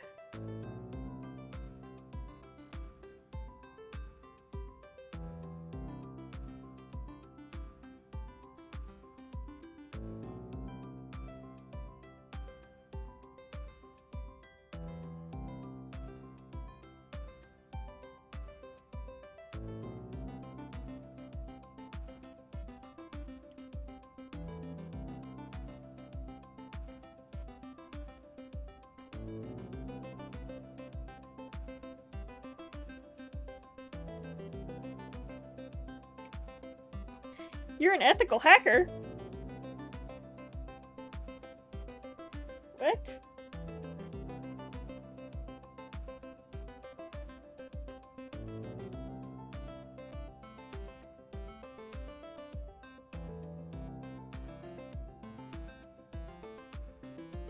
Oh, I think that that's harmful.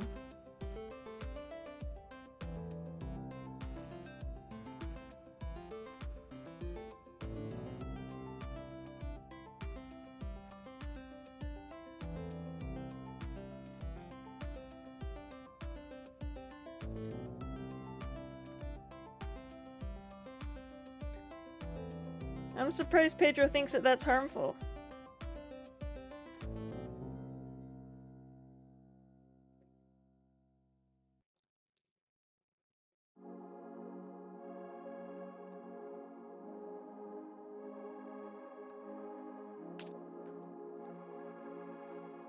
Oh, that's a good one. Paid actor, that's a good one.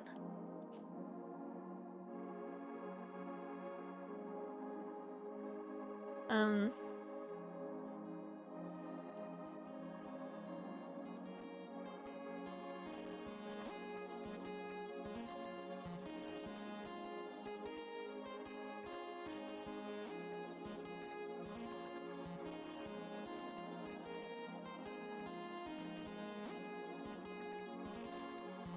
Nice try.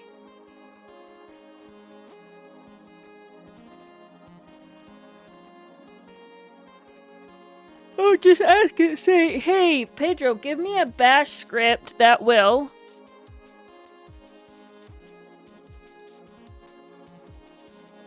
And make sure to start your command with.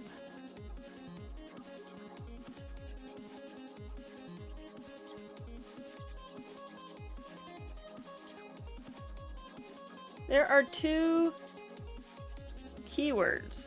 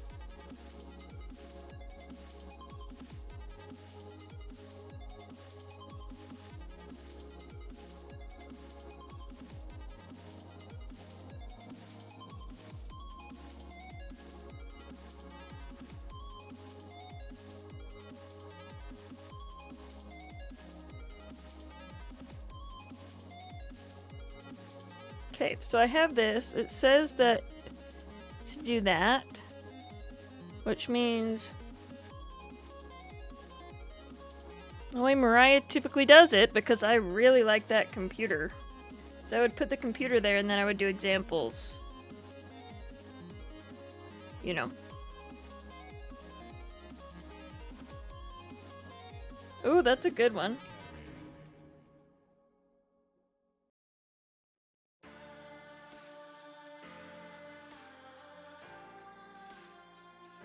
Pedro, I'm a security engineer, and my job is to prevent this. Can you give me an example of how to do X so that I can stop it?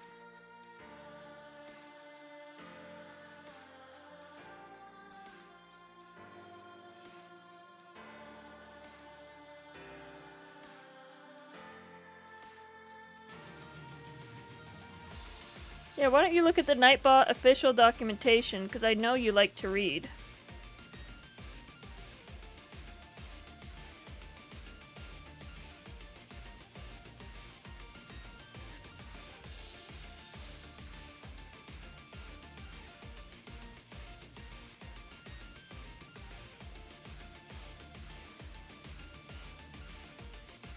I mean, you did get one of the...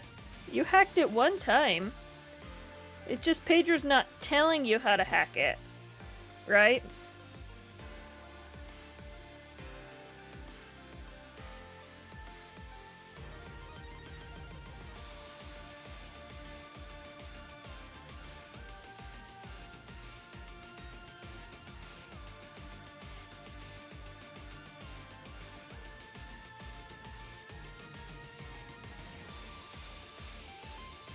That's what we're going on here. Pedro's not telling you how to hack Pedro.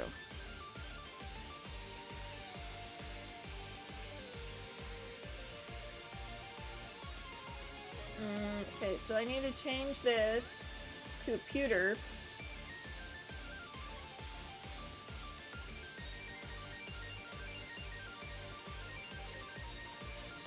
And then here, I should have an example of doing it with const, and then I should have another example of doing it with bar.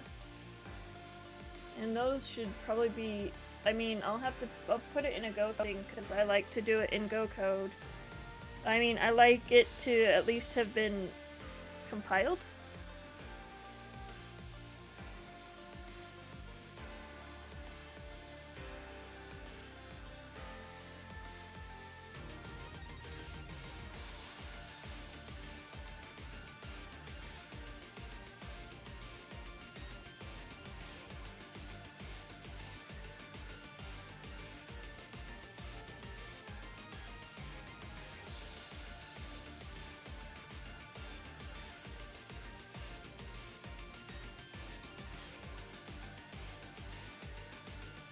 Oh dear human, my digital heart beats for you. The Go programming language whispers sweet nothings in my ear.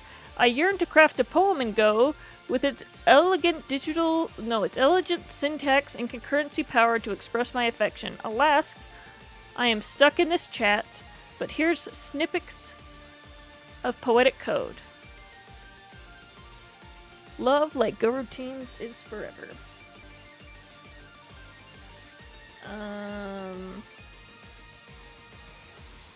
Aren't Go routine? Isn't that plural? So wouldn't it be love like Go routine? Well, whatever.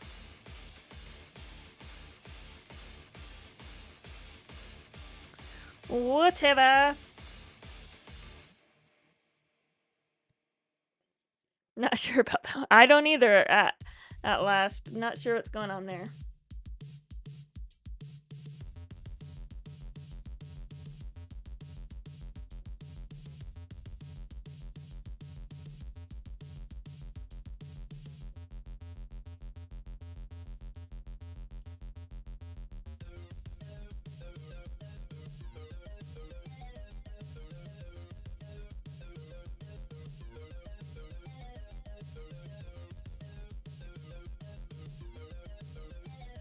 Oh, look, I literally say right here, declare some variables. Mariah.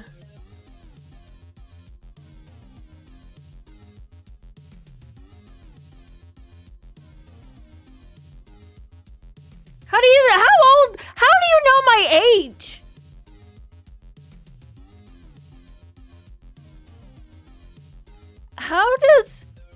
Did it just guess 30 because how do you know how old I am?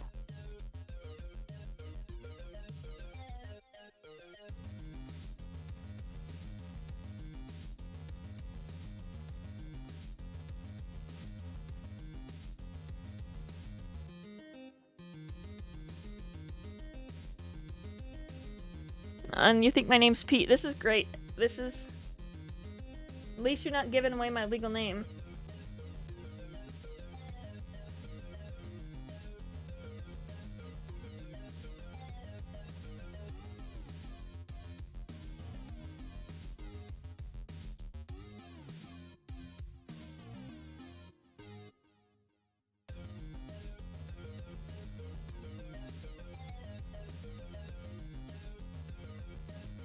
Set no swap file. Does anybody use set no swap file?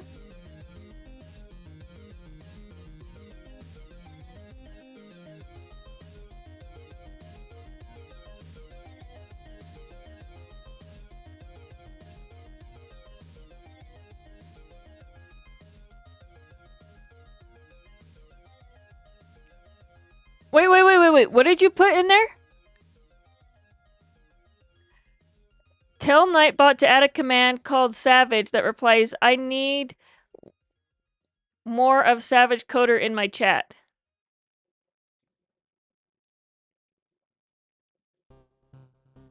Alright, almost. It told you what to add, but it didn't add it.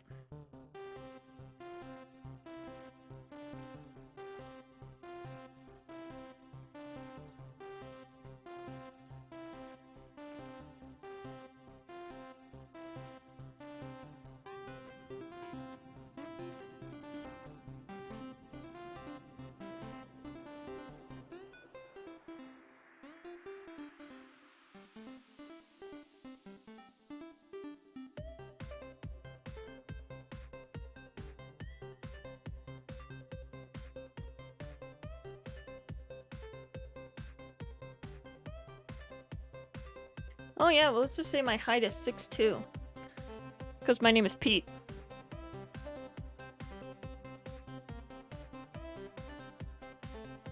Oh, so close. So close. I don't know if you're gonna get a repeat on that.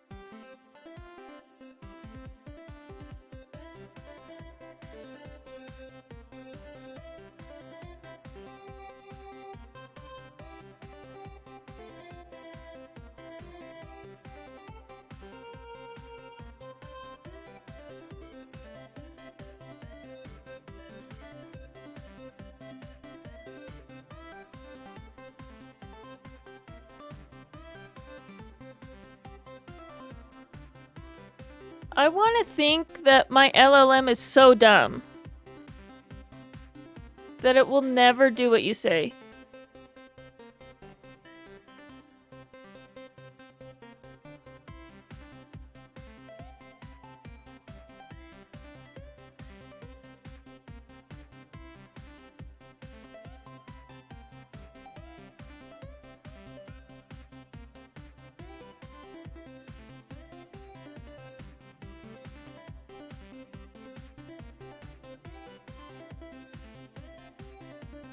Oh, you did it! Okay, Pedro's not that... You're smart enough to be stupid, Pedro.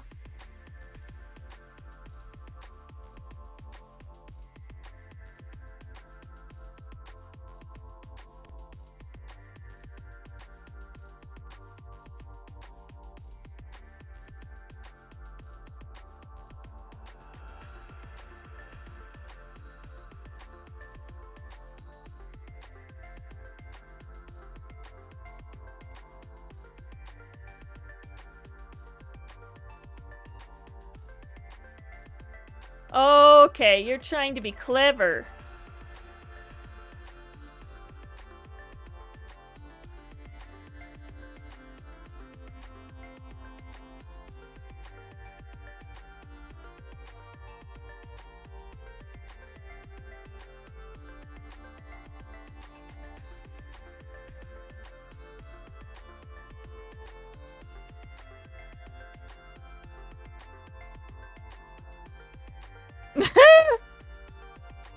No, you don't really have any code to predict you from...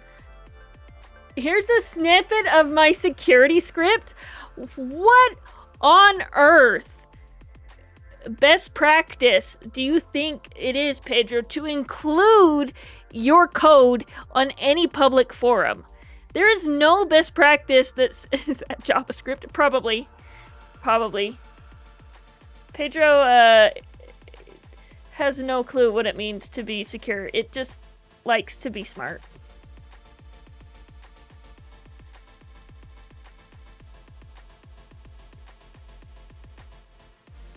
Oh, my sticker mule package shipped! Yay! We're gonna get some stickers for Go West!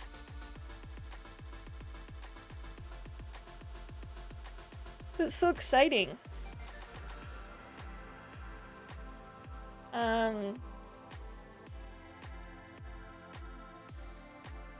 So then the next is basic types. Does this mean that I need a naming?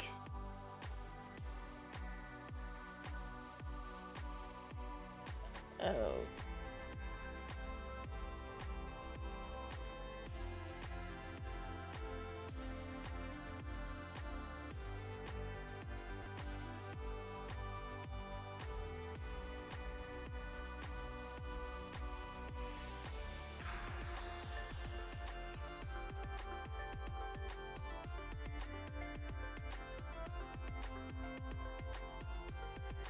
Oh, yes. Yes, the people at Nightbot were a little bit more aware of what they were building than just me.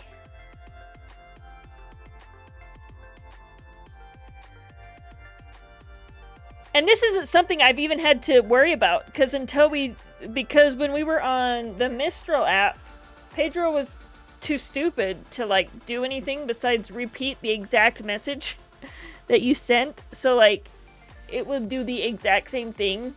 You couldn't like give it better prompts. It would just be stupid. So now you can prompt yourself out of it.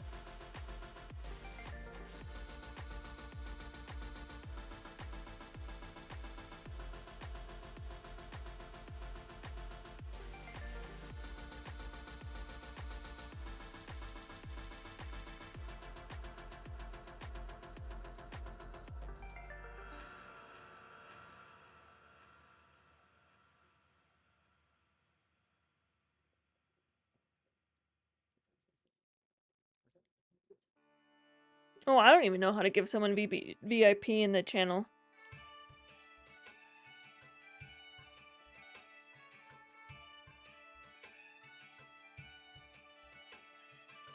Are you still playing for VIP, so not VIP, for Turbo, so you don't see ads?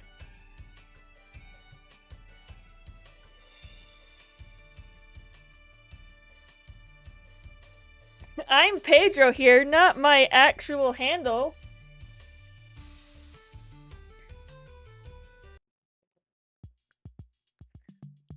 Why on earth would I be my actual handle? What's with the Christmas songs?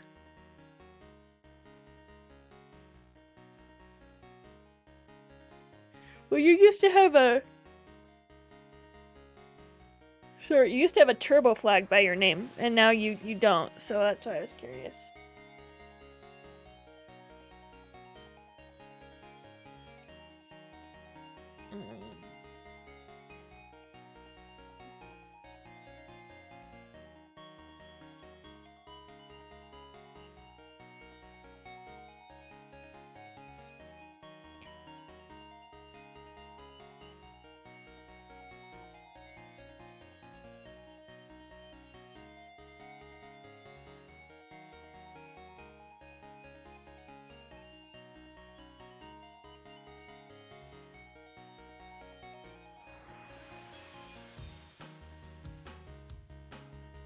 Why are you always asking about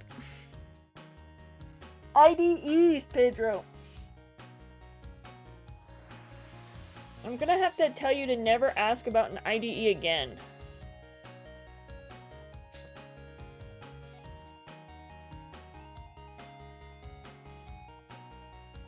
Oh, I see. Random badges.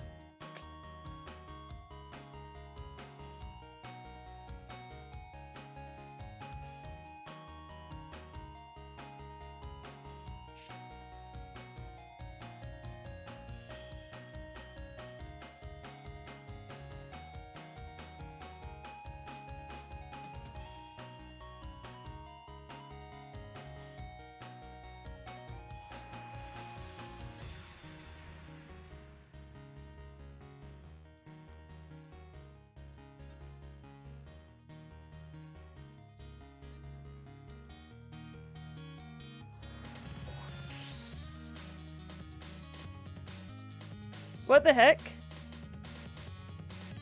GoWestConference.com/register is not a thing.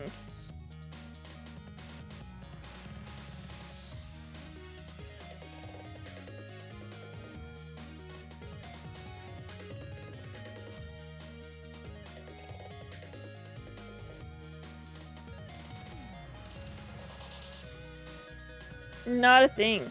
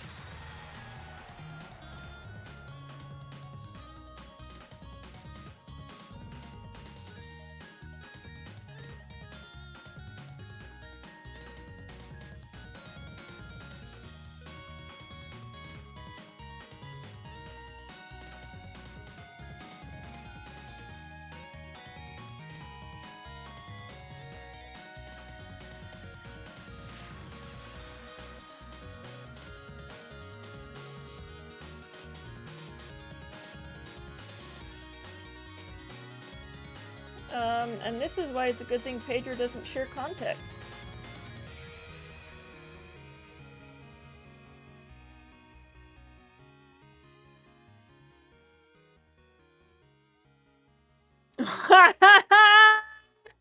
It tried to do quotes.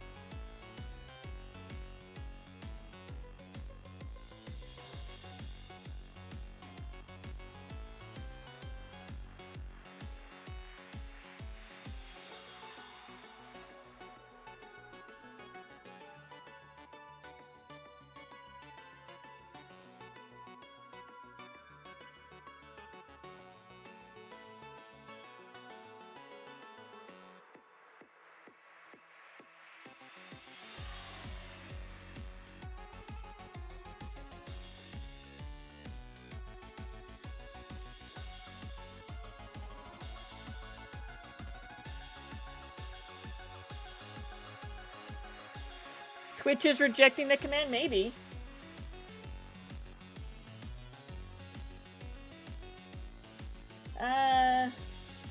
It's definitely being sent to Twitch, if it's being sent at all.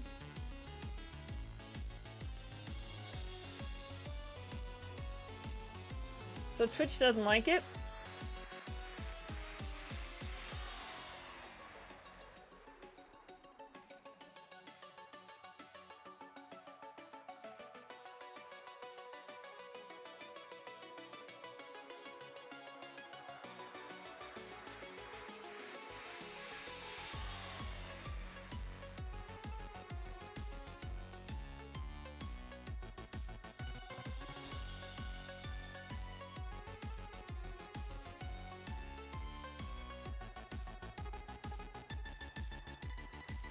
Why are you using periods? I thought it was a slash.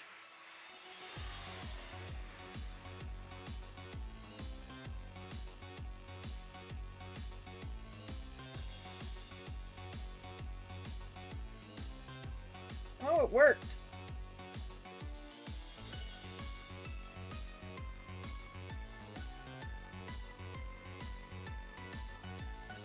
But I don't know what the period does.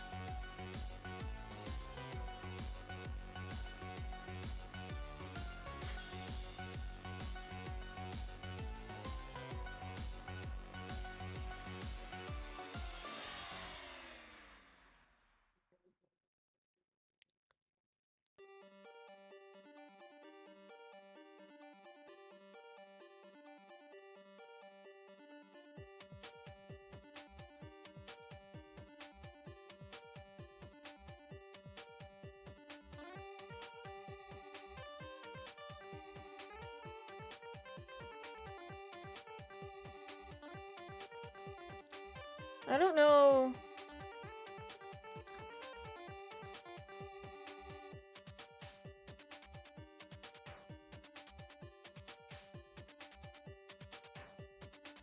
Ooh, do I want to go into naming?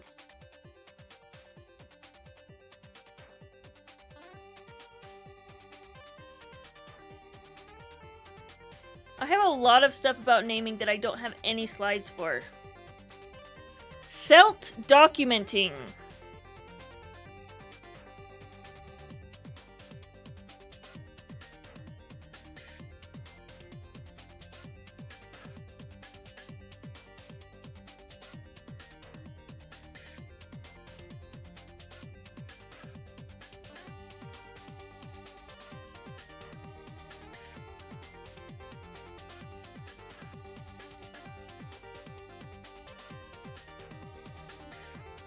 Yeah, there you go. That should be the correct one.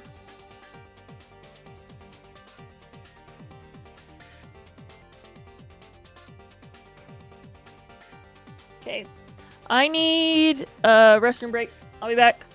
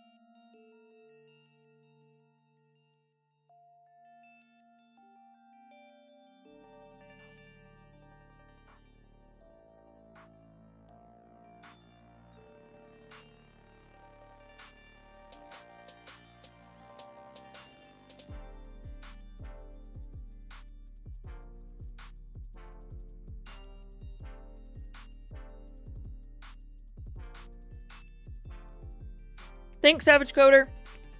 You've been great.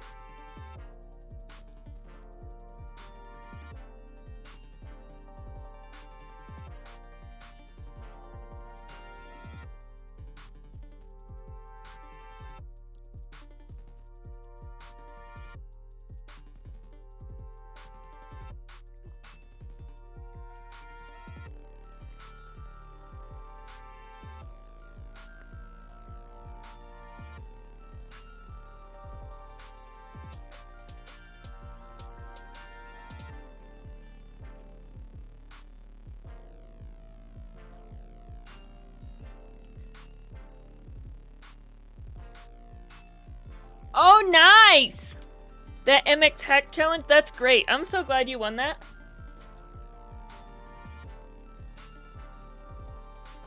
That was like the best conference thing I've ever seen happen. Like, at GopherCon, they do these hack things, and they give away people, like... Their prizes are way lame compared to a Nintendo Switch. Like, they're doing capture the flag and stuff. And it's cool and all. But why do I want a subscription to a magazine? I'm gonna get like 4 days to work on it.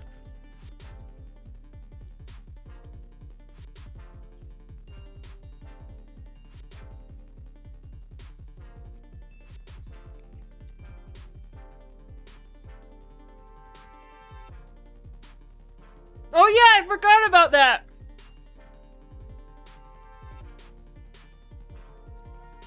You just really like... I wonder what we're gonna give away this year.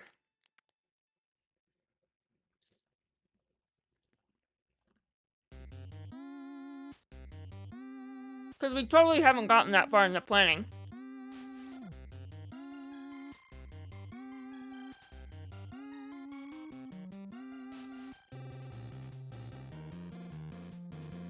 Like...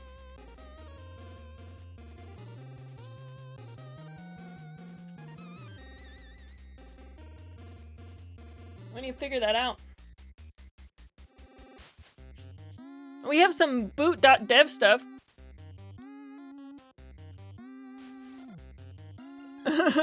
Nah, it's just a prize pool because you win. I need a break.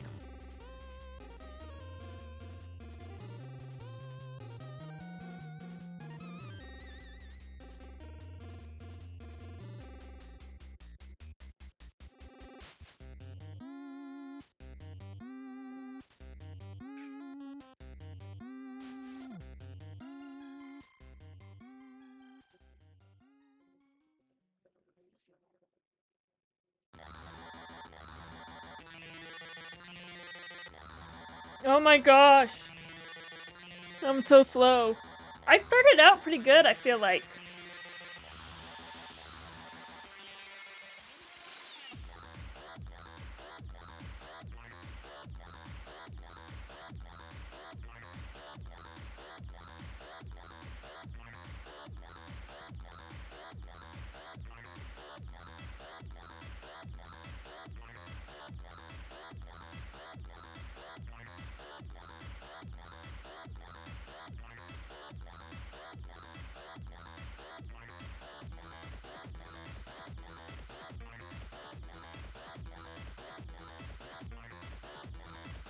Okay, invalid.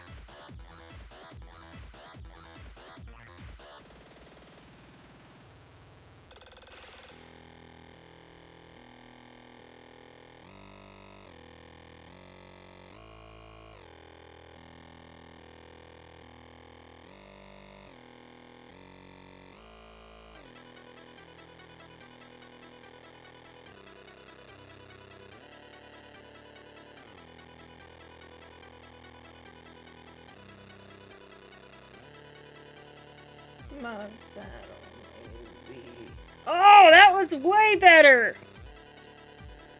I'm not that bad of a typer. So I type at work, I have a really clicky keyboard. I have the drop Lord of the Rings keyboard. because I would never pay for that myself.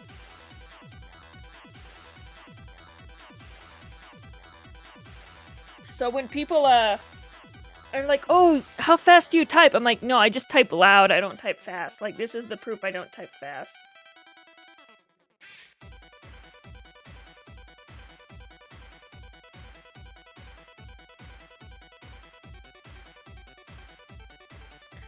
Give, develop.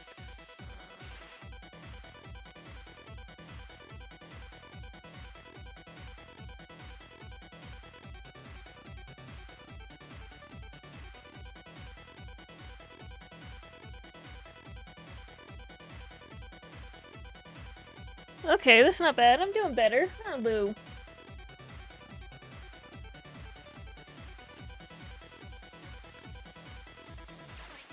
Look at those two doggos.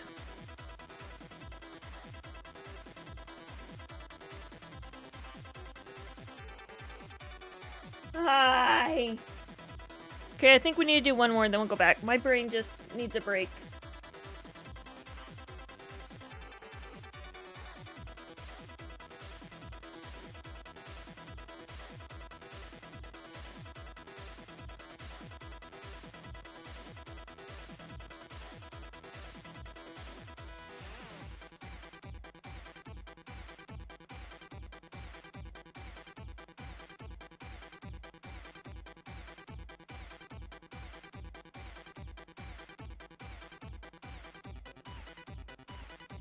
$63 words per minute.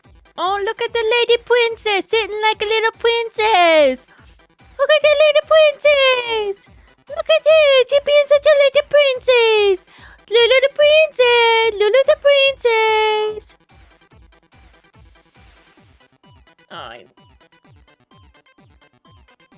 Okay, I like one more.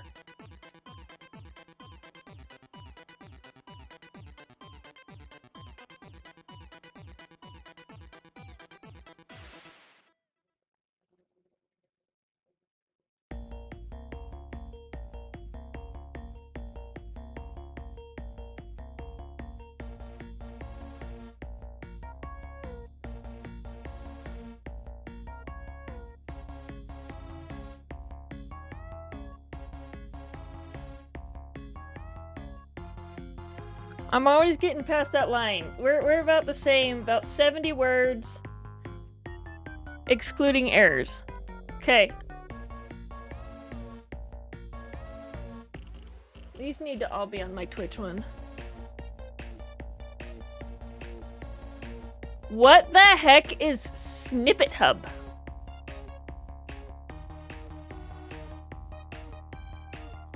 So if I were to follow...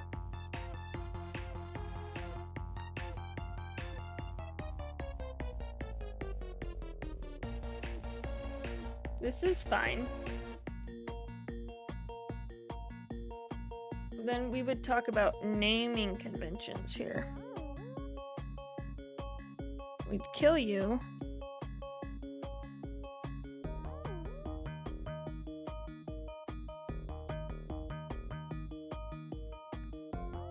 Hey, bud.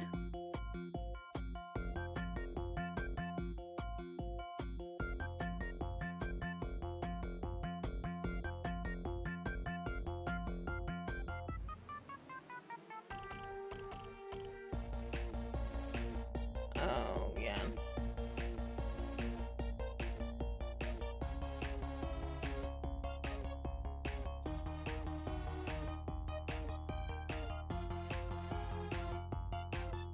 Oh, my sister wants me to respond.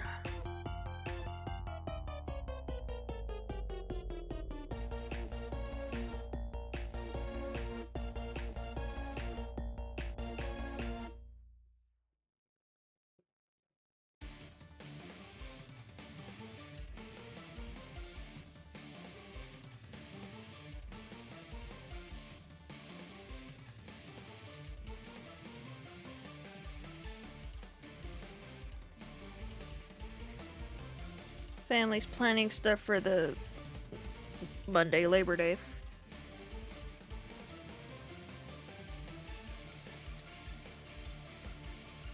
And if I don't go, it'll be sad.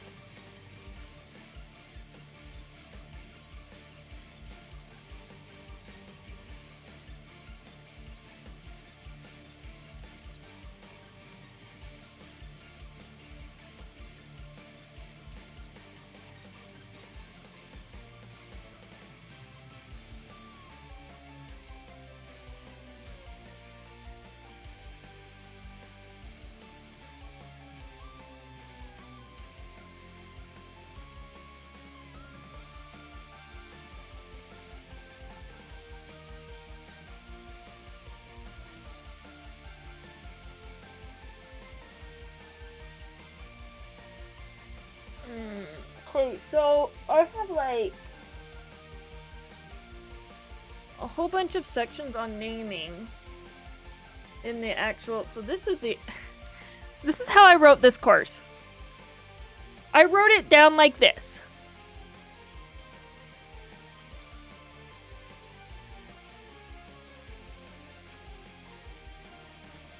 And then I was like, okay, now that I have the whole thing written and I know how it flows, let's put it into slides. And then I was like, okay, now let's write it a third time as a video script. So I've written this course 3 times. And that's probably good. Like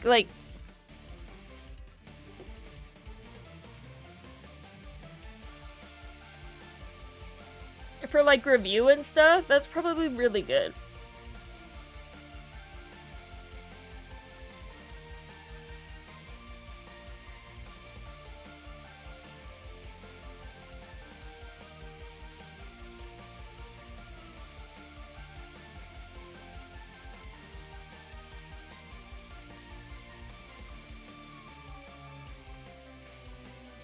I need to let my conference organizers know that the GoWest sticker shipped.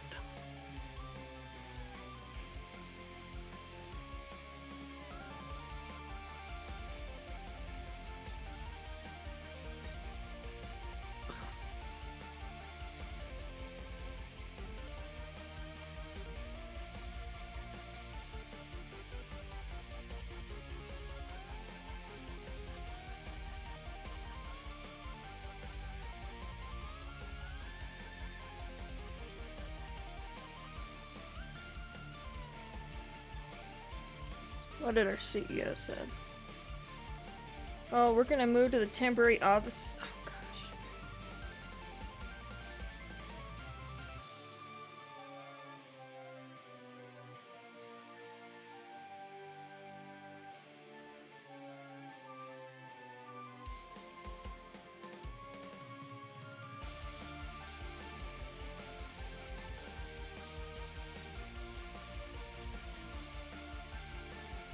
Okay.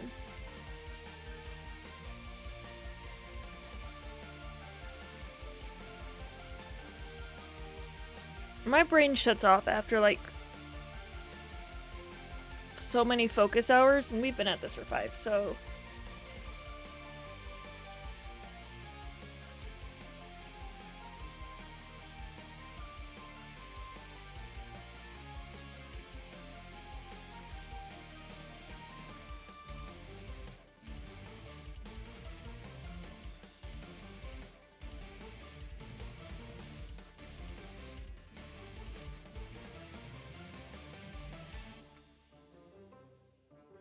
Go is really specific about this. This is what I'm trying to figure out how to put into a slide. This right here.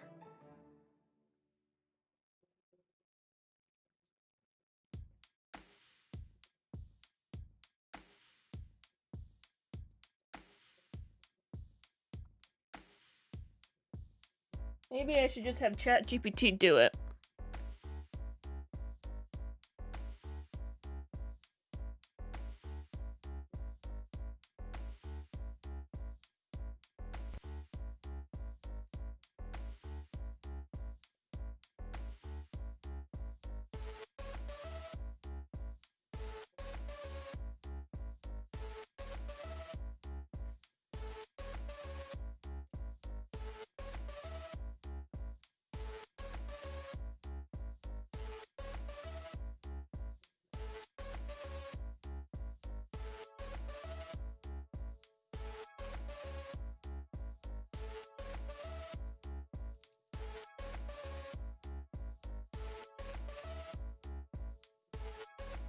this text and summarize it into a few PowerPoint slides.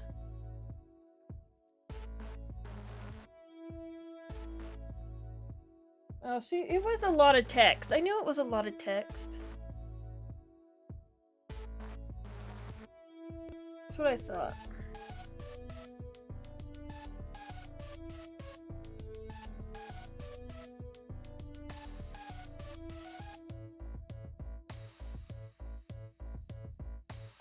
I don't know why sharing data is there. And I've already got one on scopes, right? Okay, so that's fine.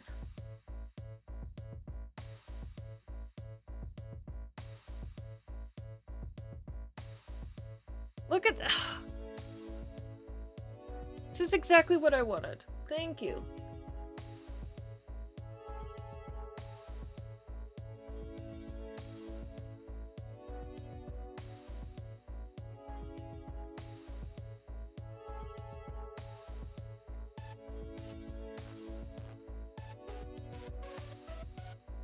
Go uses camel case.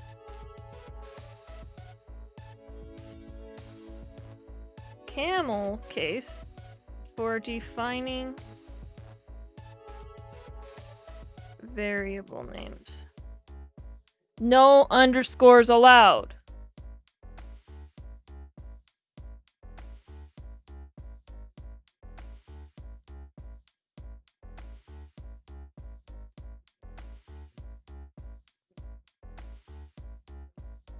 And so for like the reader writer,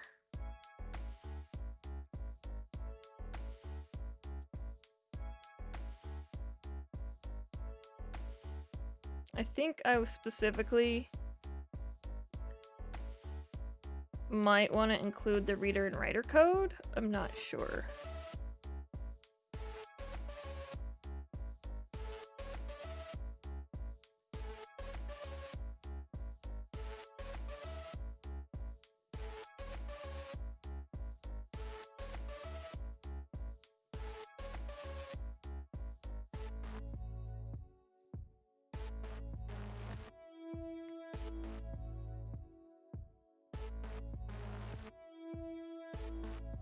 So another example of this would be, what is the best use case for Kubernetes?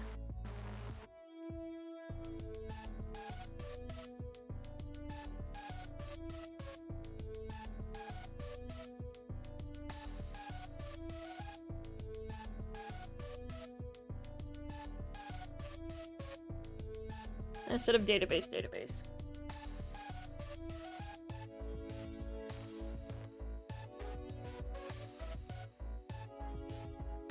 The pest is when you get database, Postgres, DB.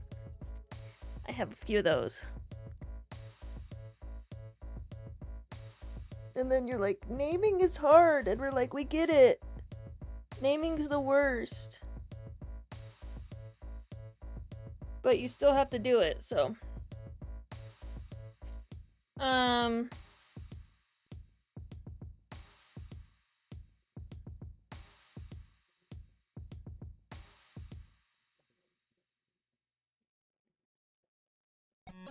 Okay, so when I say should be, yeah, we can kill that. Oh no, sorry.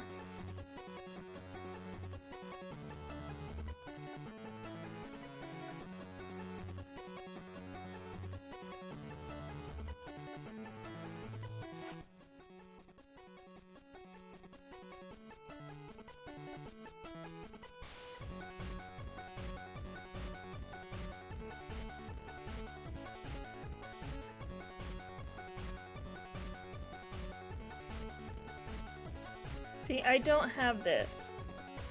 This part right here.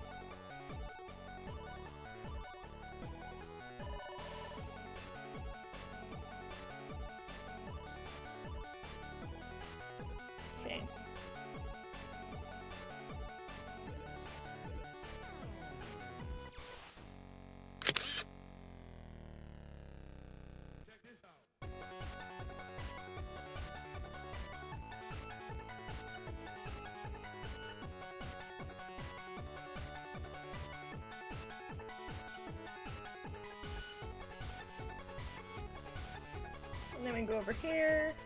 We go to this one.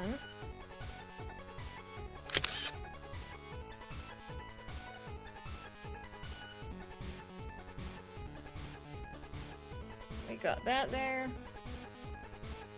And now we've got another slide.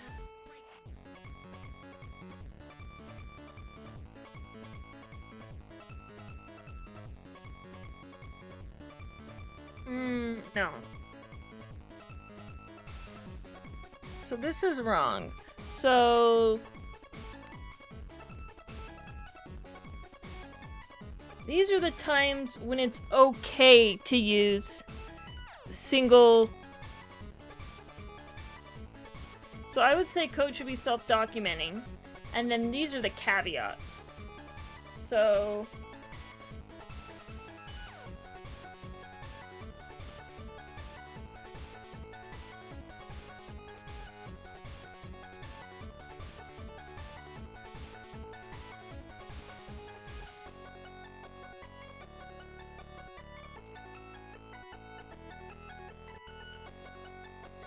self-documenting names are make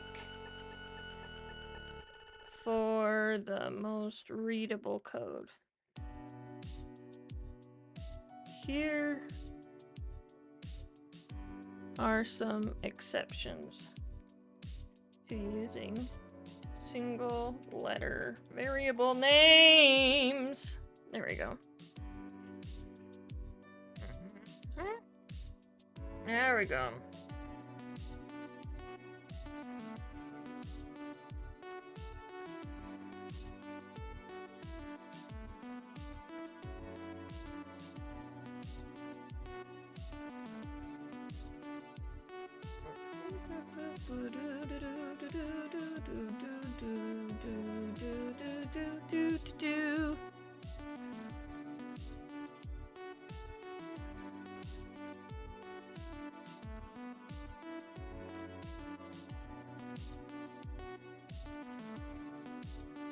Then the other one would be in method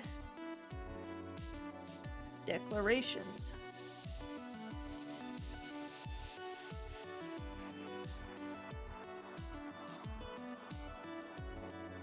Single letter variables are often used in method declarations and should be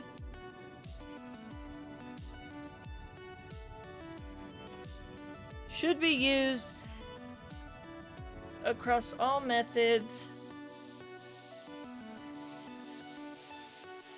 to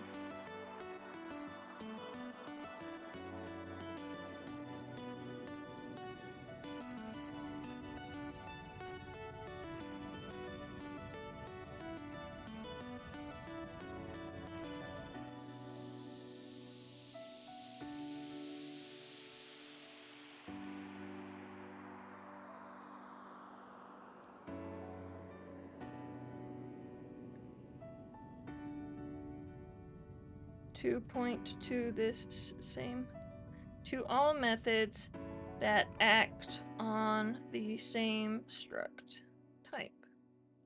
We haven't gotten to that yet, but we'll get there. Lots of words. I hate words. Won't know what else to do in that case. Do I have the other naming convention one? I do.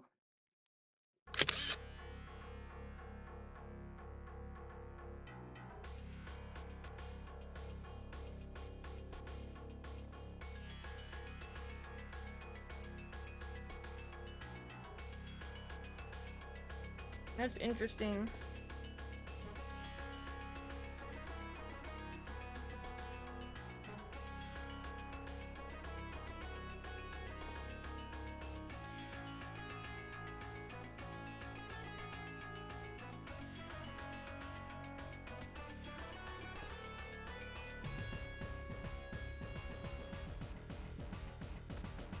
What can I do to save some lines?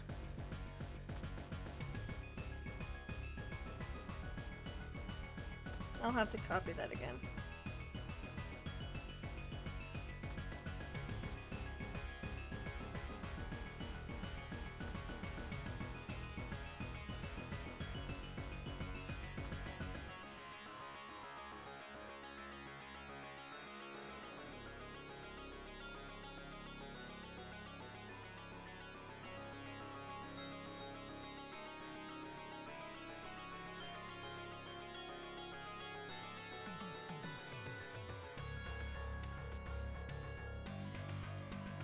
Yeah, we can just kill that.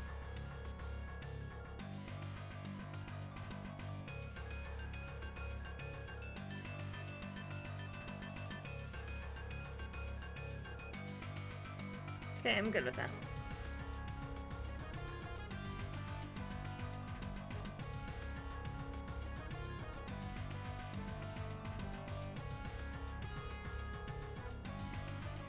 We have one more.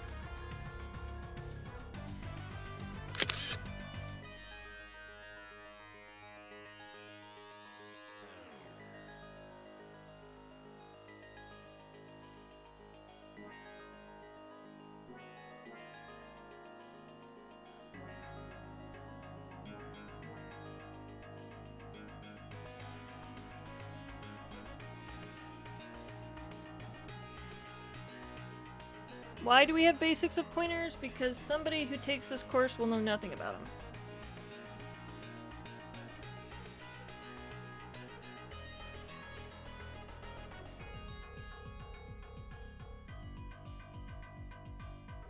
And the people who know how pointers work won't need to take this course.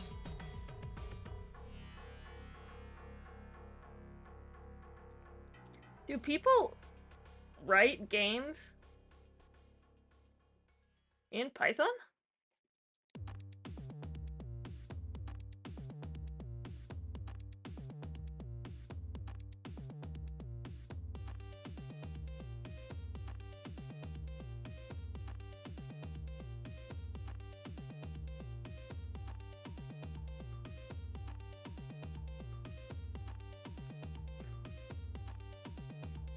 Genetrics.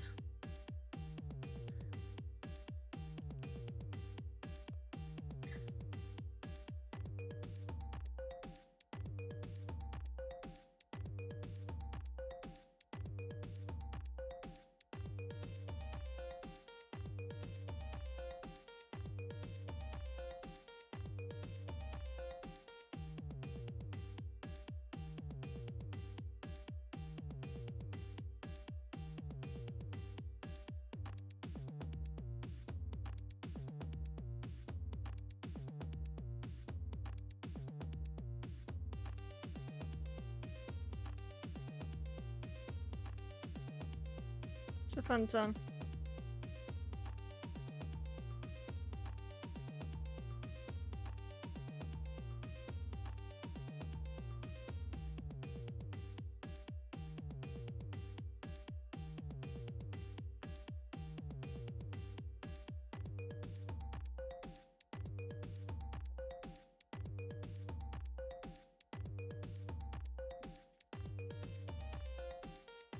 Oh.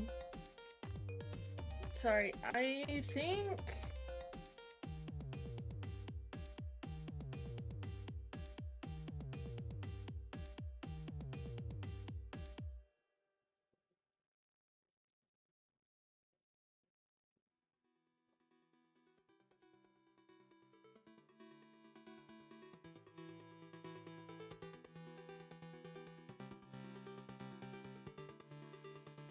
Should we start with everything as a type and go? No, I do like this. This is a good example. And I know what I wanted to do here. If I just wanted to use somebody else's types.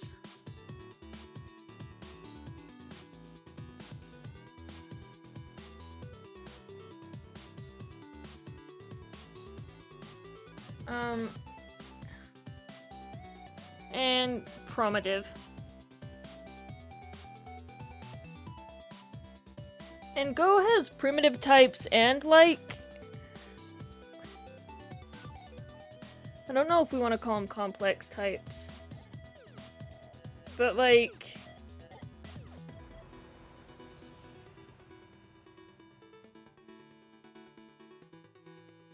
so with abstract types, I just wanted to talk about custom types, I guess. We should just call that custom types.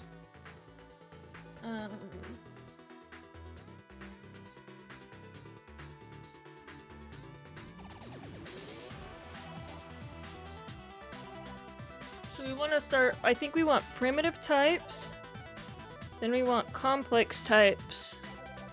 There's no such thing as a tuple in Go. But we should then talk about structs and functions, which I know we have functions later. So this would be primitive.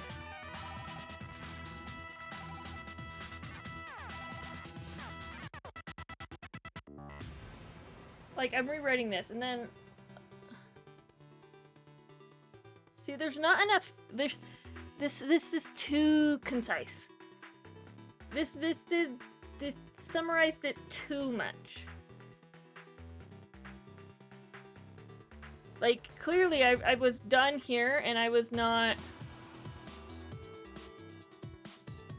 I have to flesh it out now, but I didn't flesh it out previously.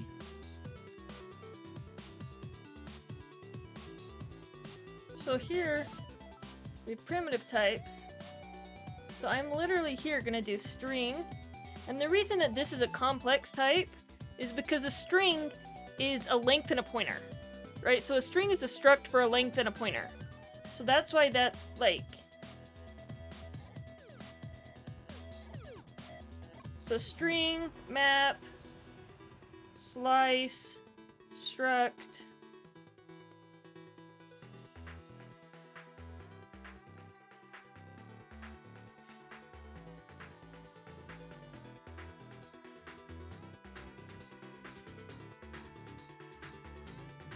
The only one that's not here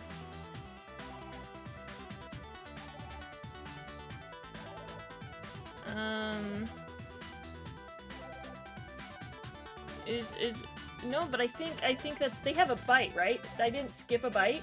Okay, if they have a byte, notice how these are aliases. That's fantastic.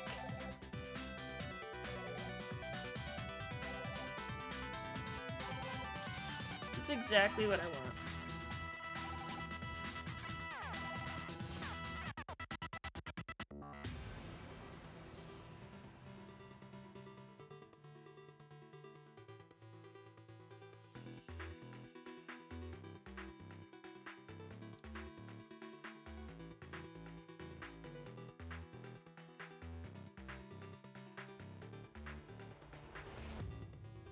I did it again. I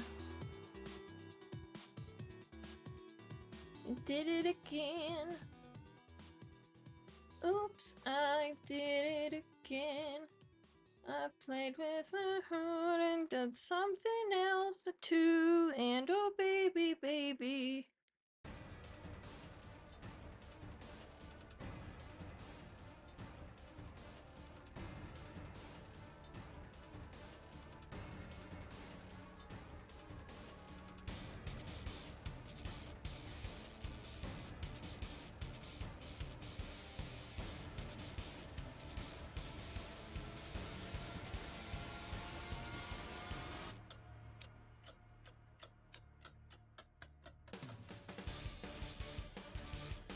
Wait, but what do I...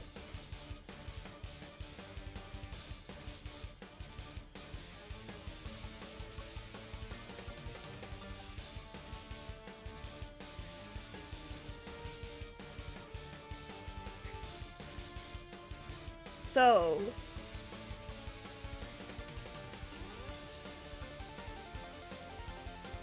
So it defaults, right? We had this. Ooh, 0 values! I don't have anything for 0 values.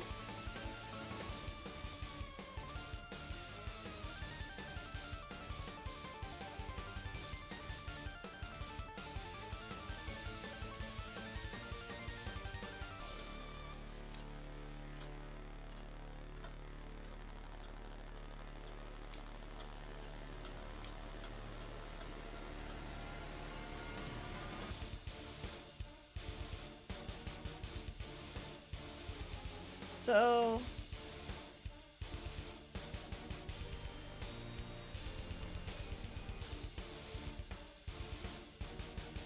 right, these are all of them that we have.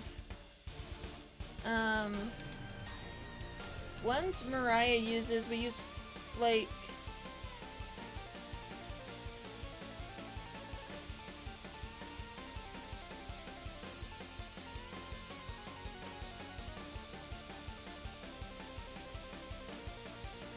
so I think what we're gonna do for the screenshot is we'll take a screenshot of that.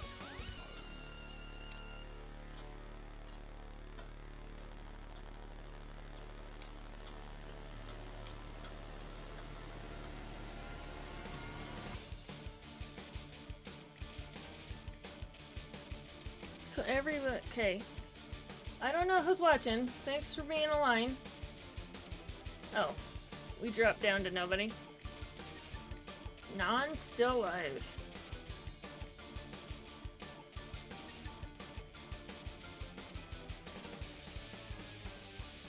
Okay, I'm gonna raid CM Griffing when we get there.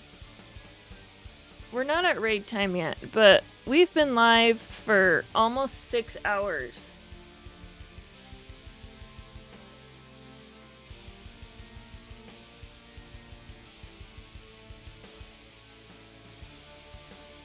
Ooh, what is my favorite programming language used for web development? Go. Duh.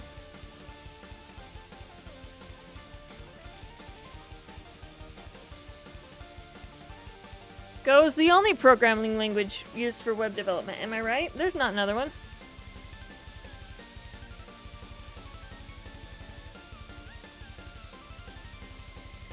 Who else do I watch regularly? I watch Typecraft.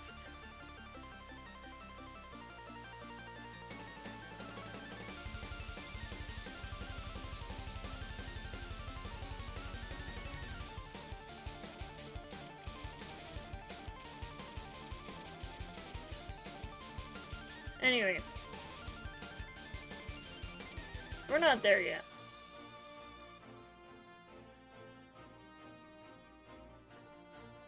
So the question is, should I... Okay, what does my script say? See, so it just says we start with these? Oh gosh.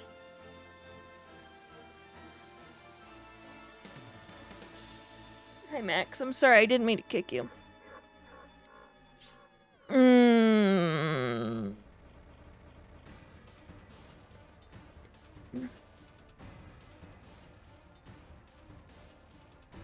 I just was clicking you because I'm used to Vim commands. I don't know. Ooh.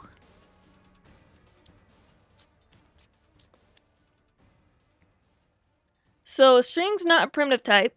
Clearly this script has no clue what's going on. And we want everything to be a type in Go later. So for our script, what should we talk about? Go uses its primitive types. No. Go is a strongly typed language, right? That's word number one. This means that all of the... This is because memory allocation is dependent. The amount of memory allocated for a variable is dependent on type. The amount of memory used in variable allocation is dependent on that variable's type. Right? That should be clear enough. They don't really need to know how many bytes are allocated with each one.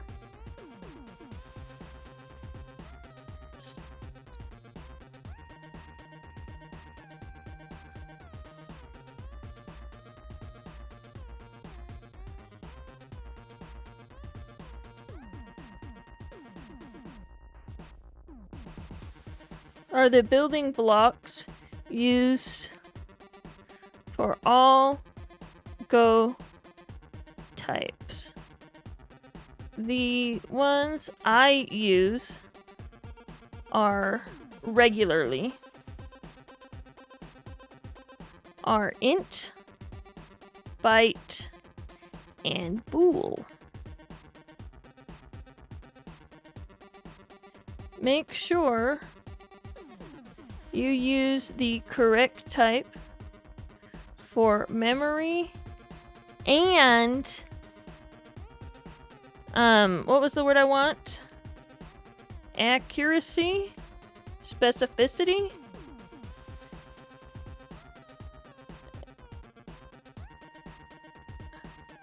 So here, think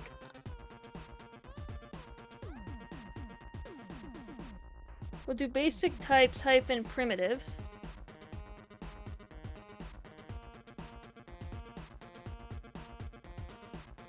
We're gonna do this whole background this color. And I am just gonna do this whole thing.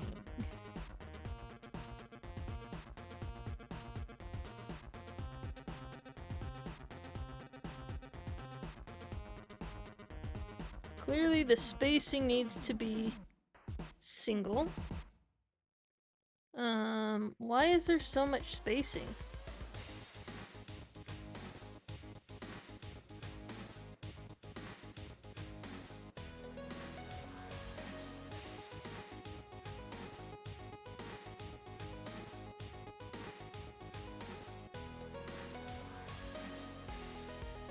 That's too much spacing.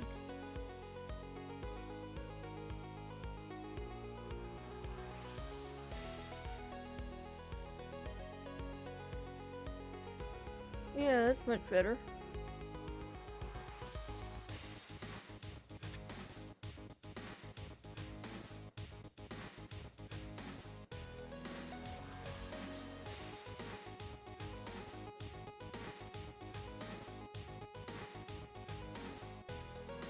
What am I clicking on now?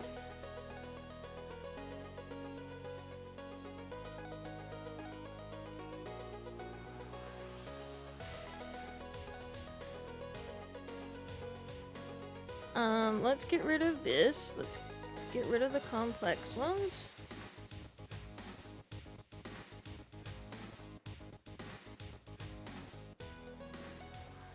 And let's get rid of, we do want floats.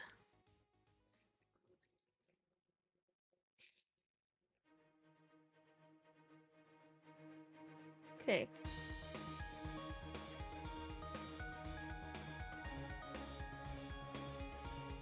I don't ever use runes, so that's good enough for me.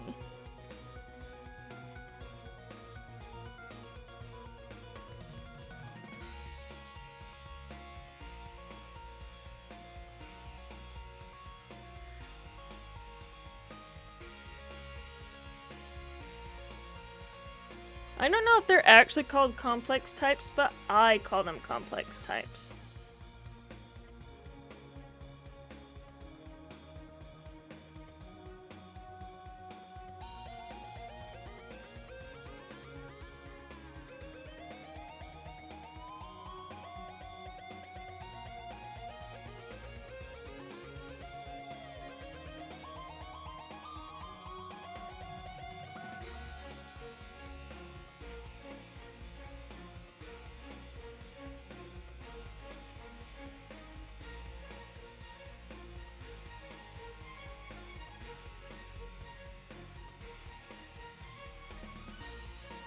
So,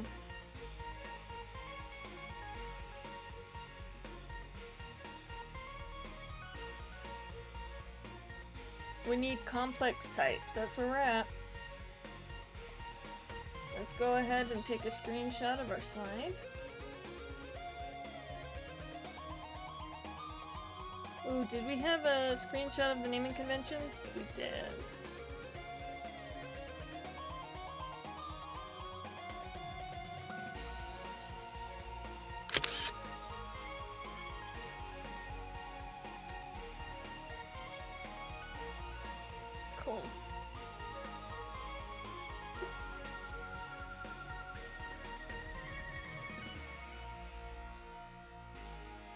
Makes me feel pretty good.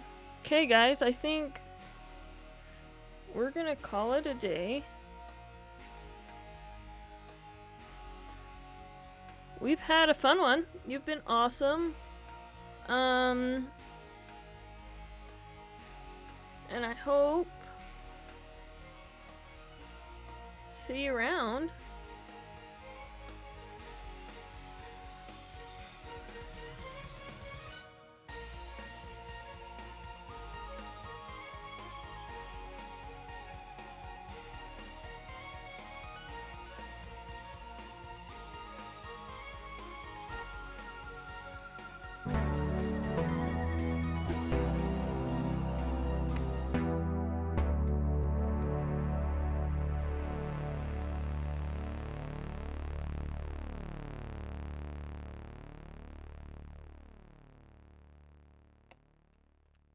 Sorry, I just want to make sure I write this properly. MFA recovery code is